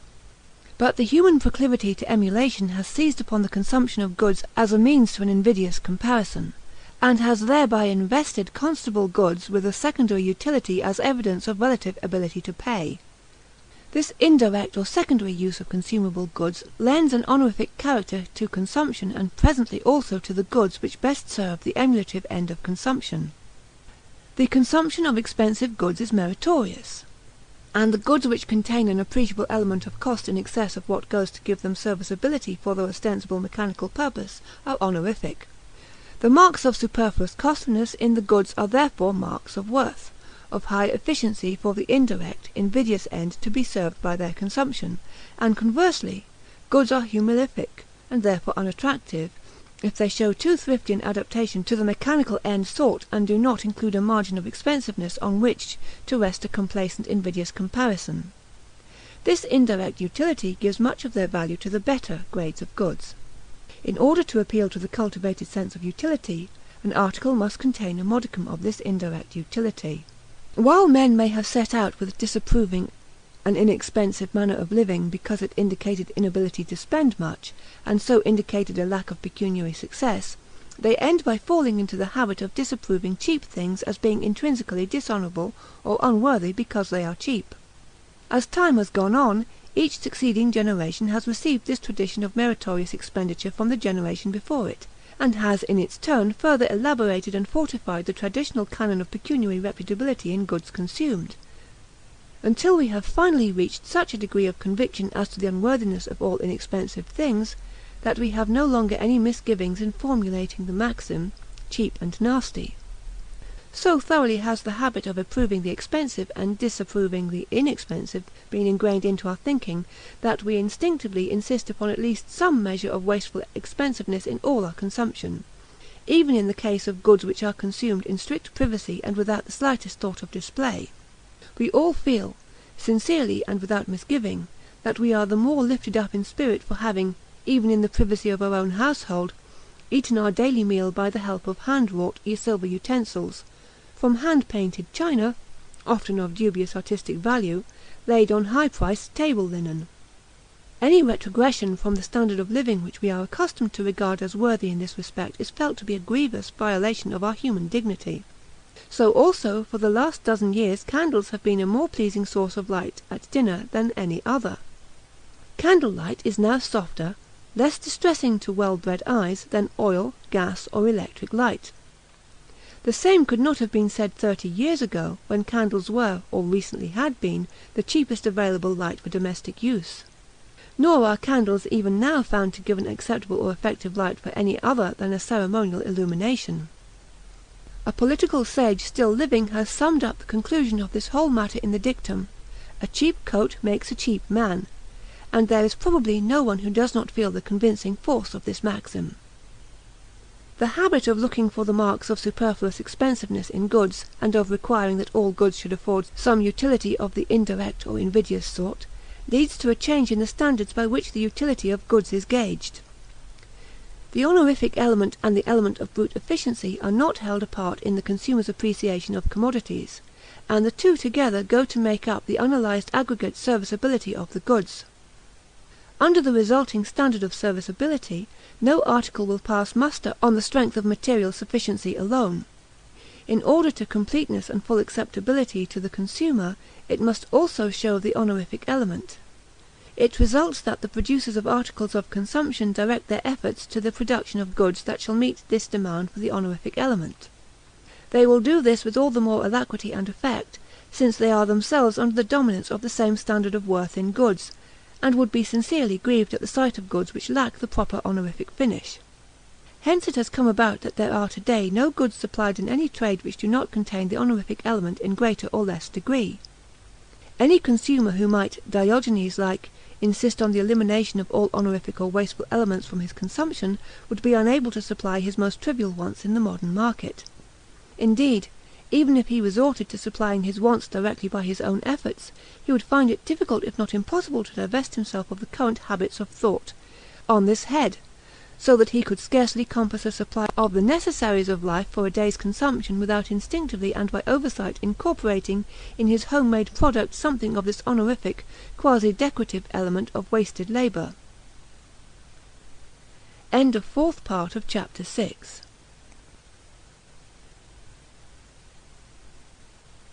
The Theory of the Leisure Class, by Thorstein Veblen. Fifth part of Chapter 6. Pecuniary Canons of Taste. It is notorious that in their selection of serviceable goods in the retail market purchasers are guided more by the finish and workmanship of the goods than by any marks of substantial serviceability.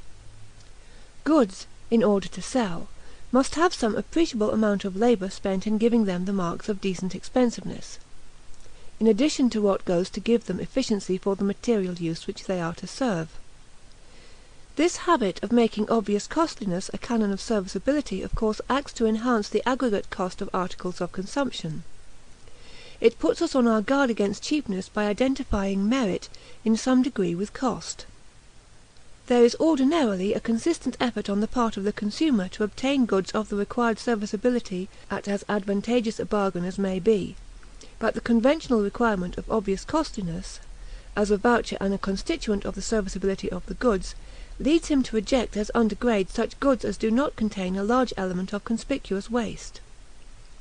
It is to be added that a large share of those features of consumable goods which figure in popular apprehension as marks of serviceability, and to which reference is here had as elements of conspicuous waste, commend themselves to the consumer also on other grounds than that of expensiveness alone.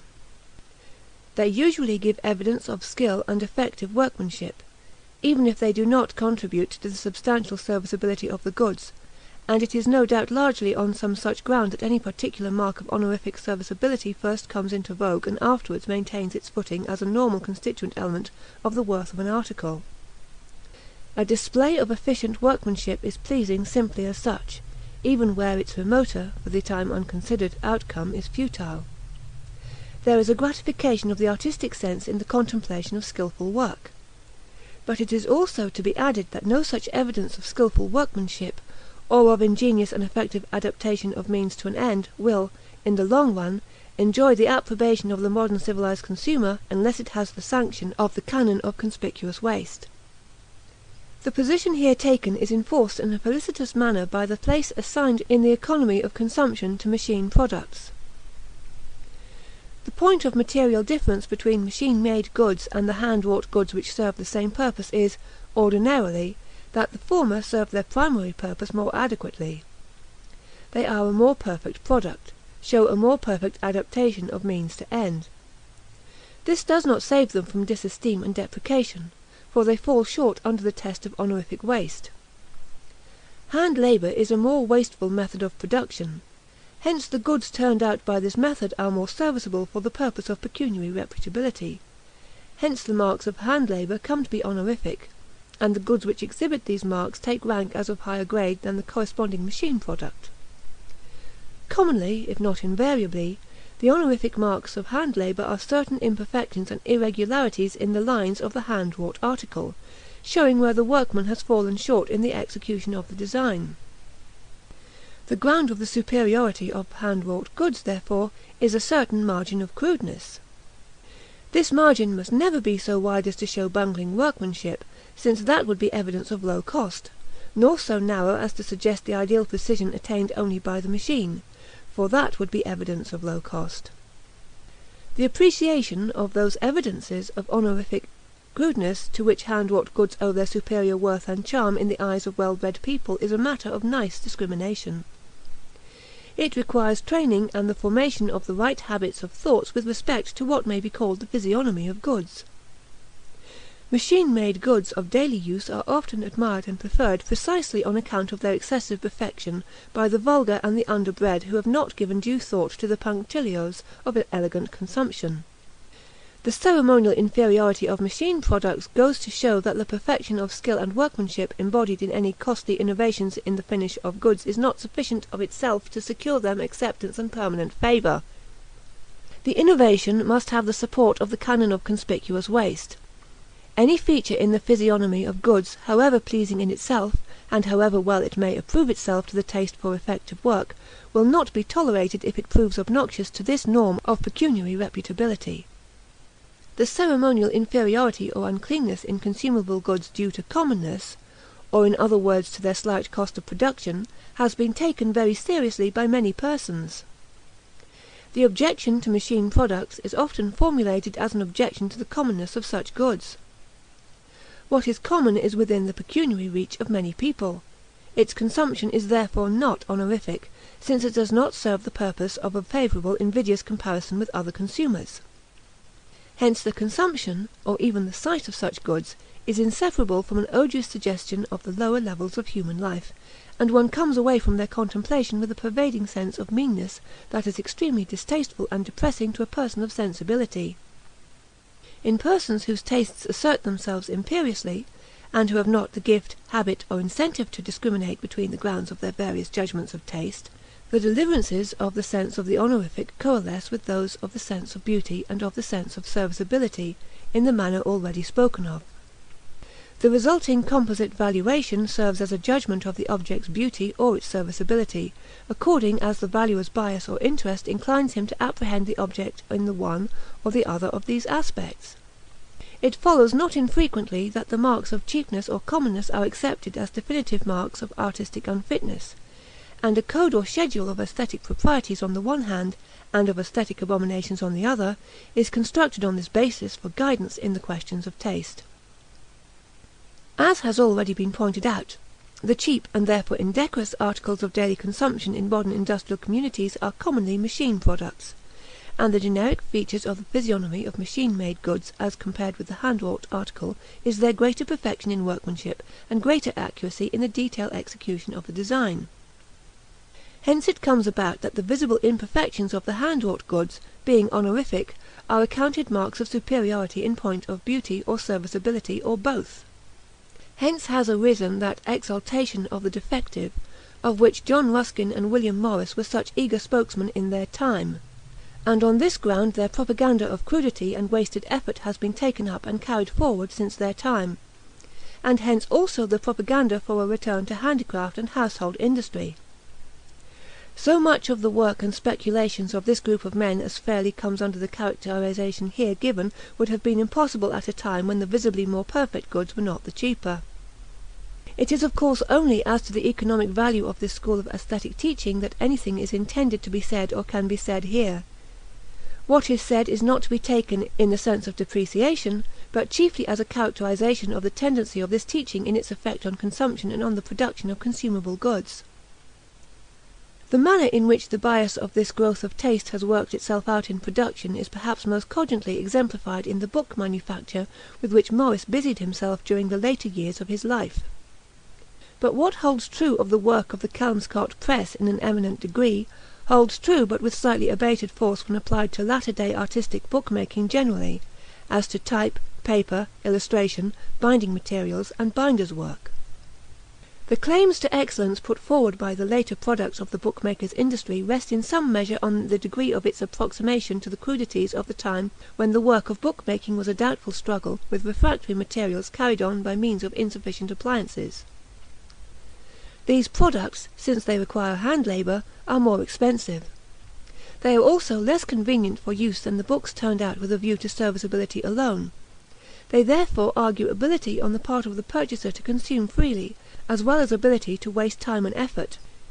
It is on this basis that the printers of today are returning to "old style" and other more or less obsolete styles of type which are less legible and give a cruder appearance to the page than the modern. Even a scientific periodical, with ostensibly no purpose but the most effective presentation of matter with which its science is concerned, will concede so much to the demands of this pecuniary beauty as to publish its scientific discussions in old-style type, on laid paper, and with uncut edges. But books which are not ostensibly concerned with the effective presentation of their contents alone, of course go farther in this direction. Here we have a somewhat cruder type, printed on hand-laid, deckle-edged paper, with excessive margins and uncut leaves, with bindings of a painstaking crudeness and elaborate ineptitude. The Kelmscott press reduced the matter to an absurdity, as seen from the point of view of brute serviceability alone, by issuing books for modern use, edited with the obsolete spelling, printed in black letter, and bound in limp vellum fitted with thongs.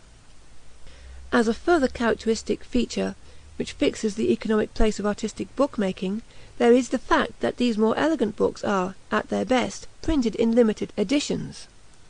A limited edition is in effect a guarantee, somewhat crude it is true, that this book is scarce and that it therefore is costly and lends pecuniary distinction to its consumer. The special attractiveness of these book products to the book buyer of cultivated taste lies, of course, not in a conscious, naive recognition of their costliness and superior clumsiness. Here, as in the parallel case of the superiority of hand-wrought articles over machine products, the conscious ground of preference is an intrinsic excellence imputed to the costlier and more awkward article. The superior excellence imputed to the book which imitates the products of antique and obsolete processes is conceived to be chiefly a superior utility in the aesthetic respect. But it is not unusual to find a well-bred book lover insisting that the clumsier product is also more serviceable as a vehicle of printed speech. So far as regards the superior aesthetic value of the decadent book, the chances are that the book lover's contention has some ground. The book is designed with an eye single to its beauty, and the result is commonly some measure of success on the part of the designer. What is insisted on here, however, is that the canon of taste under which the designer works is a canon formed under the surveillance of the law of conspicuous waste, and that this law acts selectively to eliminate any canon of taste that does not conform to its demands. That is to say, while the decadent book may be beautiful, the limits within which the designer may work are fixed by requirements of a non-aesthetic kind. The product, if it is beautiful, must also at the same time be costly and ill-adapted to its ostensible use. This mandatory canon of taste in the case of the book designer, however, is not shaped entirely by the law of waste in its first form. The canon is to some extent shaped in conformity to that secondary expression of the predatory temperament, veneration for the archaic or obsolete, which in one of its special developments is called classicism. In aesthetic theory it might be extremely difficult, if not quite impracticable, to draw a line between the canon of classicism, or regard for the archaic, and the canon of beauty. For the aesthetic purpose such a distinction need scarcely be drawn, and indeed it need not exist. For a theory of taste the expression of an accepted ideal of archaism, on whatever basis it may have been accepted, is perhaps best rated as an element of beauty. There need be no question of its legitimation. But for the present purpose, for the purpose of determining what economic grounds are present in the accepted canons of taste and what is their significance for the distribution and consumption of goods, the distinction is not similarly beside the point. The position of machine products in the civilized scheme of consumption serves to point out the nature of the relation which subsists between the canon of conspicuous waste and the code of proprieties in consumption. Neither in matters of art and taste proper, nor as regards the current sense of the serviceability of goods, does this canon act as a principle of innovation or initiative. It does not go into the future as a creative principle which makes innovations and adds new items of consumption and new elements of cost. The principle in question is, in a certain sense, a negative rather than a positive law. It is a regulative rather than a creative principle. It very rarely initiates or originates any usage or custom directly. Its action is selective only. Conspicuous wastefulness does not directly afford ground for variation and growth, but conformity to its requirements is a condition to the survival of such innovations as may be made on other grounds. In whatever way usages and customs and methods of expenditure arise, they are all subject to the selective action of this norm of reputability, and the degree in which they conform to its requirements is a test of their fitness to survive in the competition with other similar usages and customs. Other things being equal, the more obviously wasteful usage or method stands the better chance of survival under this law.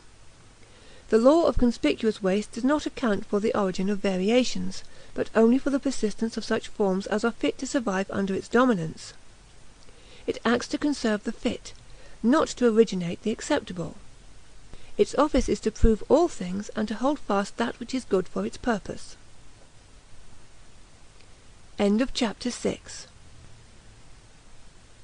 The Theory of the Leisure Class by Thorstein Veblen. Chapter 7. Dress as an Expression of the Pecuniary Culture. It will place, by way of illustration, to show in some detail how the economic principles so far set forth apply to everyday facts in some one direction of the life process. For this purpose, no line of consumption affords a more apt illustration than expenditure on dress. It is especially the rule of conspicuous waste of goods that finds expression in dress, although other, related principles of pecuniary repute are also exemplified in the same contrivances. Other methods of putting one's pecuniary standing in evidence serve their end effectually, and other methods are in vogue always and everywhere. But expenditure on dress has this advantage over most other methods, that our apparel is always in evidence, and affords an indication of our pecuniary standing to all observers at the first glance. It is also true that admitted expenditure for display is more obviously present, and is perhaps more universally practiced in the manner of dress than in any other line of consumption. No one finds difficulty in assenting to the commonplace that the greater part of the expenditure incurred by all classes for apparel is incurred for the sake of a respectable appearance, rather than for protection of the person. And probably at no other point is the sense of shabbiness so keenly felt as it is if we fall short of the standard set by social usage in this matter of dress.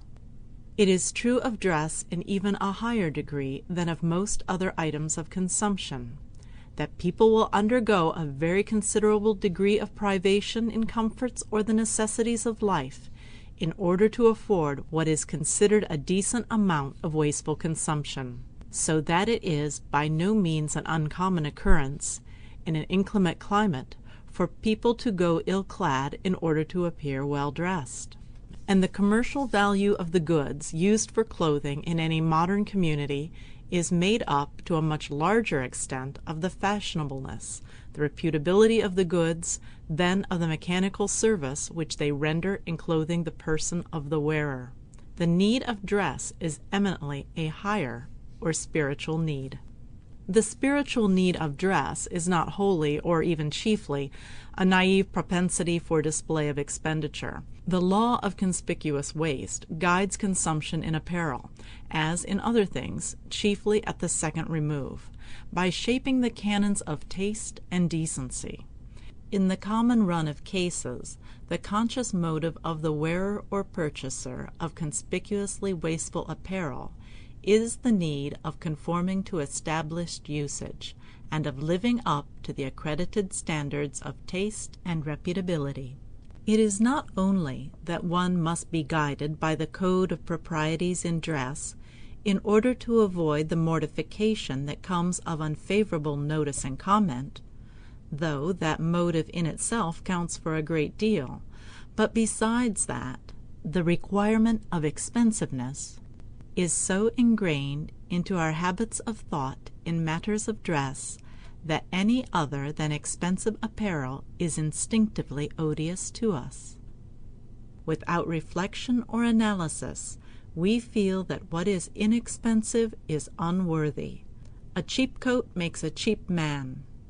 Cheap and nasty is recognized to hold true in dress, with even less mitigation than in other lines of consumption. On the ground of both taste and of serviceability, an inexpensive article of apparel is held to be inferior, under the maxim cheap and nasty.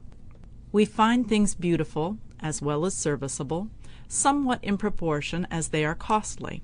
With few and inconsequential exceptions, we all find a costly hand-wrought article of apparel much preferable in point of beauty and of serviceability to a less expensive imitation of it, however cleverly the spurious article may imitate the costly original.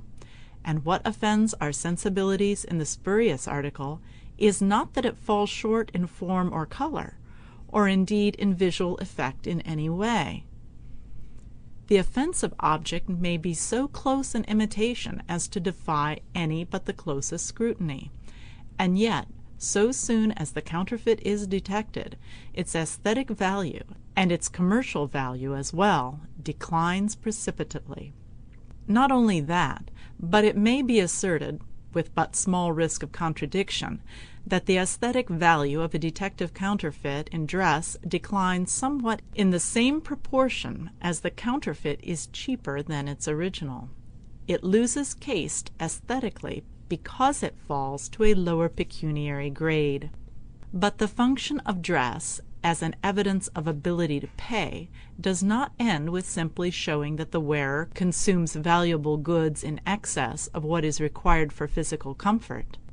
Simple conspicuous waste of goods is effective and gratifying as far as it goes. It is good prima facie evidence of pecuniary success, and consequently prima facie evidence of social worth. But dress has subtler and more far-reaching possibilities than this crude first-hand evidence of wasteful consumption only.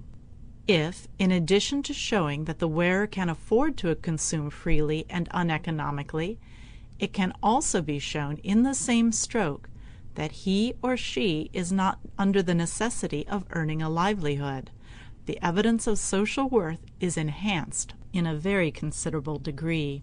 Our dress, therefore, in order to serve its purpose effectually, should not only be expensive, but it should also make plain to all observers that the wearer is not engaged in any kind of productive labor. In the evolutionary process by which our system of dress has been elaborated into its present admirably perfect adaptation to its purpose, this subsidiary line of evidence has received due attention. A detailed examination of what passes in popular apprehension for elegant apparel will show that it is contrived at every point to convey the impression that the wearer does not habitually put forth any useful effort. It goes without saying that no apparel can be considered elegant or even decent if it shows the effect of manual labor on the part of the wearer in the way of soil or wear. The pleasing effect of neat and spotless garments is chiefly, if not altogether, due to their carrying the suggestion of leisure exemption from personal contact with industrial processes of any kind. Much of the charm that invests the patent leather shoe, the stainless linen, the lustrous cylindrical hat, and the walking stick, which so greatly enhance the native dignity of a gentleman, comes of their pointedly suggesting that the wearer cannot, when so attired, bear a hand in any employment that is directly and immediately of any human use. Elegant dress serves its purpose of elegance, not only in that it is expensive, but also because it is the insignia of leisure. It not only shows that the wearer is able to consume a relatively large value, but it argues at the same time that he consumes without producing. The dress of women goes even farther than that of men in the way of demonstrating the wearer's abstinence from productive employment. It needs no argument to enforce the generalization that the more elegant styles of feminine bonnets go even farther towards making work impossible than does the man's high hat. The woman's shoe adds the so-called French heel to the evidence of enforced leisure afforded by its polish. Because this high heel obviously makes any, even the simplest and most necessary manual work extremely difficult. The like is true even in a higher degree of the skirt and the rest of the drapery which characterizes woman's dress. The substantial reason for our tenacious attachment to the skirt is just this. It is expensive, and it hampers the wearer at every turn, and incapacitates her for all useful exertion. The like is true of the feminine custom of wearing the hair excessively long. But the woman's apparel not only goes beyond that of the modern man in the degree in which it argues exemption from labor, it also adds a peculiar and highly characteristic feature which differs in kind from anything habitually practiced by the men. This feature is the class of contrivance of which the corset is the typical example. The corset is, in economic theory, substantially a mutilation, undergone for the purpose of lowering the subject's vitality, and rendering her permanently and obviously unfit for work. It is true, the corset impairs the personal attractions of the wearer, but the loss suffered on that score is offset by the gain in reputability which comes of her visibly increased expensiveness and infirmity. It may broadly be set down that the womanliness of woman's apparel resolves itself, in point of substantial fact, into the more effective hindrance to useful exertion offered by the garments peculiar to women. This difference between masculine and feminine apparel is here simply pointed out as a characteristic feature. The ground of its occurrence will be discussed presently.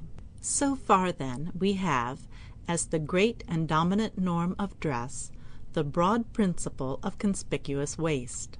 Subsidiary to this principle, and as a corollary under it, we get as a second norm the principle of conspicuous leisure. In dress construction, this norm works out in the shape of diverse contrivances, going to show that the wearer does not, and, as far as it may conveniently be shown, cannot engage in productive labor. Beyond these two principles, there is a third of scarcely less constraining force. which will occur to any one who reflects at all on the subject. Dress must not only be conspicuously expensive and inconvenient, it must at the same time be up to date. No explanation at all satisfactory has hitherto been offered of the phenomenon of changing fashions.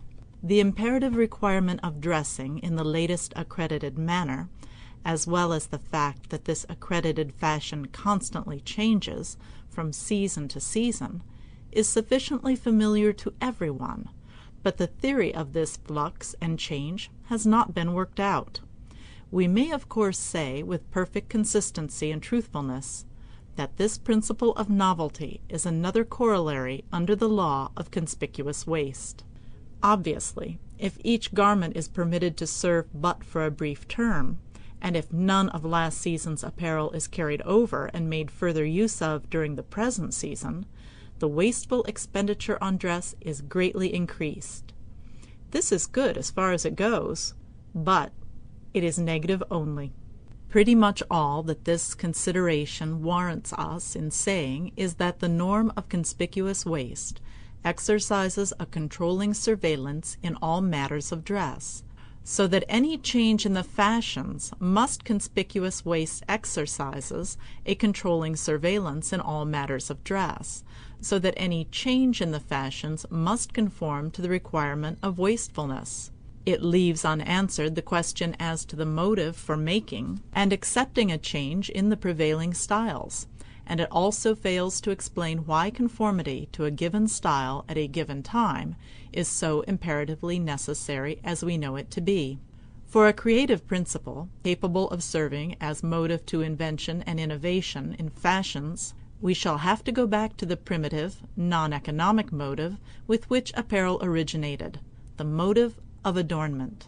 Without going into an extended discussion of how and why this motive asserts itself under the guidance of the law of expensiveness, it may be stated broadly that each successive innovation in the fashions is an effort to reach some form of display which shall be more acceptable to our sense of form and color or of effectiveness than that which it displaces.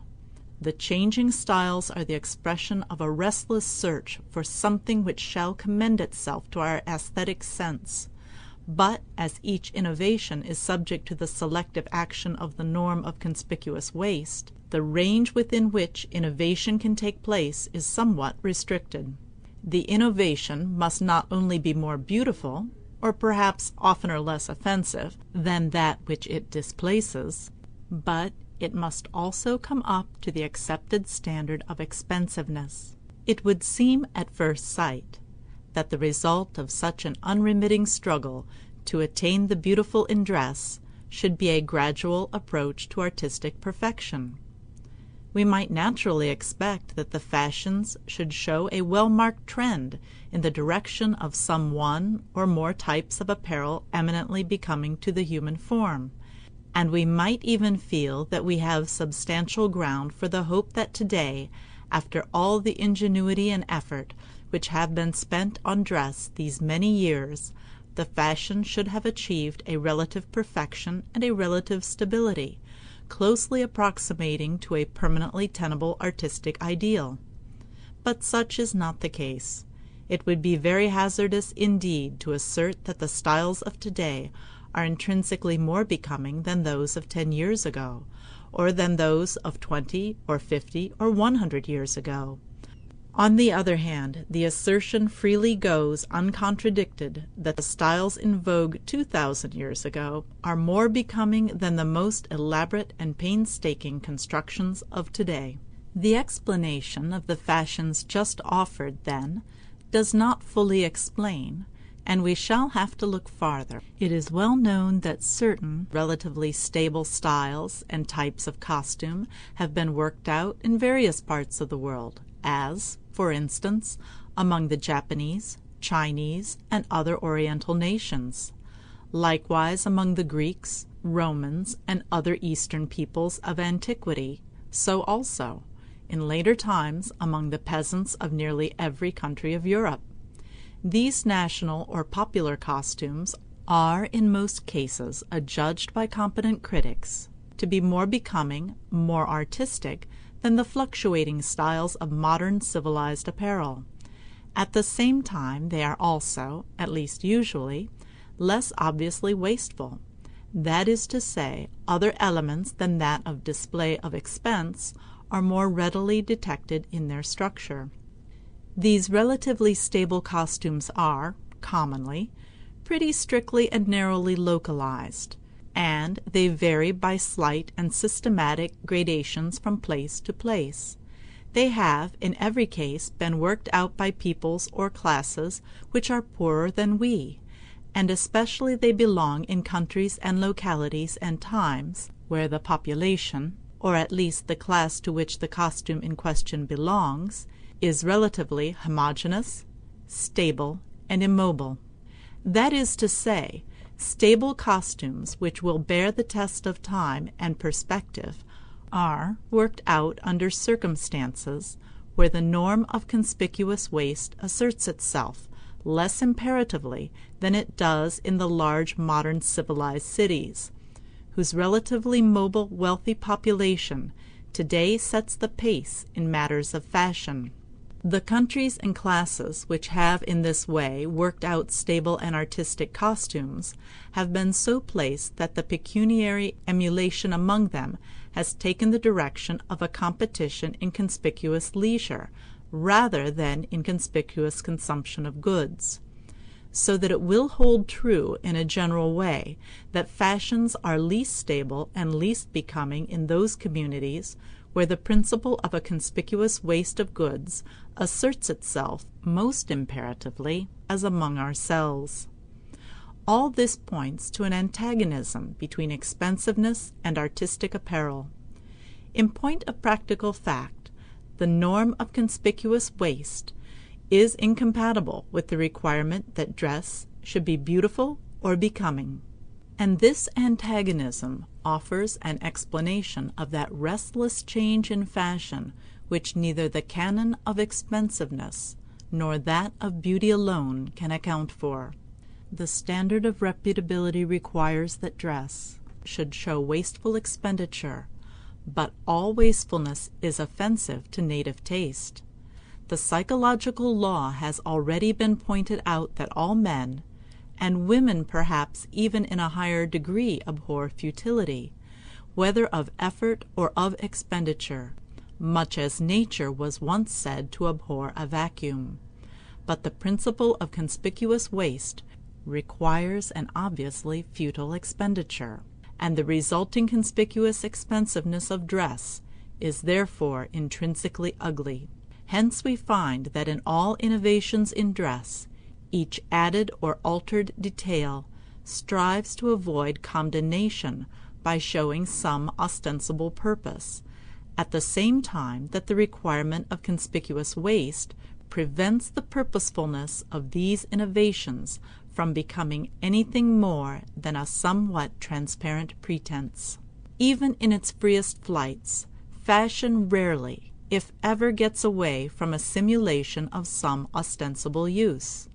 The ostensible usefulness of the fashionable details of dress, however, is always so transparent a make-believe, and their substantial futility presently forces itself so badly upon our attention as to become unbearable, and then we take refuge in a new style. But the new style must conform to the requirement of reputable wastefulness and futility. Its futility presently becomes as odious as that of its predecessor, and the only remedy which the law of waste allows us is to seek relief in some new construction, equally futile and equally untenable. Hence the essential ugliness and the unceasing change of fashionable attire. End of first part of Chapter 7. The Theory of the Leisure Class by Thorstein Veblen. Second part of Chapter 7. Dress as an Expression of the Pecuniary Culture. Having so explained the phenomenon of shifting fashions, the next thing is to make the explanation tally with everyday facts. Among these everyday facts is the well-known liking which all men have for the styles that are in vogue at any given time. A new style comes into vogue and remains in favor for a season, and, at least so long as it is a novelty, people very generally find the new style attractive. The prevailing fashion is felt to be beautiful. This is due partly to the relief it affords in being different from what went before it, partly to its being reputable. As indicated in the last chapter, the canon of reputability to some extent shapes our tastes, so that under its guidance anything will be accepted as becoming until its novelty wears off, or until the warrant of reputability is transferred to a new and novel structure serving the same general purpose. That the alleged beauty or loveliness of the styles in vogue at any given time is transient and spurious only is attested by the fact that none of the many shifting fashions will bear the test of time. When seen in the perspective of half a dozen years or more, the best of our fashions strike us as grotesque, if not unsightly. Our transient attachment to whatever happens to be the latest rests on other than aesthetic grounds, and lasts only until our abiding aesthetic sense has had time to assert itself and reject this latest indigestible contrivance. The process of developing an aesthetic nausea takes more or less time, the length of time required in any given case being inversely as the degree of intrinsic odiousness of the style in question. This time relation between odiousness and instability in fashions affords ground for the inference that the more rapidly the styles succeed and displace one another, the more offensive they are to sound taste. The presumption, therefore, is that the farther the community, especially the wealthy classes of the community, develop in wealth and mobility and in the range of their human contact, the more imperatively will the law of conspicuous waste assert itself in matters of dress. The more will the sense of beauty tend to fall into abeyance or be overborne by the canon of pecuniary reputability. The more rapidly will fashion shift and change, and the more grotesque and intolerable will be the varying styles that successively come into vogue. There remains at least one point in this theory of dress yet to be discussed. Most of what has been said applies to men's attire as well as to that of women, although in modern times it applies at nearly all points with greater force to that of women.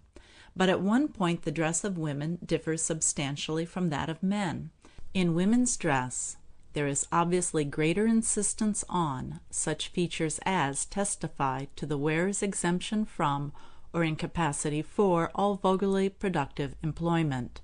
This characteristic of woman's apparel is of interest not only as completing the theory of dress, but also as confirming what has already been said of the economic status of women, both in the past and in the present. As has been seen in the discussion of women's status under the heads of vicarious leisure and vicarious consumption, it has in the course of economic development become the office of the woman to consume vicariously for the head of the household, and her apparel is contrived with this object in view.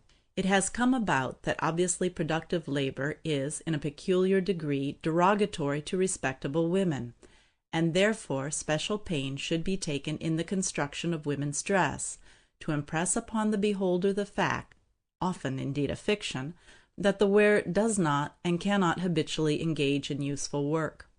Propriety requires respectable women to abstain more consistently from useful effort and to make more a show of leisure than the men of the same social classes. It grates painfully on our nerves to contemplate the necessity of any well-bred woman's earning a livelihood by useful work.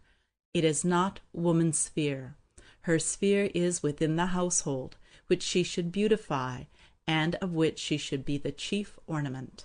The male head of household is not currently spoken of as its ornament. This feature, taken in conjunction with the other fact that propriety requires more unrelenting attention to expensive display in the dress and other paraphernalia of women, goes to enforce the view already implied in what has gone before. By virtue of its descent from a patriarchal past, our social system makes it the woman's function in an especial degree to put in evidence her household's ability to pay. According to the modern civilized scheme of life, the good name of the household to which she belongs should be the special care of the woman, and the system of honorific expenditure and conspicuous leisure by which this good name is chiefly sustained is therefore the woman's sphere. In the ideal scheme, as it tends to realize itself in the life of the higher pecuniary classes, this attention to conspicuous waste of substance and effort should normally be the sole economic function of the woman.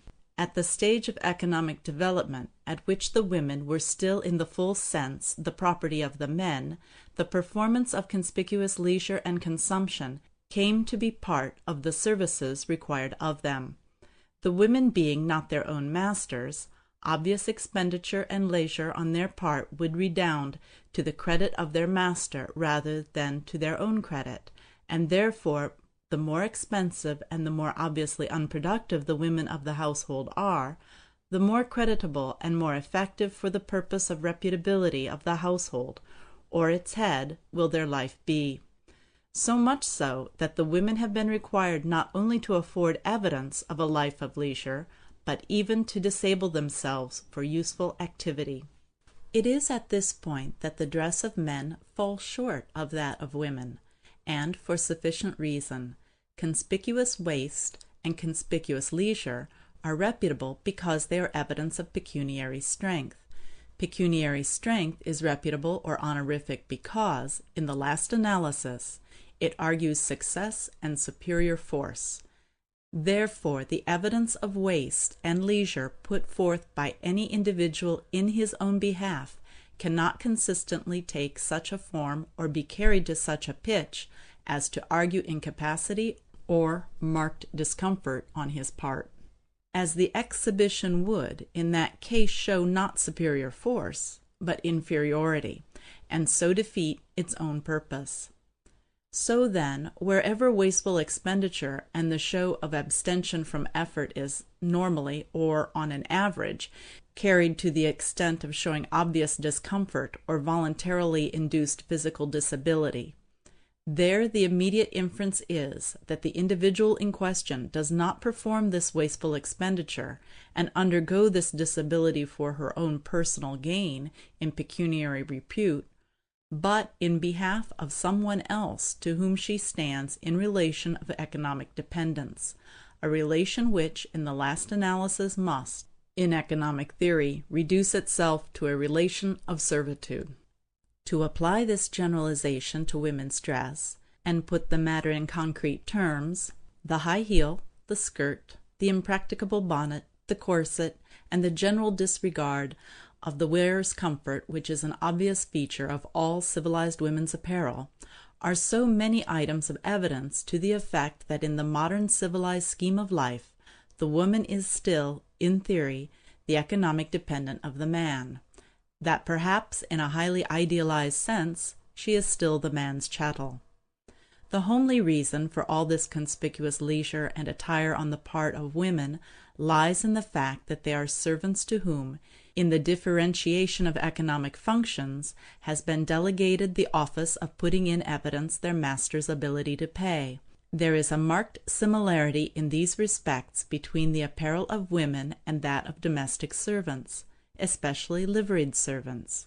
In both there is a very elaborate show of unnecessary expensiveness, and in both cases there is also a notable disregard of the physical comfort of the wearer. But the attire of the lady goes farther in its elaborate insistence on the idleness, if not on the physical infirmity of the wearer, than does that of the domestic. And this is as it should be, for in theory, according to the ideal scheme of the pecuniary culture, the lady of the house is the chief menial of the household. Besides servants, currently recognized as such, there is at least one other class of persons whose garb assimilates them to the class of servants and shows many of the features that go to make up the womanliness of woman's dress. This is the priestly class. Priestly vestments show, in accentuated form, all the features that have been shown to be evidence of a servile status and a vicarious life.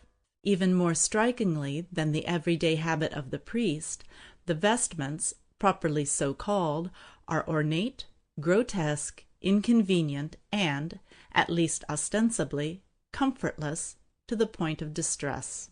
The priest is at the same time expected to refrain from useful effort and, when before the public eye, to present an impassively disconsolate countenance, very much after the manner of a well-trained domestic servant. The shaven face of the priest is a further item to the same effect. This assimilation of the priestly class to the class of body servants, in demeanor and apparel, is due to the similarity of the two classes as regards economic function. In economic theory, the priest is a body servant, constructively in attendance upon the person of the divinity whose livery he wears. His livery is of a very expensive character, as it should be in order to set forth in a beseeming manner the dignity of his exalted master. But it is contrived to show that the wearing of it contributes little or nothing to the physical comfort of the wearer, for it is an item of vicarious consumption, and the repute which accrues from its consumption is to be imputed to the absent master, not to the servant. The line of demarcation between the dress of women, priests, and servants on the one hand, and of men on the other hand, is not always consistently observed in practice, but it will scarcely be disputed that it is always present in a more or less definite way in the popular habits of thought. There are, of course, also free men, and not a few of them, who, in their blind zeal for faultless reputable attire, transgress the theoretical line between man's and woman's dress, to the extent of arraying themselves in apparel that is obviously designed to vex the mortal frame. But every one recognizes without hesitation that such apparel for men is a departure from the normal. We are in habit of saying that such dress is effeminate, and one sometimes hears the remark that such or such an exquisitely attired gentleman is as well dressed as a footman. Certain apparent discrepancies under this theory of dress merit a more detailed examination, especially as they mark a more or less evident trend in the later and maturer development of dress. The vogue of the corset offers an apparent exception from the rule of which it has here been cited as an illustration. A closer examination, however, will show that this apparent exception is really a verification of the rule that the vogue of any given element or feature in dress rests on its utility as an evidence of pecuniary standing. It is well known that in the industrially more advanced communities, the corset is employed only within certain fairly well-defined social strata. The women of the poorer classes, especially of the rural population, do not habitually use it, except as a holiday luxury. Among these classes, the women have to work hard, and it avails them little in the way of a pretense of leisure to so crucify the flesh in everyday life. The holiday use of the contrivance is due to imitation of a higher class canon of decency. Upwards from this low level of indigence and manual labor, the corset was, until within a generation or two, nearly indispensable to a socially blameless standing for all women, including the wealthiest and most reputable. This rule held so long as there still was no large class of people wealthy enough to be above the imputation of any necessity for manual labor, and at the same time large enough to form a self-sufficient, isolated social body, whose mass could afford a foundation for special rules of conduct within the class, enforced by the current opinion of the class alone. But now there has grown up a large enough leisure class possessed of such wealth that any aspersion on the score of enforced manual employment would be idle and harmless calumny, and the corset has, therefore, in large measure, fallen into disuse within this class. The exceptions under this rule of exemption from the corset are more apparent than real. They are the wealthy classes of countries with a lower industrial structure, near the archaic quasi-industrial type, together with the later accessions of the wealthy classes in the more advanced industrial communities. the latter have not yet had time to divest themselves of the plebeian canons of taste and of reputability carried over from their former, lower pecuniary grade. Such survival of the corset is not infrequent among the higher social classes of those American cities, for instance, which have recently and rapidly risen into opulence. If the word be used as a technical term, without any odious implication, it may be said that the corset persists in great measure through the period of snobbery, the interval of uncertainty and of transition from a lower to the upper levels of pecuniary culture. That is to say, in all countries which have inherited the corset, it continues in use wherever and so long as it serves its purpose as an evidence of honorific leisure by arguing physical disability in the wearer. The same rule, of course, applies to other mutilations and contrivances for decreasing the visible efficiency of the individual.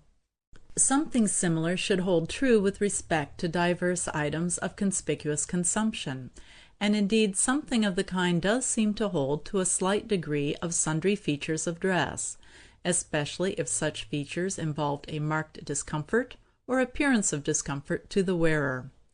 During the past 100 years there is a tendency perceptible, in the development of men's dress especially, to discontinue methods of expenditure and the use of symbols of leisure which must have been irksome, which may have served a good purpose in their time, but the continuation of which among the upper classes today would be a work of supererogation, as, for instance, the use of powdered wigs and of gold lace, and the practice of constantly shaving the face. There has of late years been some slight recrudescence of the shaven face in polite society, but this is probably transient, an unadvised mimicry of the fashion imposed upon body servants, and it may fairly be expected to go the way of the powdered wig of our grandfathers. These indices and others which resemble them in point of the boldness with which they point out to all observers the habitual uselessness of those persons who employ them, have been replaced by other, more delicate methods of expressing the same fact. Methods which are no less evident to the trained eyes of that smaller, select circle whose good opinion is chiefly sought. The earlier and cruder method of advertisement held its ground so long as the public to which the exhibitor had to appeal comprised large portions of the community who were not trained to detect delicate variations in the evidences of wealth and leisure. The method of advertisement undergoes a refinement when a sufficiently large, wealthy class has developed, who have the leisure for acquiring skill in interpreting the subtler signs of expenditure. Loud dress becomes offensive to people of taste, as evincing an undue desire to reach and impress the untrained sensibilities of the vulgar. To the individual of high breeding, it is only the more honorific esteem accorded by the cultivated sense of the members of his own high class that is of material consequence. Since the wealthy leisure class has grown so large, or the contact of the leisure class individual with members of his own class has grown so wide as to constitute a human environment sufficient for the honorific purpose, there arises a tendency to exclude the baser elements of the population from the scheme, even as spectators whose applause or mortification should be sought. The result of all this is a refinement of methods, a resort to subtler contrivances, and a spiritualization of the scheme of symbolism in dress. And as this upper leisure class sets the pace in all matters of decency, the result for the rest of society also is a gradual amelioration of the scheme of dress.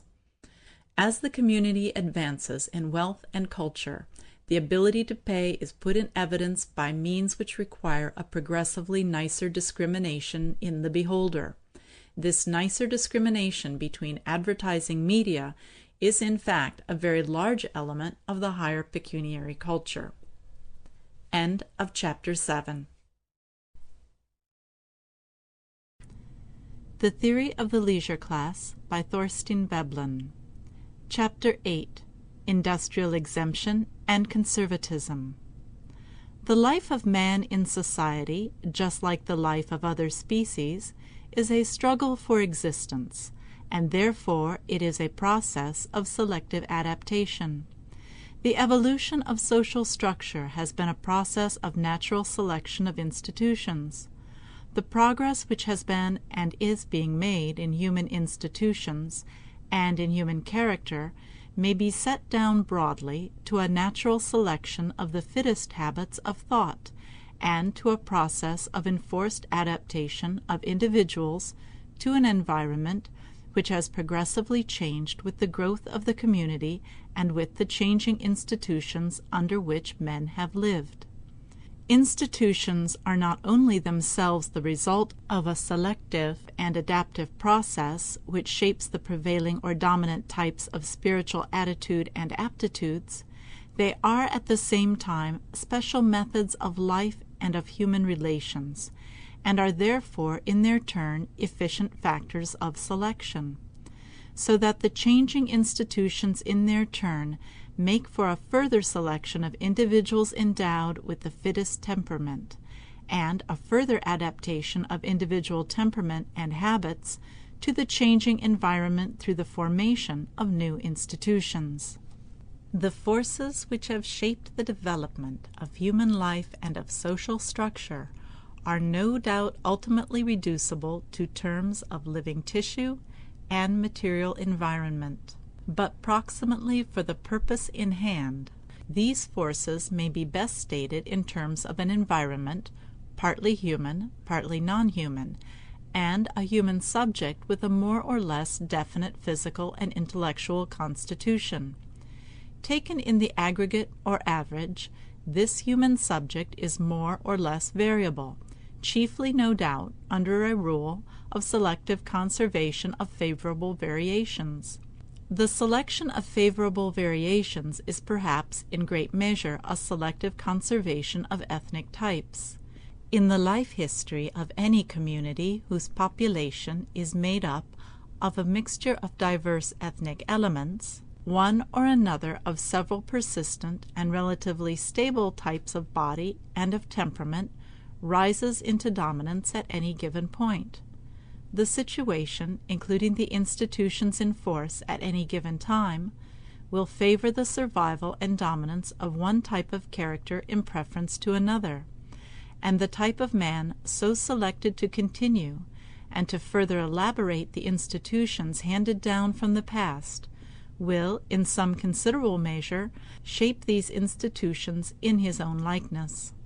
But apart from selection as between relatively stable types of character and habits of mind, there is no doubt simultaneously going on a process of selective adaptation of habits of thought within the general range of aptitudes which is characteristic of the dominant ethnic type or types. There may be a variation in the fundamental character of any population by selection between relatively stable types, but there is also a variation due to adaptation in detail within the range of the type, and to selection between specific habitual views regarding any given social relation or group of relations. For the present purpose, however, the question as to the nature of the adaptive process, whether it is chiefly a selection between stable types of temperament and character, or chiefly an adaptation of men's habits of thought to changing circumstances, is of less importance than the fact that, by one method or another, institutions change and develop. Institutions must change with the changing circumstances, since they are of the nature of an habitual method of responding to the stimuli which these changing circumstances afford. The development of these institutions is the development of society. The institutions are, in substance, prevalent habits of thought with respect to particular relations and particular functions of the individual and of the community. And the scheme of life which is made up of the aggregate of institutions in force at a given time or at a given point in the development of any society may, on the psychological side, be broadly characterized as a prevalent spiritual attitude or a prevalent theory of life. As regards its generic features, this spiritual attitude or theory of life is, in the last analysis, reducible to terms of a prevalent type of character. The situation today shapes the institutions of tomorrow through a selective, coercive process, by acting upon men's habitual view of things, and so altering or fortifying a point of view or a mental attitude handed down from the past. The institutions, that is to say, the habits of thought, under the guidance of which men live, are in this way received from an earlier time, more or less remotely earlier, but in any event they have been elaborated in and received from the past. Institutions are products of the past process, are adapted to past circumstances, and are therefore never in full accord with the requirements of the present. In the nature of the case, this process of selective adaptation can never catch up with the progressively changing situation in which the community finds itself at any given time. For the environment, the situation, the exigencies of life which enforce the adaptation and exercise the selection change from day to day, and each successive situation of the community in its turn tends to obsolescence as soon as it has been established. When a step in the development has been taken, this step itself constitutes a change of situation which requires a new adaptation. It becomes a point of departure for a new step in the adjustment, and so on interminably. It is to be noted then, although it may be a tedious truism, that the institutions of today, the present accepted scheme of life, do not entirely fit the situation of today. At the same time, men's present habits of thought tend to persist indefinitely, except as circumstances enforce a change. These institutions which have thus been handed down, these habits of thought, points of view, mental attitudes and aptitudes or whatnot, are therefore themselves a conservative factor. This is the factor of social inertia, psychological inertia, conservatism. Social structure changes, develops, adapts itself to an altered situation only through a change in the habits of thought of the several classes of the community, or, in the last analysis, through a change in the habits of thought of the individuals which make up the community. The evolution of society is substantially a process of mental adaptation on the part of individuals, under the stress of circumstances which will no longer tolerate habits of thought formed under and conforming to a different set of circumstances in the past. For the immediate purpose, it need not be a question of serious importance whether this adaptive process is a process of selection and survival of persistent ethnic types, or a process of individual adaptation and an inheritance of acquired traits. Social advance, especially as seen from the point of view of economic theory, consists in a continued progressive approach to an approximately exact adjustment of inner relations to outer relations. But this adjustment is never definitely established, since the outer relations are subject to constant change as a consequence of the progressive change going on in the inner relations. But the degree of approximation may be greater or less depending on the facility with which an adjustment is made. A readjustment of men's habits of thought to conform with the exigencies of an altered situation is, in any case, made only tardily and reluctantly, and only under the coercion exercised by a stipulation which has made the accredited views untenable.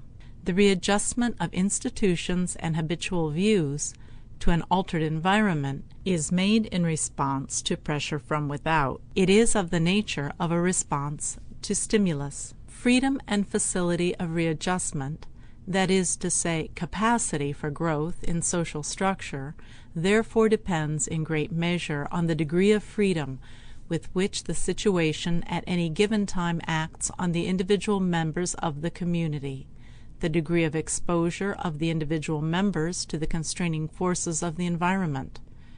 If any portion or class of society is sheltered from the action of the environment in any essential respect, that portion of the community or that class will adapt its views and scheme of life more tardily to the altered general situation.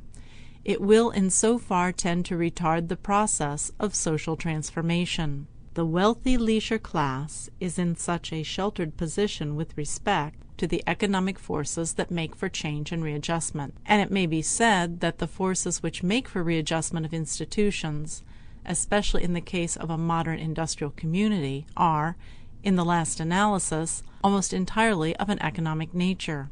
Any community may be viewed as an industrial or economic mechanism, the structure of which is made up of what is called its economic institutions. These institutions are habitual methods of carrying on the life process of the community in contact with the material environment in which it lives. When given methods of unfolding human activity in this given environment have been elaborated in this way, the life of the community will express itself with some facility in these habitual directions. The community will make use of the forces of the environment for the purposes of its life, according to methods learned in the past and embodied in these institutions. But as population increases, and as men's knowledge and skill in directing the forces of nature widen, the habitual methods of relation between the members of the group and the habitual method of carrying on the life process of the group as a whole no longer give the same result as before, nor are the resulting conditions of life distributed and apportioned in the same manner or with the same effect among the various members as before. If the scheme according to which the life process of the group was carried on under the earlier conditions gave approximately the highest attainable result under the circumstances, in the way of efficiency or facility of the life process of the group, then the same scheme of life unaltered will not yield the highest result attainable in this respect under the altered conditions. Under the altered conditions of population, skill and knowledge, the facility of life as carried on according to the traditional scheme, may not be lower than under the earlier conditions, but the chances are always that it is less than it might be if the scheme were altered to suit the altered conditions. The group is made up of individuals, and the group's life is the life of individuals carried on in at least ostensible severalty. The group's accepted scheme of life is the consensus of views by the body of these individuals as to what is right, good, expedient, and beautiful in the way of human life. In the redistribution of the conditions of life that comes of the altered method of dealing with the environment, the outcome is not an equable change in the facility of life throughout the group. The altered conditions may increase the facility of life for the group as a whole, but the redistribution will usually result in a decrease of facility or fullness of life for some members of the group. An advance in technical methods, in population, or in industrial organization will require at least some of the members of the community to change their habits of life if they are to enter with facility and effect into the altered industrial methods, and in doing so, they will be unable to live up to the received notions as to what are the right and beautiful habits of life. Any one who is required to change his habits of life and his habitual relations to his fellow men will feel the discrepancy between the method of life required of him by the newly arisen exigencies and the traditional scheme of life to which he is accustomed. It is the individuals placed in this position who have the liveliest incentive to reconstruct the received scheme of life and are most readily persuaded to accept new standards. And it is through the need of the means of livelihood that men are placed in such a position. The pressure exerted by the environment upon the group and making for a readjustment of the group's scheme of life impinges upon the members of the group in the form of pecuniary exigencies, and it is owing to this fact that external forces are in great part translated into the form of pecuniary or economic exigencies. It is owing to this fact that we can say that the forces which count toward a readjustment of institutions in any modern industrial community are chiefly economic forces, or more specifically, These forces take the form of pecuniary pressure. Such a readjustment as is here contemplated is substantially a change in men's views as to what is good and right, and the means through which a change is wrought in men's apprehension of what is good and right is in large part the pressure of pecuniary exigencies. Any change in men's views as to what is good and right in human life make its way but tardily at best. Especially is this true of any change in the direction of what is called progress, that is to say, in the direction of divergence from the archaic position, from the position which may be accounted the point of departure at any step in the social evolution of the community. Retrogression, reapproach to a standpoint to which the race has been long habituated in the past, is easier. This is especially true in case the development away from this past standpoint has not been due chiefly to a substitution of an ethnic type whose temperament is alien to the earlier standpoint. The cultural stage, which lies immediately back of the present in the life history of Western civilization, is what has here been called the quasi-peaceable stage. At this quasi-peaceable stage, the law of status is the dominant feature in the scheme of life. There is no need of pointing out how prone the men of today are to revert to the spiritual attitude of mastery and of personal subservience which characterizes that stage. It may rather be said to be held in an uncertain abeyance by the economic exigencies of today than to have been definitely supplanted by a habit of mind that is in full accord with these later developed exigencies. The predatory and quasi-peaceable stages of economic evolution seem to have been of long duration in life history of all the chief ethnic elements which go to make up the populations of the Western culture. The temperament and the propensities proper to these cultural stages have, therefore, attained such a persistence as to make a speedy reversion to the broad features of the corresponding psychological constitution inevitable in the case of any class or community which is removed from the action of those forces that make for a maintenance of the later developed habits of thought. It is a matter of common notoriety that when individuals or even considerable groups of men are segregated from a higher industrial culture and exposed to a lower cultural environment, or to an economic situation of a more primitive character, they quickly show reversion toward the spiritual features which characterize the predatory type. And it seems probable that the dolicho-blond type of the European man is possessed of a greater facility for such reversion to barbarism than the other ethnic elements with which that type is associated in the Western culture.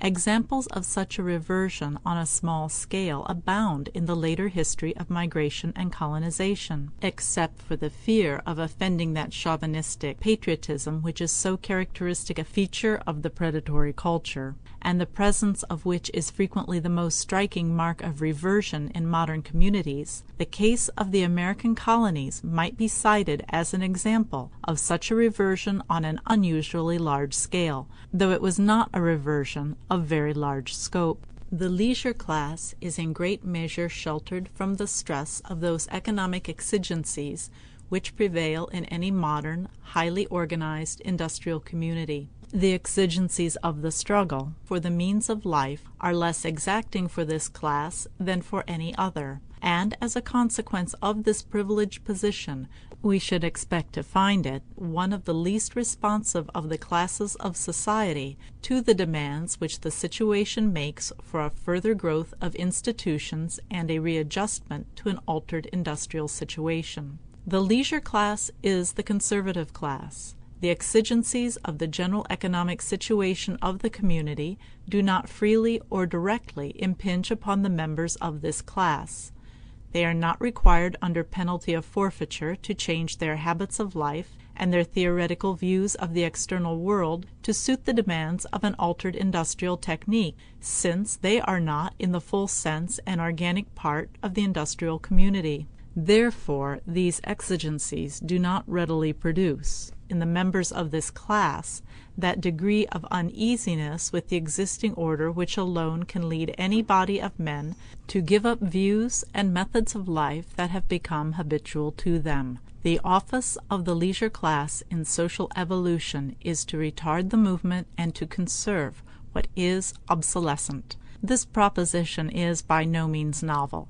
It has long been one of the commonplaces of popular opinion. The prevalent conviction that the wealthy class is by nature conservative has been popularly accepted without much aid from any theoretical view as to the place and relation of that class in the cultural development. When an explanation of this class conservatism is offered, it is commonly the invidious one that the wealthy class opposes innovation because it has a vested interest, of an unworthy sort, in maintaining the present conditions.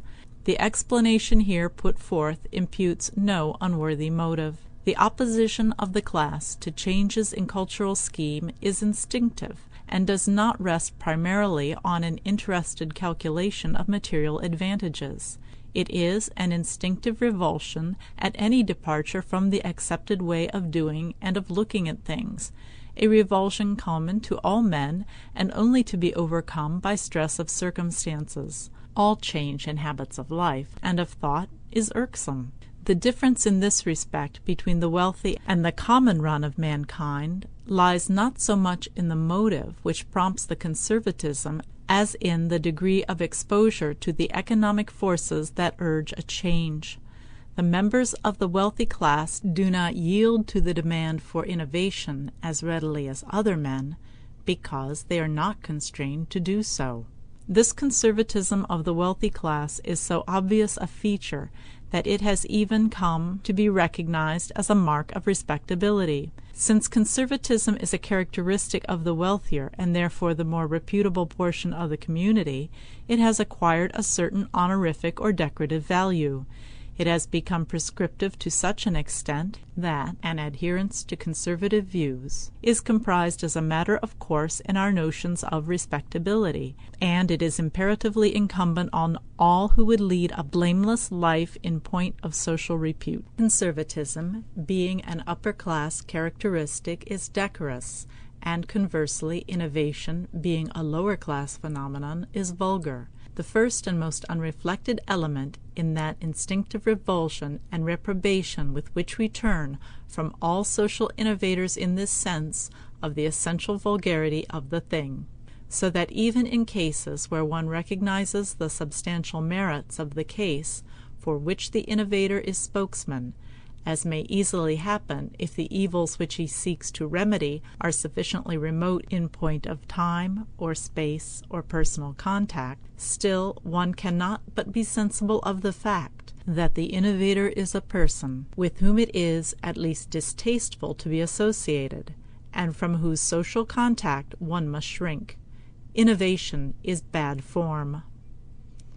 End of first part of Chapter 8. The Theory of the Leisure Class by Thorstein Veblen. Second part of Chapter 8. Industrial Exemption and Conservatism.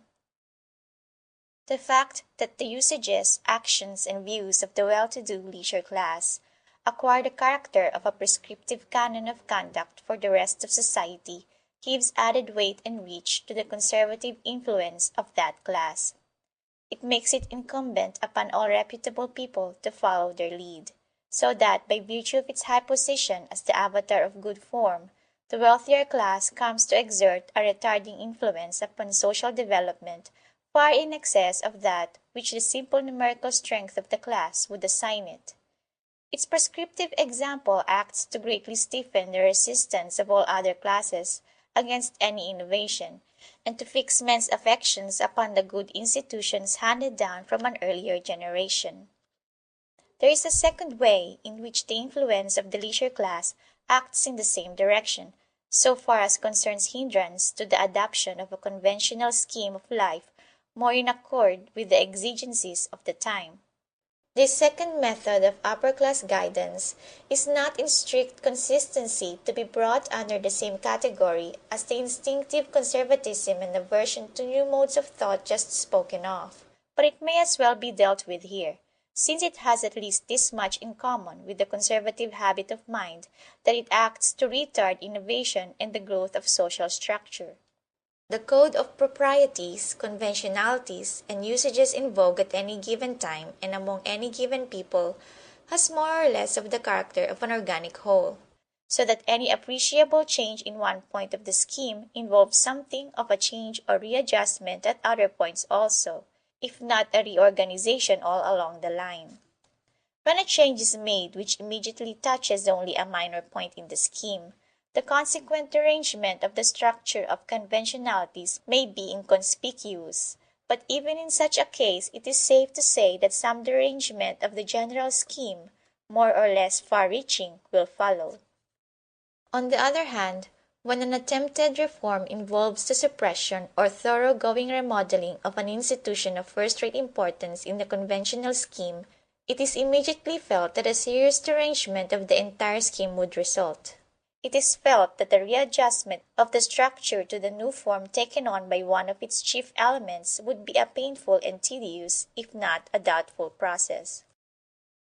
In order to realize the difficulty which such a radical change in any one feature of the conventional scheme of life would involve, it is only necessary to suggest the suppression of the monogamic family, or of the agnatic system of consanguinity, or of private property, or of the theistic faith, in any country of the Western civilization, or suppose the suppression of ancestor worship in China, or of the caste system in India, or of slavery in Africa, or the establishment of equality of the sexes in Mohammedan countries.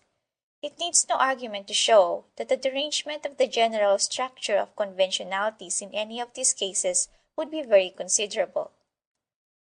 In order to effect such an innovation, a very far-reaching alteration of men's habits of thought would be involved also at other points of the scheme than the one immediately in question. The aversion to any such innovation amounts to a shrinking from an essentially alien scheme of life. The revulsion felt by good people at any proposed departure from the accepted methods of life is a familiar fact of everyday experience. It is not unusual to hear those persons who dispense salutary advice and admonition to the community express themselves forcibly upon the far-reaching pernicious effects which the community would suffer from such relatively slight changes as the disestablishment of the Anglican Church, an increased facility of divorce, adoption of female suffrage, prohibition of the manufacture and sale of intoxicating beverages, abolition or restriction of inheritances, etc. Any one of these innovations would, we are told, shake the social structure to its base, reduce society to chaos, subvert the foundations of morality, make life intolerable, confound the order of nature, etc. These various locutions are, no doubt, of the nature of hyperbole, but at the same time, like all overstatement, they are evidence of a lively sense of the gravity of the consequences which they are intended to describe. The effect of these and like innovations in deranging the accepted scheme of life is felt to be of much graver consequence than the simple alteration of an isolated item in a series of contrivances for the convenience of men in society. What is true in so obvious a degree of innovations of first-rate importance is true in a less degree of changes of a smaller immediate importance. The aversion to change is in large part an aversion to the bother of making the readjustment which any given change will necessitate. And this solidarity of the system of institutions of any given culture or of any given people strengthens the instinctive resistance offered to any change in men's habits of thought, even in matters which, taken by themselves, are of minor importance. A consequence of this increased reluctance, due to the solidarity of human institutions, is that any innovation calls for a greater expenditure of nervous energy in making the necessary readjustment than would otherwise be the case. It is not only that a change in established habits of thought is distasteful. The process of readjustment of the accepted theory of life involves a degree of mental effort, a more or less protracted and laborious effort to find and to keep one's bearings under the altered circumstances. This process requires a certain expenditure of energy, and so presumes, for its successful accomplishment, some surplus of energy beyond that absorbed in the daily struggle for subsistence. Consequently, it follows that progress is hindered by underfeeding and excessive physical hardship no less effectually than by such a luxurious life as will shut out discontent by cutting off the occasion for it. The abjectly poor and all those persons whose energies are entirely absorbed by the struggle for daily sustenance are conservative because they cannot afford the effort of taking thought for the day after tomorrow, just as the highly prosperous are conservative because they have small occasion to be discontented with the situation as it stands today.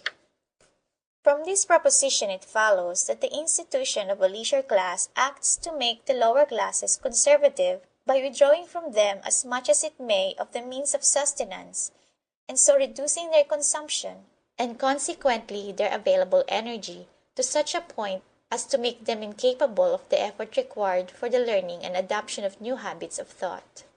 The accumulation of wealth at the upper end of the pecuniary scale implies privation at the lower end of the scale. It is a commonplace that, wherever it occurs, a considerable degree of privation among the body of the people is a serious obstacle to any innovation. This direct inhibitory effect of the unequal distribution of wealth is seconded by an indirect effect tending to the same result. As has already been seen, the imperative example set by the upper class in fixing the canons of reputability fosters the practice of conspicuous consumption.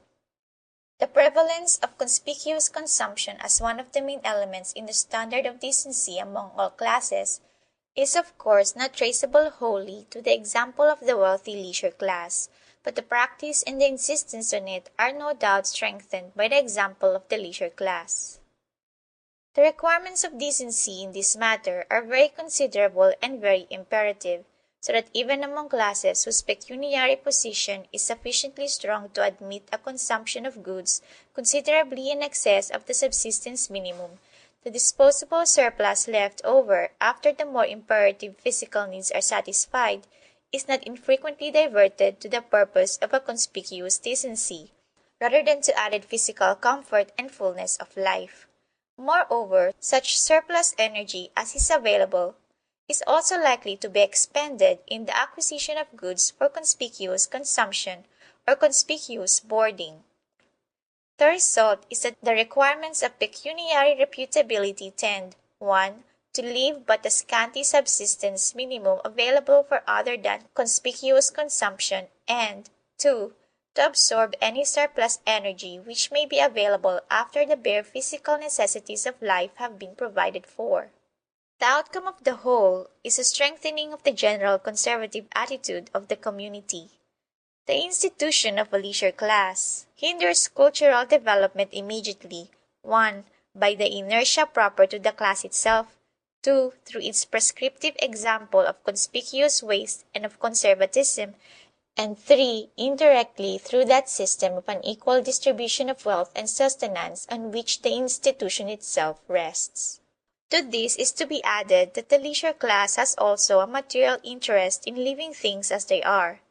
Under the circumstances prevailing at any given time, this class is in a privileged position, and any departure from the existing order may be expected to work to the detriment of the class rather than the reverse. The attitude of the class, simply as influenced by its class interest, should therefore be to let well enough alone.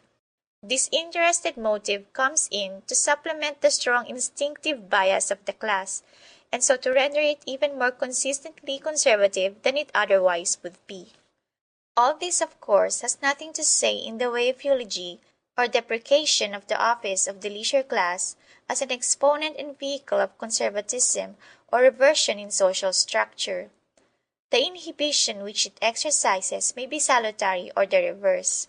Whether it is the one or the other in any given case is a question of casuistry rather than of general theory. There may be truth in the view, as a question of policy so often expressed by the spokesmen of the conservative element, that without some such substantial and consistent resistance to innovation as is offered by the conservative well-to-do classes, Social innovation and experiment would hurry the community into untenable and intolerable situations, the only possible result of which would be discontent and disastrous reaction. All this, however, is beside the present argument. But apart from all deprecation, and aside from all question as to the indispensability of some such check on headlong innovation, the leisure class, in the nature of things, consistently acts to retard that adjustment to the environment which is called social advance or development. The characteristic attitude of the class may be summed up in the maxim, "Whatever is right," whereas the law of natural selection as applied to human institutions gives the axiom, "Whatever is wrong." Not that the institutions of today are wholly wrong for the purposes of the life of today, but they are, always and in the nature of things, wrong to some extent. They are the result of a more or less inadequate adjustment of the methods of living to a situation which prevailed at some point in the past development, and they are therefore wrong by something more than the interval which separates the present situation from that of the past. Right and wrong are of course here used without conveying any rejection as to what ought or ought not to be. They are applied simply from the morally colorless evolutionary standpoint, and are intended to designate compatibility or incompatibility with the effective evolutionary process.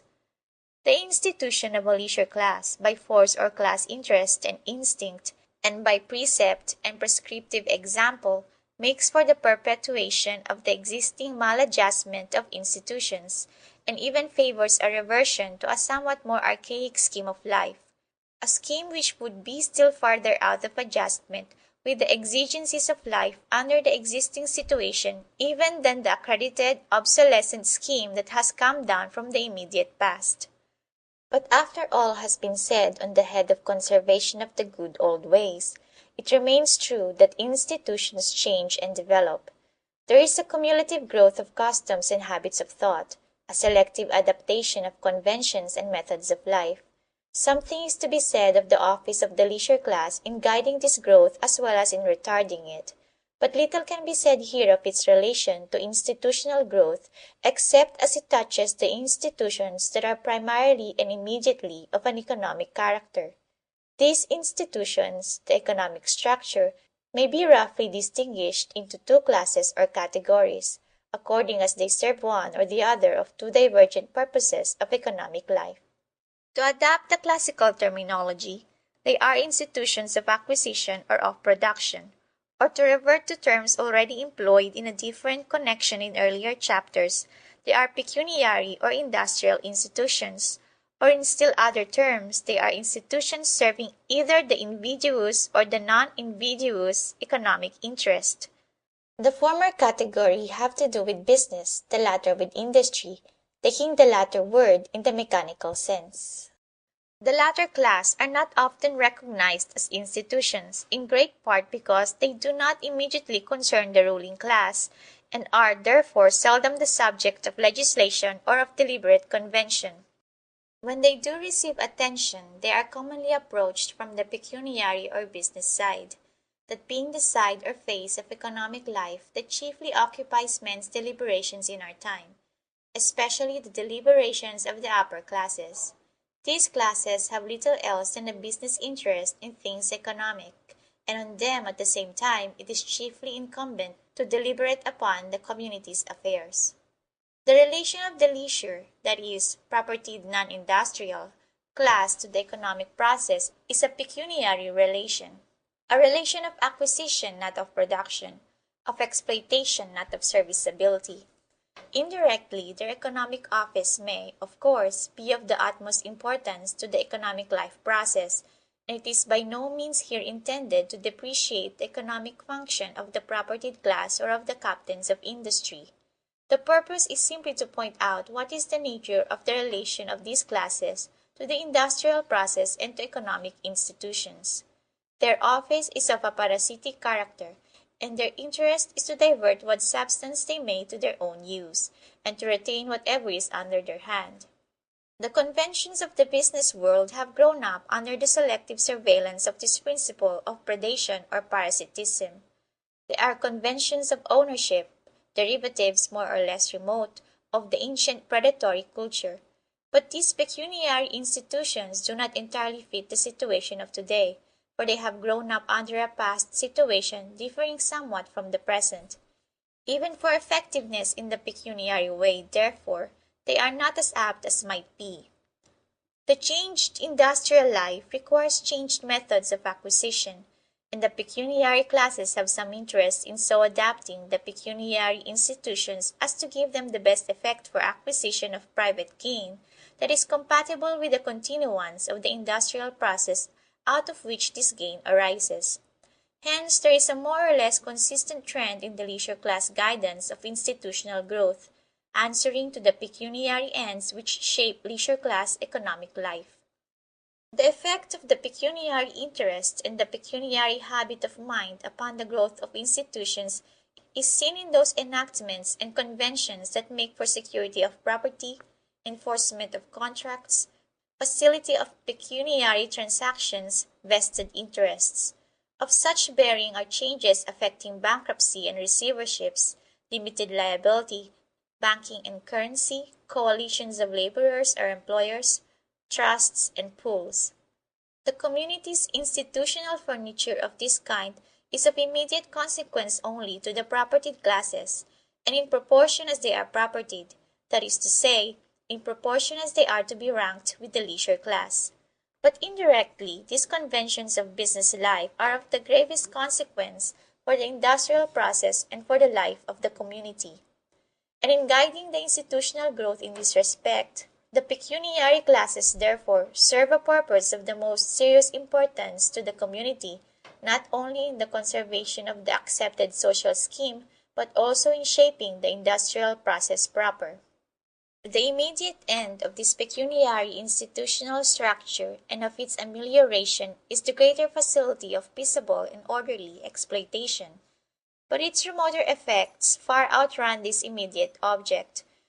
Not only does the more facile conduct of business permit industry and extra-industrial life to go on with less perturbation, but the resulting elimination of disturbances and complications calling for an exercise of astute discrimination in everyday affairs acts to make the pecuniary class itself superfluous. As fast as pecuniary transactions are reduced to routine, the captain of industry can be dispensed with. This consummation, it is needless to say, lies yet in the indefinite future. The ameliorations wrought in favor of the pecuniary interest in modern institutions tend, in another field, to substitute the soulless joint stock corporation for the captain, and so they make also for the dispensability of the great leisure class function of ownership. Indirectly, therefore, the bent given to the growth of economic institutions by the leisure class influence is of very considerable industrial consequence. End of chapter 8. Recording by Shena Ser, Fresno, California.